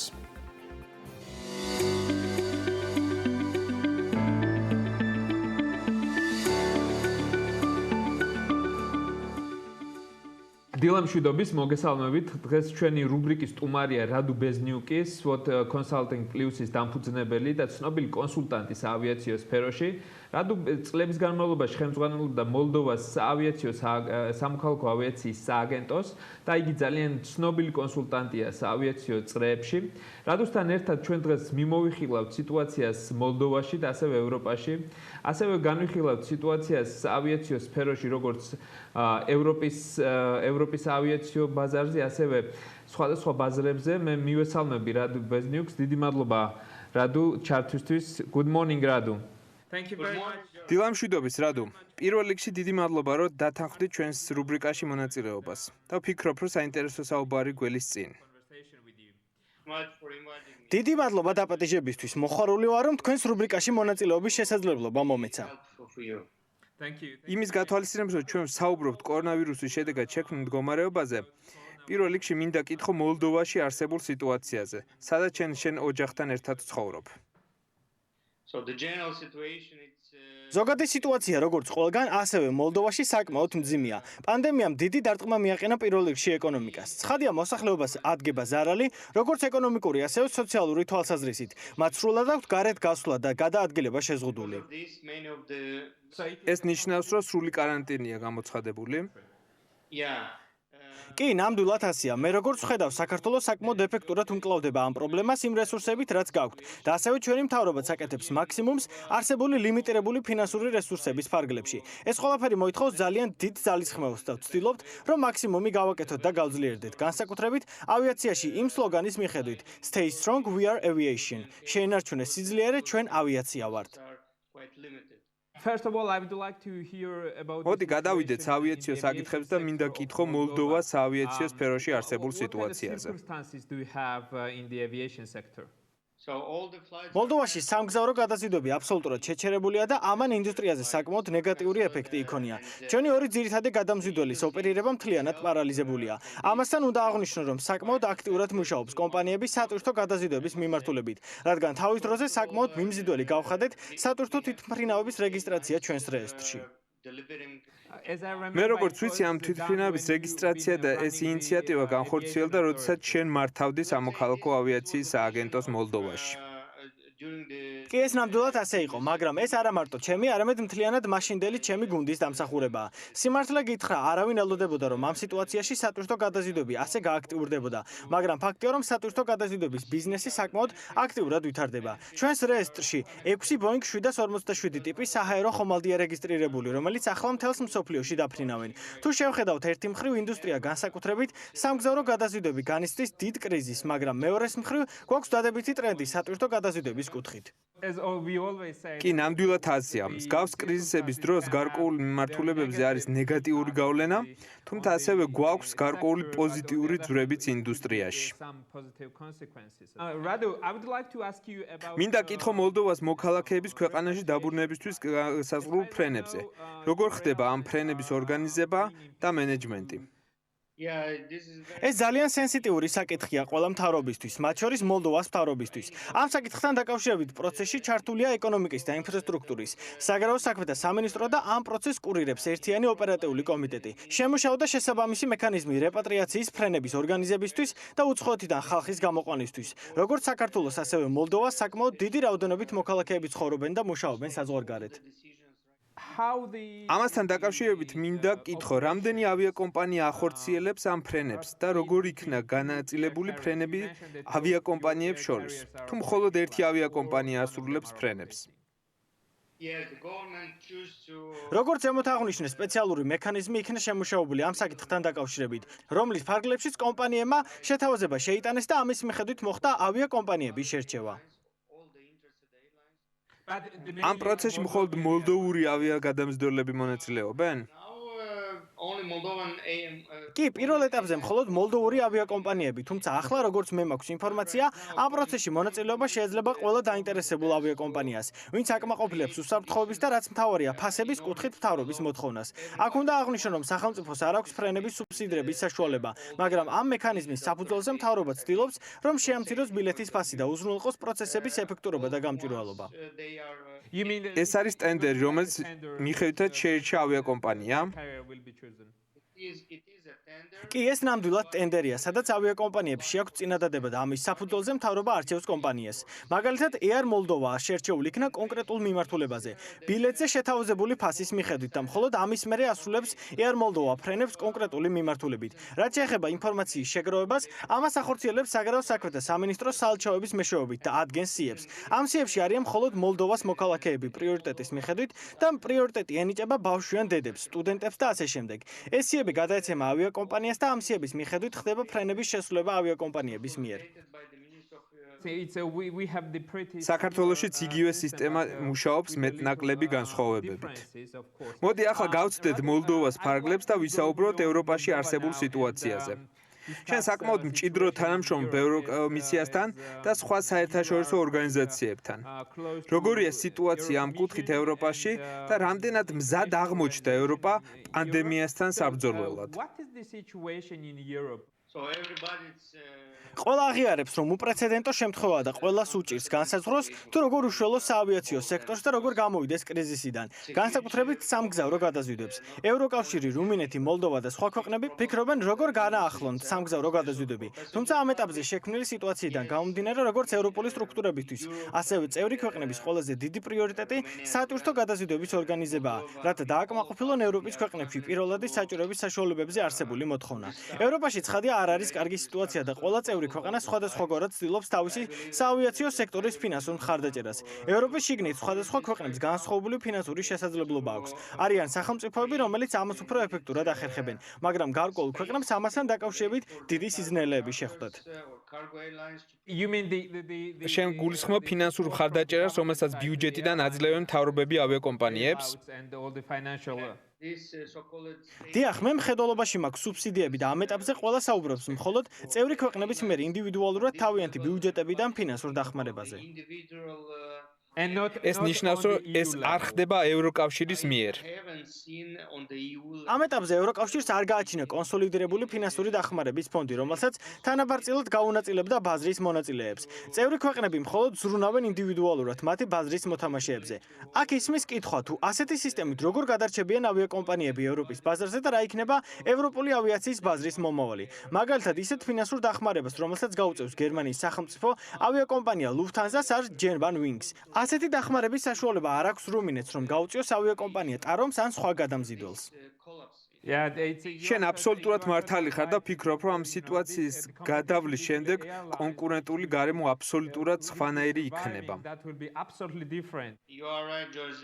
სხვადასხვა დონის ფინანსური დახმარების შედეგად ცხადია არაპროპორციულად მოხდება ძალთა გადანაწილება ბაზარზე. მიუხედავად იმისა, რომ ევროკომისია ღია და სამართლიანი კონკურენციის პრინციპს უჭერდა მხარს და წინააღმდეგი იყო სახელმწიფო დახმარებისა ავიაკომპანიების მიმართ, ეს სიტუაცია განიხილება როგორც გამონაკლისი ფინანსური დახმარების დაშვების კუთხით, რაც საბოლოო ჯამში გადაარჩენს იმ ავიაკომპანიას, რომლის სახელმწიფო ფინანსურად უფრო ძლიერია. მე ასევე მინდა ვისაუბროთ IATA-ს მიერ გამოქვეყნებულ მონაცემებზე, რომელსაც რეგულარულად ანახლებს. რას ფიქრობ, საბოლოო ჯამში რამდენად მწვავე დაისახება ეს პანდემია საერთაშორისო საავიაციო სექტორზე? IATA-ს მონაცემების მიხედვით საერთაშორისო საავიაციო ბაზარი არსებულ სიტუაციიდან გამოსვლას დაიწყებს დაახლოებით 7-დან 9 თვის პერიოდში, რაც საკმაოდ დიდი პერიოდია. შეზღუდული ფინანსური შესაძლებლობის მქონე ავიაკომპანიების შემოსავლების გარეშე შეიძლება კიდევ 2-3 თვის გაძლონ და ბევრი ავიაკომპანია ვერ გაუძლებს ამ კრიტიკულ სიტუაციას.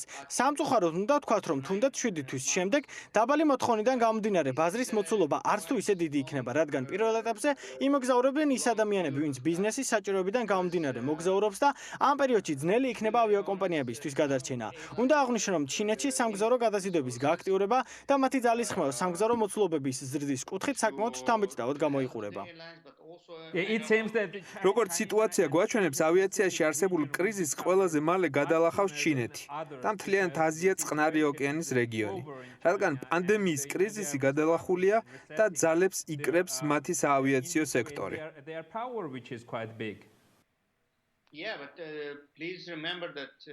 კი, გეთანხმები და ჩვენ ისიც უნდა გვახსოვდეს, რომ ამ რეგიონის ერთ-ერთი ყველაზე დინამიური საავიაციო ბაზარია. შესაბამისად, მოთხოვნა საკმაოდ მაღალია და ისინი ფოკუსირებულები იქნებიან, რომ დაეხმარონ საავიაციო სექტორს და ხელი შეუწყონ ბაზარზე მოცულობების გაზრდას. მე შემიძლია ვისაუბრო სინგაპურის მაგალითზე, რომლის მთლიანი შიდა პროდუქტის 11% მოდის ავიაციაზე და ცხადია, მათთვის ავიაციის საკითხი ერთ-ერთი პრიორიტეტია. და ჩვენ ასევე დავინახეთ ისინი, როგორი ეფექტურები იყვნენ პანდემიასთან ბრძოლის კუთხით. ზოგადად ვფიქრობ, რომ ევროპაში სიტუაცია ეტაპობრივად დარეგულირდება უკვე სექტემბერ-ოქტომბერში, მაგრამ კორონავირუსით გამოწვეული ფინანსური სიზნელების გათვალისწინებით ბაზარზე მოთხოვნის შექმნა საკმაოდ რთული პროცესი იქნება. შენ საუბრის შინაარსთან გამომდინარე, სიტუაციის დასარეგულირებლად დაგჭირდება დაახლოებით 5-6 თვე. კი, დაახლოებით ეს პერიოდი დაგჭირდება. ძნელი ახლა რაიმეს პროგნოზირება, მაგრამ არსებული სიტუაცია ამის თქმის საშუალებას მაძლევს. როგორც ჩანს, საკმაოდ რთული პერიოდი გველის ავიაციაში და ვფიქრობ, რომ ამ პროცესში ისეთი კონსულტანტების როლი, როგორც შენ ხარ, არის კრიტიკულად მნიშვნელოვანი. რაცა დაეხმარო ავიაკომპანიებს და არ მარტო ავიაკომპანიებს კრიზისის დაძლევაში. მე როგორც ვიცი, შენ აქტიურად ხარ ჩართული მოლდოვას მთავრობის კონსულტირების პროცესში. სწორედ ახლა ამით ვარ დაკავებული და კონსულტაციას უწევ მოლდოვის მთავრობას, კერძოდ ეკონომიკის და ინფრასტრუქტურის სამინისტროს, რათა ეფექტურად განხორციელდეს კერძო სექტორის დახმარების ამბიციური გეგმა და ხელი შეუწყოთ ბიზნეს გარემოს გაუმჯობესებას. ცხადია, ეს რთული შეზღუდული ფინანსური შესაძლებლობიდან გამომდინარეა, თუმცა ამ ყველაფრის გაკეთება შესაძლებელია სათანადო ცოდნის და გამოცდილების ადამიანების ჩართულობით. მინდა მადლობა გითხრა ამ ინტერვიუსთვის და წარმატება გისურვო შენს საქმიანობაში.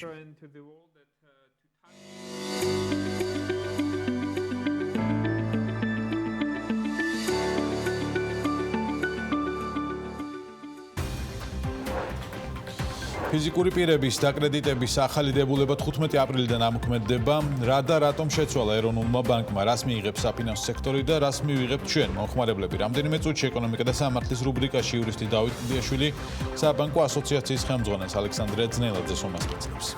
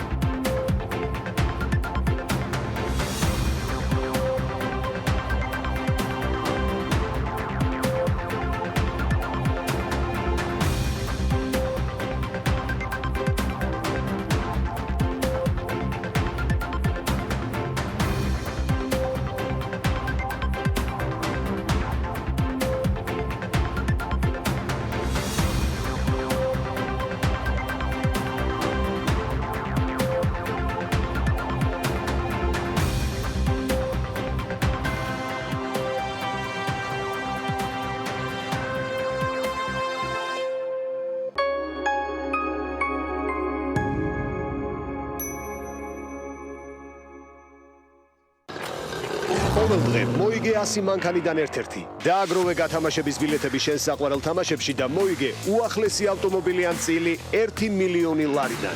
100 100 გათამაშება, 100 მანქანა.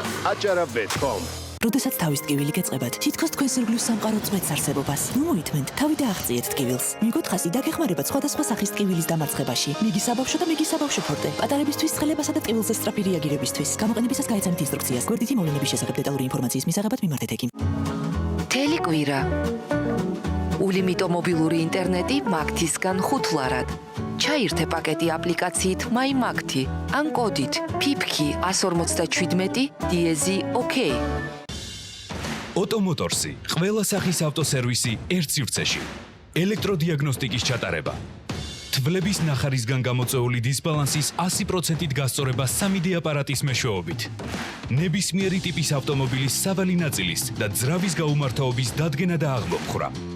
ოტომოტორსი ისარგებლე ულტრათანამედროვე აპარატურით აღჭურვილი დიზელის ცენტრით და სამღებრო სათუნუქე სამუშაოებით ქარხნული სტანდარტების დაცვით.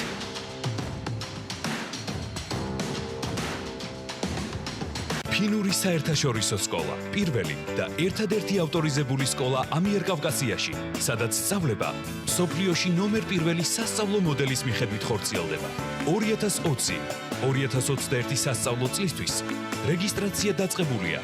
მოსწავლეთა მიღება მიმდინარეობს პირველ მეხუთე კლასებში. გაორმაგებული ჯეკპოტები კრისტალბეთის მაგიდის თამაშებში. ნებისმიერ კეშ და სპინ თამაშში შენ შეგიძლია მოიგო. წილი 300,000 ლარიდან და უახლესი Range Rover-ი. კრისტალბეთი, მუდამ ნომერი პირველი. მაღაზია Bikeland-ი. კვადროციკლების, მოტოციკლების და მოტოაქსესუარების ყველაზე დიდი მაღაზია ამიერკავკასიაში. გადმოჯექი ორთვლიან ტრანსპორტზე. ყველაზე ეკონომიური და მოქნილი ტრანსპორტი. დედიკო, იცი საიდან მოდის მაიონეზი? მე ვიცი პატარა, შენ? მე არა არ ვიცი. სამაგიეროდ ვიცი, რომ ძალიან მიყვარს და მე სადაც გაქრება. სლობოდა, ჯანმრთელი საკვები ჯანსაღი ცხოვრებისთვის. შეიძინეთ Jack Motors-ის სამგზავრო და სატვირთო ავტომობილები. Jack Sunray ისე მოგემსახურებათ, როგორც უფრო ძვირიანი ბრენდები. გარანტია 4 წელი. ნუ გადაიხდით ზედმეტს. Sena Auto 255 1050. ისწავლე ონლაინ. ითამაშე ონლაინ. იყავი ონლაინ Beeline-თან ერთად. 2 გიგაბაიტი მხოლოდ 5 ლარად. Beeline ასწორებს. დღე, როდესაც ქვეყანა ერთიანდება. დღესასწაული, რომელსაც საუკუნეების განმავლობაში ვზეიმობთ. ძველის მოგონება და მომავლის რწმენა. სარადგომო განწყობა, რომელსაც სადღესასწაულო სუფრით ვამდიდრებთ. შექმნით თქვენი დღესასწაული სანდომთან ერთად. ნამდვილი მამაკაცი პრობლემებს არ გაუგლის. პროსტატა გიქმნის პრობლემას. მოაგვარე როგორც მამაკაცმა. პროსტამოლ უნო ანელებს პროსტატის შემდგომ გადიდებას და არეგულირებს შარლას. პროსტამოლ უნო მამაკაცური პრობლემის კაცურად მოგვარება. გამოყენებისას გაეცანით ინსტრუქციას. გვერდითი მოვლენების შესახებ დეტალური ინფორმაციის მისაღებად მიმართეთ ექიმ.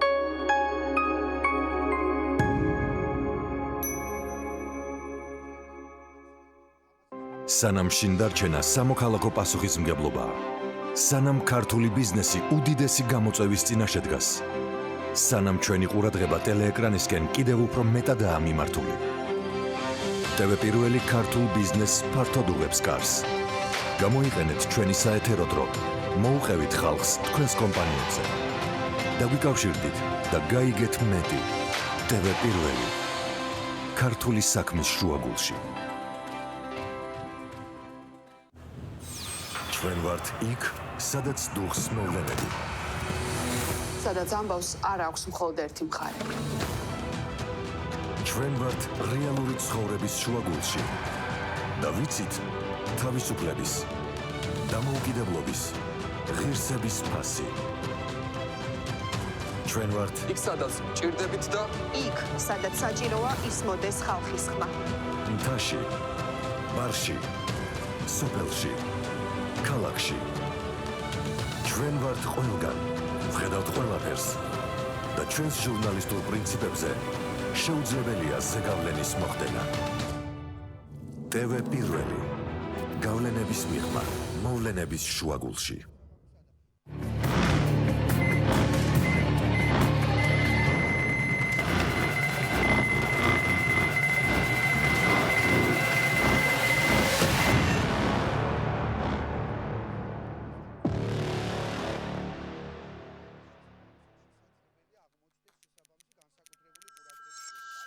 მე რჩები სახლში, დარჩი სახლში შენც. შენი ოჯახის სიკეთისთვის დარჩი სახლში. დარჩი სახლში. შენი სიცოცხლის გადასარჩენად დარჩი სახლში. მე რჩები სახლში. დარჩი სახლში. შენც დარჩი. დარჩი სახლში. გადაარჩინა შენი სიცოცხლე. დარჩით სახლში. შენი სიცოცხლის გადასარჩენად. დარჩები სახლში. მე ვრჩები სახლში. თქვენი შვილების სიცოცხლისთვის. დარჩი სახლში. დარჩი სახლში. მე ვრჩები სახლში. დარჩი სახლში. ძალიან გთხოვთ. დარჩი სახლში. მე ვრჩები სახლში. მშობლების გადასარჩენად დარჩი სახლში.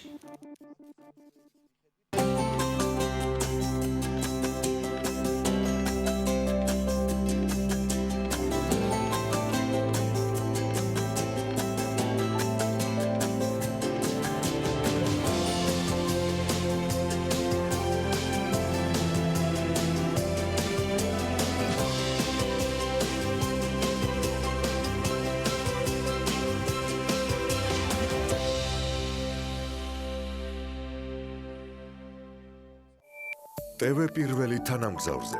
სატელიტური მაუწყებლობის ყველაზე თანამედროვე DVB-S2 სტანდარტის MPEG-4 ფორმატში.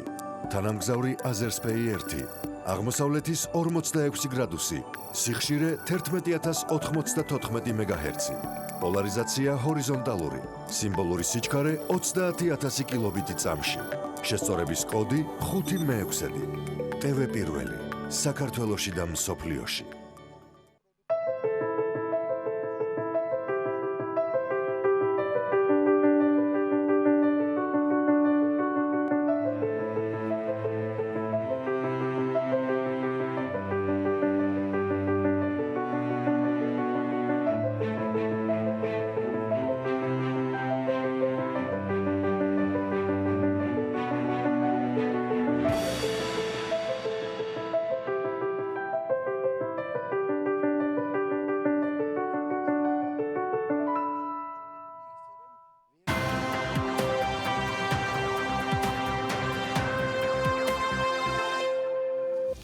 პასუხისმგებლიანი დაკრედიტების შარჩო, რომელიც 2019 წლის იანვარში ამოქმედდა და მისი შემოღების მთავარი მიზანი ჭარბვალიანობის ზრდის შეზღუდვა იყო, ეროვნული ბანკის პრეზიდენტის ახალი ბრძანების საფუძველზე 15 აპრილიდან იცვლება. სიახლეები რამდენიმე მნიშვნელოვან მიმართულებას ეხება, მათ შორის სესხების მომსახურება უზრუნველყოფის კოეფიციენტებს, სესხების შემოსავლების შეფასების კრიტერიუმებს და ასე შემდეგ. ეროვნული ბანკის დღემდე გაკეთებული განმარტებების მიხედვით, ცვლილებების მთავარი მიზანია მოაცილოს ბიუროკრატიული ტვირთი პასუხისმგებლიანი დაკრედიტების ჩარჩოს და რაც შეიძლება მოქნილი გახადოს დაკრედიტება ისეთი მსახლებებისთვის, ვინც გადახდის უნარიანია. სწორედ ამ თემას მიეძღვნება დღევანდელი ჩვენი რუბრიკა ეკონომიკა და სამართალი, რომელსაც ტრადიციულად დავით კლდიაშვილი გაუძღვება და უმასპინძლებს ალექსანდრე ძნელაძეს, საბანკო ასოციაციის პრეზიდენტს დავით დილომშვიდობის მოგესალმებით. დილომშვიდობის ბექამ. მოგესალმებით. როგორც ბექამ ახსენა, 2019 წლის 1 იანვრიდან ახალი რეგულაცია შევიდა ძალაში, რომელიც ითვალისწინებდა იმას, რომ გარკვეული წინაპირობები და შეზღუდვები წესდებოდა სესხების გაცემასთან დაკავშირებით და მნიშვნელოვანია, რომ როდესაც ეს რეგულაცია ძალაში შევიდა, მაშინვე ეროვნულმა ბანკმა განაცხადა, რომ დააკვირდებოდნენ ამ რეგულაციის მოქმედებას და გარკვეული პერიოდის შემდეგ მოხდებოდა მისი გადახედვა, განახლება და მართლაც დაახლოებით წელიწადი და 3 თვის შემდეგ რამდენიმე დღეში ძალაში შედის ამ რეგულაციის განახლებული ვარიანტი. რა შეიცვალა ამ რეგულაციაში? უფრო ადვილია თუ არა სესხების გაცემა? კვლავ ნარჩუნდება თუ არა ის წინაპირობა, რომ სესხის გამცემი ორგანიზაცია მეტი პასუხისმგებლობით მიუძღეს დაკრედიტებას? ამ თემებზე სასაუბრო დღეს ჩვენ საუბარი გვექნება ბატონ ალექსანდრე ძნელაძესთან, საქართველოს საბანკო ასოციაციის პრეზიდენტთან. მოგესალმებით ბატონო ალეკო. სალამი დავით, მიესალმები მაყურებლებს. დიდი მადლობა რომ დღეს ჩვენთან ერთად ხართ და ზოგადი კითხვა თავიდან, როგორ შევაფასებდით ზოგადად ამ რეგულაციას, რა არსებითი ცვლილება გვაქვს წინა რეგულაციასთან შედარებით?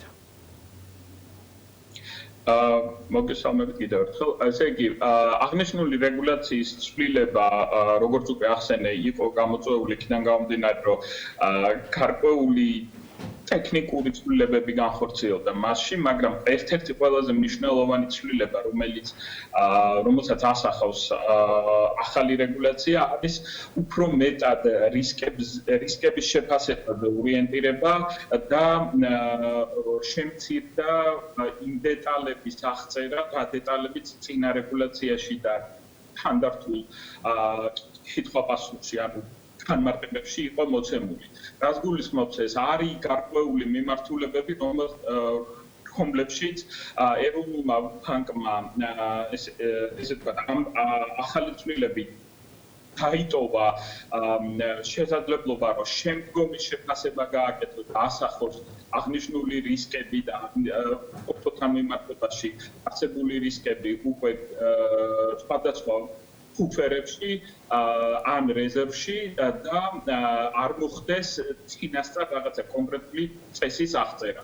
ასევე უფრო მეტი ნაწილი გადავიდა კომერციული ბანკების შიდა რეგულაციებს და შიდა პროდუქტის აღწერილობაზე. მაგრამ მნიშვნელოვანი არის, რომ აღნიშნული რეგულაცია, როგორც 2019 წელს რჩება კვლავ შემოსავლის გადათვლაზე ორიენტირებული და ცალსახად რჩება იმ ჩარჩოში, რაჩარჩოს არსებობდა წინა პერიოდში. ანუ არსებობს კონკრეტული კოეფიციენტები და კონკრეტული ჩარჩოები ყოველ მიმართებაში. და შემდეგი კითხვა უკვე მომხმარებლის პოზიციიდან, ანუ ადრე თვითონ მომხმარებლის კუთხიდან ძალიან ბევრი პრეტენზია გვესმოდა, რომ მხოლოდ იმ შემთხვევაში აძლევდნენ სესხს, თუ კი მაგალითად ოფიციალურად საბანკო ანგარიში ერიცხებოდა მას ხელფასი ან რამე სხვა ოფიციალური დოკუმენტი ჰქონდა და ხშირად პრობლემა ექნებოდა ეგრეთ წოდებულ თვითდასაქმებულებს, ტაქსის მძღოლებს, რეპეტიტორებს.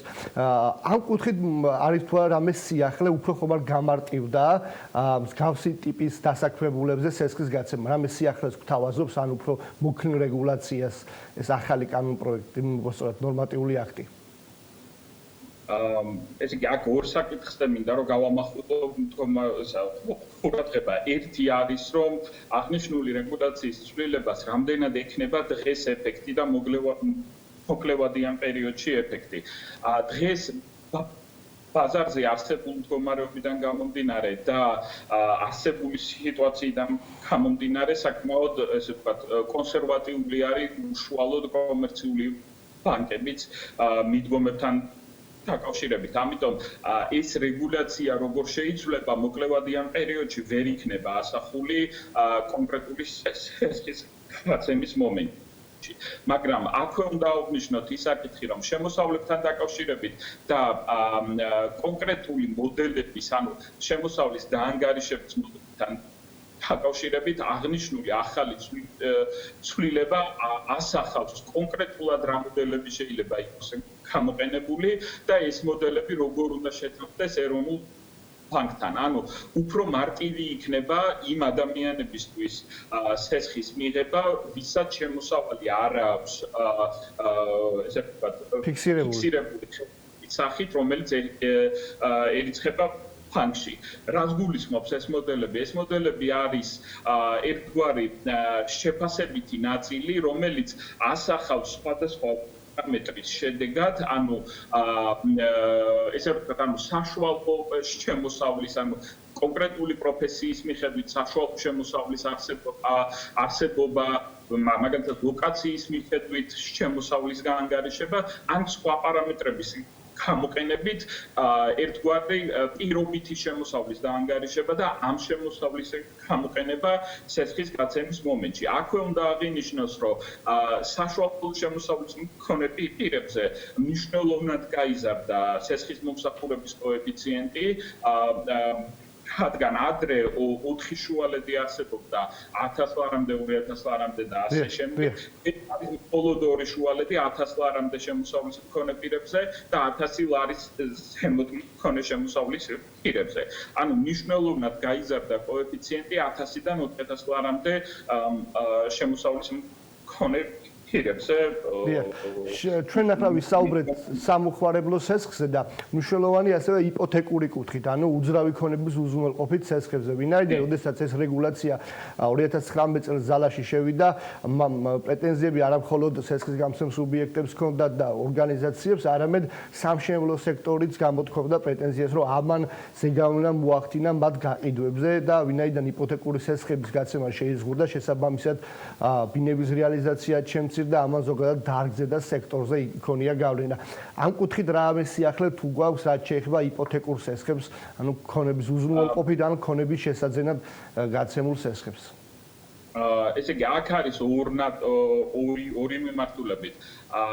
ორი არა, სამი საკითხი არის, რომელიც გამარტივდა ერთი ნაწილი ცალსახად უნდა აღნიშნოთ რომ გასული წლის 2019 წლის ზაფხულში უკვე იყო იპოთეკურ სესხებთან მიმართებაში გარკვეული ცვლილებები განხორციელებული ეხლა აღნიშნულ ცვლილებაში არის ესე ვთქვათ მაღალშემოსავლიანი პირები დაიდენტიფიცირებული ასევე შემცირდა სესხის ლიმიტი რომლის ზემოთაც აღარ ესე ვთქვათ აღარ ეხება აღნიშნული რეგულაცია და 2 მილიონი ლარიდან შემცირდა 1 მილიონი ლარამდე ასევე იპოთეკური სესხების ვადა გაიზარდა 20 წლამდე მაგრამ აქვე ცალსახად უნდა აღნიშნოთ არსებული რთული მდგომარეობა ბაზარზე წლის ხოლომდე მიუხედავად ამ ცვლილებებისა ცოტა ესე ვთქვათ კრიტიკულად რო შევაფასოთ იპოთეკურ პორტფელთან მიმართებაში არაერთგვაროვანი შეფასებები არის იქიდან გამომდინარე რომ როგორც მიწოდების კუთხით ასევე მომხმარებლების მიერ მძრავი ქონების შეძენის თვალსაზრისით რამდენად იქნება მოთხოვნა. დღეს ცოტა რთული არის ვისაუბროთ ეს რეგულაცია რამდენად ასახავს ვთქვათ იმ გამოწვევებს რა გამოწვევებიც დღეს გვაქვს. აქვე მინდა აღვნიშნოთ და თვალსახად ვთქვა რომ საგანგებო მდგომარეობის პერიოდში და ვირუსთან ანუ პანდემიასთან დაკავშირებულ კრიზისთან მიმართებაში არის გარკვეული ნაბიჯები მიღებული ეროვნული ბანკისგან შეეხება ეს თქვათ ლიკვიდობის გამაგრებას თუ სხვა უფერების მოხსნას ან ასე შემდეგ მაგრამ რეალურად რომ თქვათ ძალიან რთული არის დღეს შევაფასოთ რა ეფექტი ექნება კონკრეტულად ამ რეგულაციას შემდეგი თქვათ 3 თვის განმავლობაში ძალიან რთული იქნება შევაფასოთ ეს და მეორე საკითხი არის რამდენად ადეკვატურად პასუხობს უკვე დღის მდგომარეობით არსებულ გამოწვევებს თუნდაც ეს შეწყობები რთული საქმეა და ბოლო კითხვა ხიტყვი ეს არის რომ ანუ რეალურად კიდევ უფრო ფიქრობ რომ კიდევ უფრო უნდა შემსუბუქდეს რეგულაცია რადგან შიგნითაც კი კომერციულ ბანკებს უკვე მაქსიმალურად კონსერვატიული მიდგომები ექნება ალბათ წლის ბოლომდე ნებისმიერი სესხის გაცემის კუთხით. დიახ, ბოლო კითხვა ზუსტად ამას ეხებოდა საბანკო ასოციაცია და თქვენც ძალიან აქტიურად იყავით ჩართული როგორც 2019 წლის რეგულაციის შემუშავებაში, შემდგომ ამ ხის განმავლობაში დღეს გვაქვს ეს რეგულაცია და არის თუ რა რამე არსებითად მნიშვნელოვანი შენიშვნა თქვენი მხრიდან დარჩენი რაც დღევანდელ ანუ უბრალოდ რეგულაციას რომელიც 2-3 დღეში უნდა ამოქმედეს გაქვთ და ისურვებდით რომ თქვა გარკვეული დროის განმავლობაში პერიოდში ეროვნულ ბანკს ეზრუნა რომ ამ საკითხზეც მიექცია ყურადღება არსებითი ხასიათის შენიშვნა თუ რჩება საბანკო სექტორის მხრიდან არის ცალსახად კონკრეტული მიმართულებები, რომლებზეც ჩვენი მიდგომები განსხვავდება. ერთ-ერთი ყველაზე მნიშვნელოვანი არის უზრუნველყოფის კოეფიციენტებთან დაკავშირებით, რომელიც ერთ-ერთი ყველაზე მნიშვნელოვანი პრობლემა არის. იქიდან გამომდინარე კონკრეტული რისკის შეფასების მომენტში კომერციული ბანკი ინდივიდუალურად იღებს გადაწყვეტილებას, რა უზრუნველყოფის კოეფიციენტი შეიძლება რომ გამოიყენოს. არსებული რეგულაცია კვლავ ტოვებს იმ კონკრეტულ ჩარჩოებს და კონკრეტულ კოეფიციენტებს, რაც უზღუდავს ესე როგორც მომხმარებელს, ასევე კომერციულ ბანკს იყოს უფრო მოქნილი. რას გულისხმობ ამაში? ესე იგი თუ კლიენტს უნდა ვთქვათ არსებული კოეფიციენტების ზემოთ მიიღოს სესხი, მაგალითისთვის რომ ვთქვათ ლარში მიიღოს იპოთეკური სესხი და შეუძლია მხოლოდ 85% მიიღოს, თუ მას კიდევ მეტი თანხა ჭირდება მაგალითისთვის რემონტისთვის ან რაღაცა იპოთეკურ სესხზე არის საუბარი, ან სხვა მიმართულებით უფრო მეტი თანხა ჭირდება, ამ შემთხვევაში მას უწევს რომ მომხმარებლო სესხი აიღოს რომელიც ბევრად უფრო ნაკლებვადიანი არის და შეიძლება კოეფიციენტმა ვეღარ თაკმაყოფილოს. არის კიდევ ტექნიკური საკითხები, რომელიც მნიშვნელოვანია რომ გადაიხედოს ტექნიკური საკითხებში ეხლა კონკრეტულად არ ჩავალ, იქიდან გამომდინარე, ჩვენი მიდგომა არის, რომ კონკრეტულ მიმართულებებში უფრო მეტად იყოს ორიენტირებული რისკის შეფასებაზე აღნიშნული რეგულაცია და ეს მოთხოვნა თავიდანვე იყო და დღესაც არის და უფრო იყოს, ასე ვთქვათ, შემდგომი შეფასების ნაწილი, რამდენად რისკიან პორტფელს ქმნის კომერციული ბანკი და არ იყოს კონკრეტული კოეფიციენტებში და კონკრეტულ ჩარჩოებში მოქცეული ესა თუ ის სესხები. ეს მნიშვნელოვანი მოთხოვნა არის და დღეს კიდევ უფრო მნიშვნელოვანი ხდება ამ ვთქვათ, ამ ცვლილებების რეალიზაცია. ბატონო ალექსანდრე, დილამშვიდობის მოგესალმებით. მეც საბოლოო ჯამში თქვენც ახსენეთ რამდენიმე წუთის წინ, რომ კონსერვატიულია მიდგომა ისედაც ბანკების შიგნით, ასე ვთქვათ, და ეს პროცედურები შიდა რეგულაციები არსებობს. იქამდეც სანამ ეს რეგულაციები იქნებოდა 2019 წელს მიღებული საბანკო სესხების გაფუჭებულ, ასე ვთქვათ, ნაწილს თუ ჩავხედავდით, არ იყო კი ძალიან დაბალი მაჩვენებელი იყო, შესაბამისად იქამდეც მიდგომა ბანკების იყო კონსერვატიული, ეხლა შეიძლება კიდევ უფრო დაიხვეწა, ხო? საბოლოო ჯამში მივალ თუ არა იმ ეტაპამდე, რომ საერთოდ აღარ იყოს საჭირო რეგულაციები, არც მათი შერბილება და იყოს ეტაპი იმის, რომ საერთოდ მოიხსნას რეგულაციები და შიდა კონტროლზე გადავიდნენ საფინანსო სექტორი. რამდენადაც ოპტიმისტურად არ უნდა უყურებდე ამ საკითხს და რამდენადაც არ უნდა მინდოდეს, რომ ისე ვთქვათ, ეს სტატუს კო იყოს ადგენილი, ესე რომ ვთქვათ, მიმართულებას დღის მდგომარეობით მსოფლიოს მასშტაბით უკან გზა არ აქვს. იქიდან გამომდინარე, მთელი მსოფლიოს მიმართულებით, ანუ საერთო მასშტაბით პასუხისმგებლიანი დაკრედიტების სქემა ამუშავებული არის და მიდის მისი მოდერნიზაცია, ანუ იმ მიმართულებით და იმ ჩარჩოებით მოდერნიზაცია, რაც არის დღეს ეს ფაქტი, რომ აღნიშნული რეგულაცია მიღების შემდეგ მთლიანად სრულად იყო გამოთხოვილი, უკან ჯერჯერობით არ გვაქვს. აქედან გამომდინარე, ეს ოპტიმიზმი თქვათ არ აქვს. მაგრამ არის ქვეყნები, რომლებმაც მაქსიმალურად შეამსუბუქა აღნიშნული რეგულაცია იმ მდგომარეობიდან გამომდინარე, რომ სხვა მიმართულებითაც ძალიან მნიშვნელოვანი შემოქმედება ხდება, ვთქვათ, იგივე სესხების გაცემის კუთხით და იმ რისკების მართვის ნაწილში რა რისკებიც არსებობს. აღნიშნული რეგულაციის შემოღების ნაწილში, როგორც გახსოვთ, 2019 წელს ის პოლოს, როდესაც მუშაობდი, მუდმივად მიდიოდა საუბარი ტრანსპორტიანობაზე, არამთლიანი მოცულობით ან ხარისხით მიმართებაში საბანკო სექტორში, არამედ სესხებლების რაოდენობის ნაწილში. ან იმ ნაწილში, რანაცილში თქვათ, შემოსავლის დაანგარიშება კონკრეტულად ვერტებულ და ადამიანებთან მიმართებაში და მხოლოდ გადამხდელუნარიანობა ხდებოდა თავარი დიდი მადლობა ბატონო ალექსანდრე, დიდი მადლობა, როგორც აღნიშნეთ, ჩვენ ამ რეგულაციის შედეგებს ალბათ უფრო ძელვადიან პერსპექტივაში დავინახავთ და ნამდვილად კიდევ მოგვეცემა საშუალება, რომ შევაფასოთ ეს რეგულაცია და ვიმჯელოთ რა არის საჭირო, რომ უფრო მოქნილი და ბაზარზე ადაპტირებული გახდეს ეს რეგულაცია. ჯანმრთელობას გისურვებთ თქვენ მაყურებელს და დიდი მადლობა ბექამ. მადლობა ალექსანდრე ძნელაძეს და დავით კრიაშვილს, რომელიც საქმიანი დილის ბოლო ბლოკში იყვნენ ჩვენთან ერთად და ჩვენ ვასრულებთ ამით დღევანდელ ეთერს საქმის კურსის გამოშვებებში შევხვდებით ერთმანეთს, იქამდე შეგიძლიათ გაეცნოთ დღის ახალ ამბებს, მთავარ ამბებს, მათ შორის ეკონომიკიდან და ბიზნესიდან BM.GZ ნახვამდის.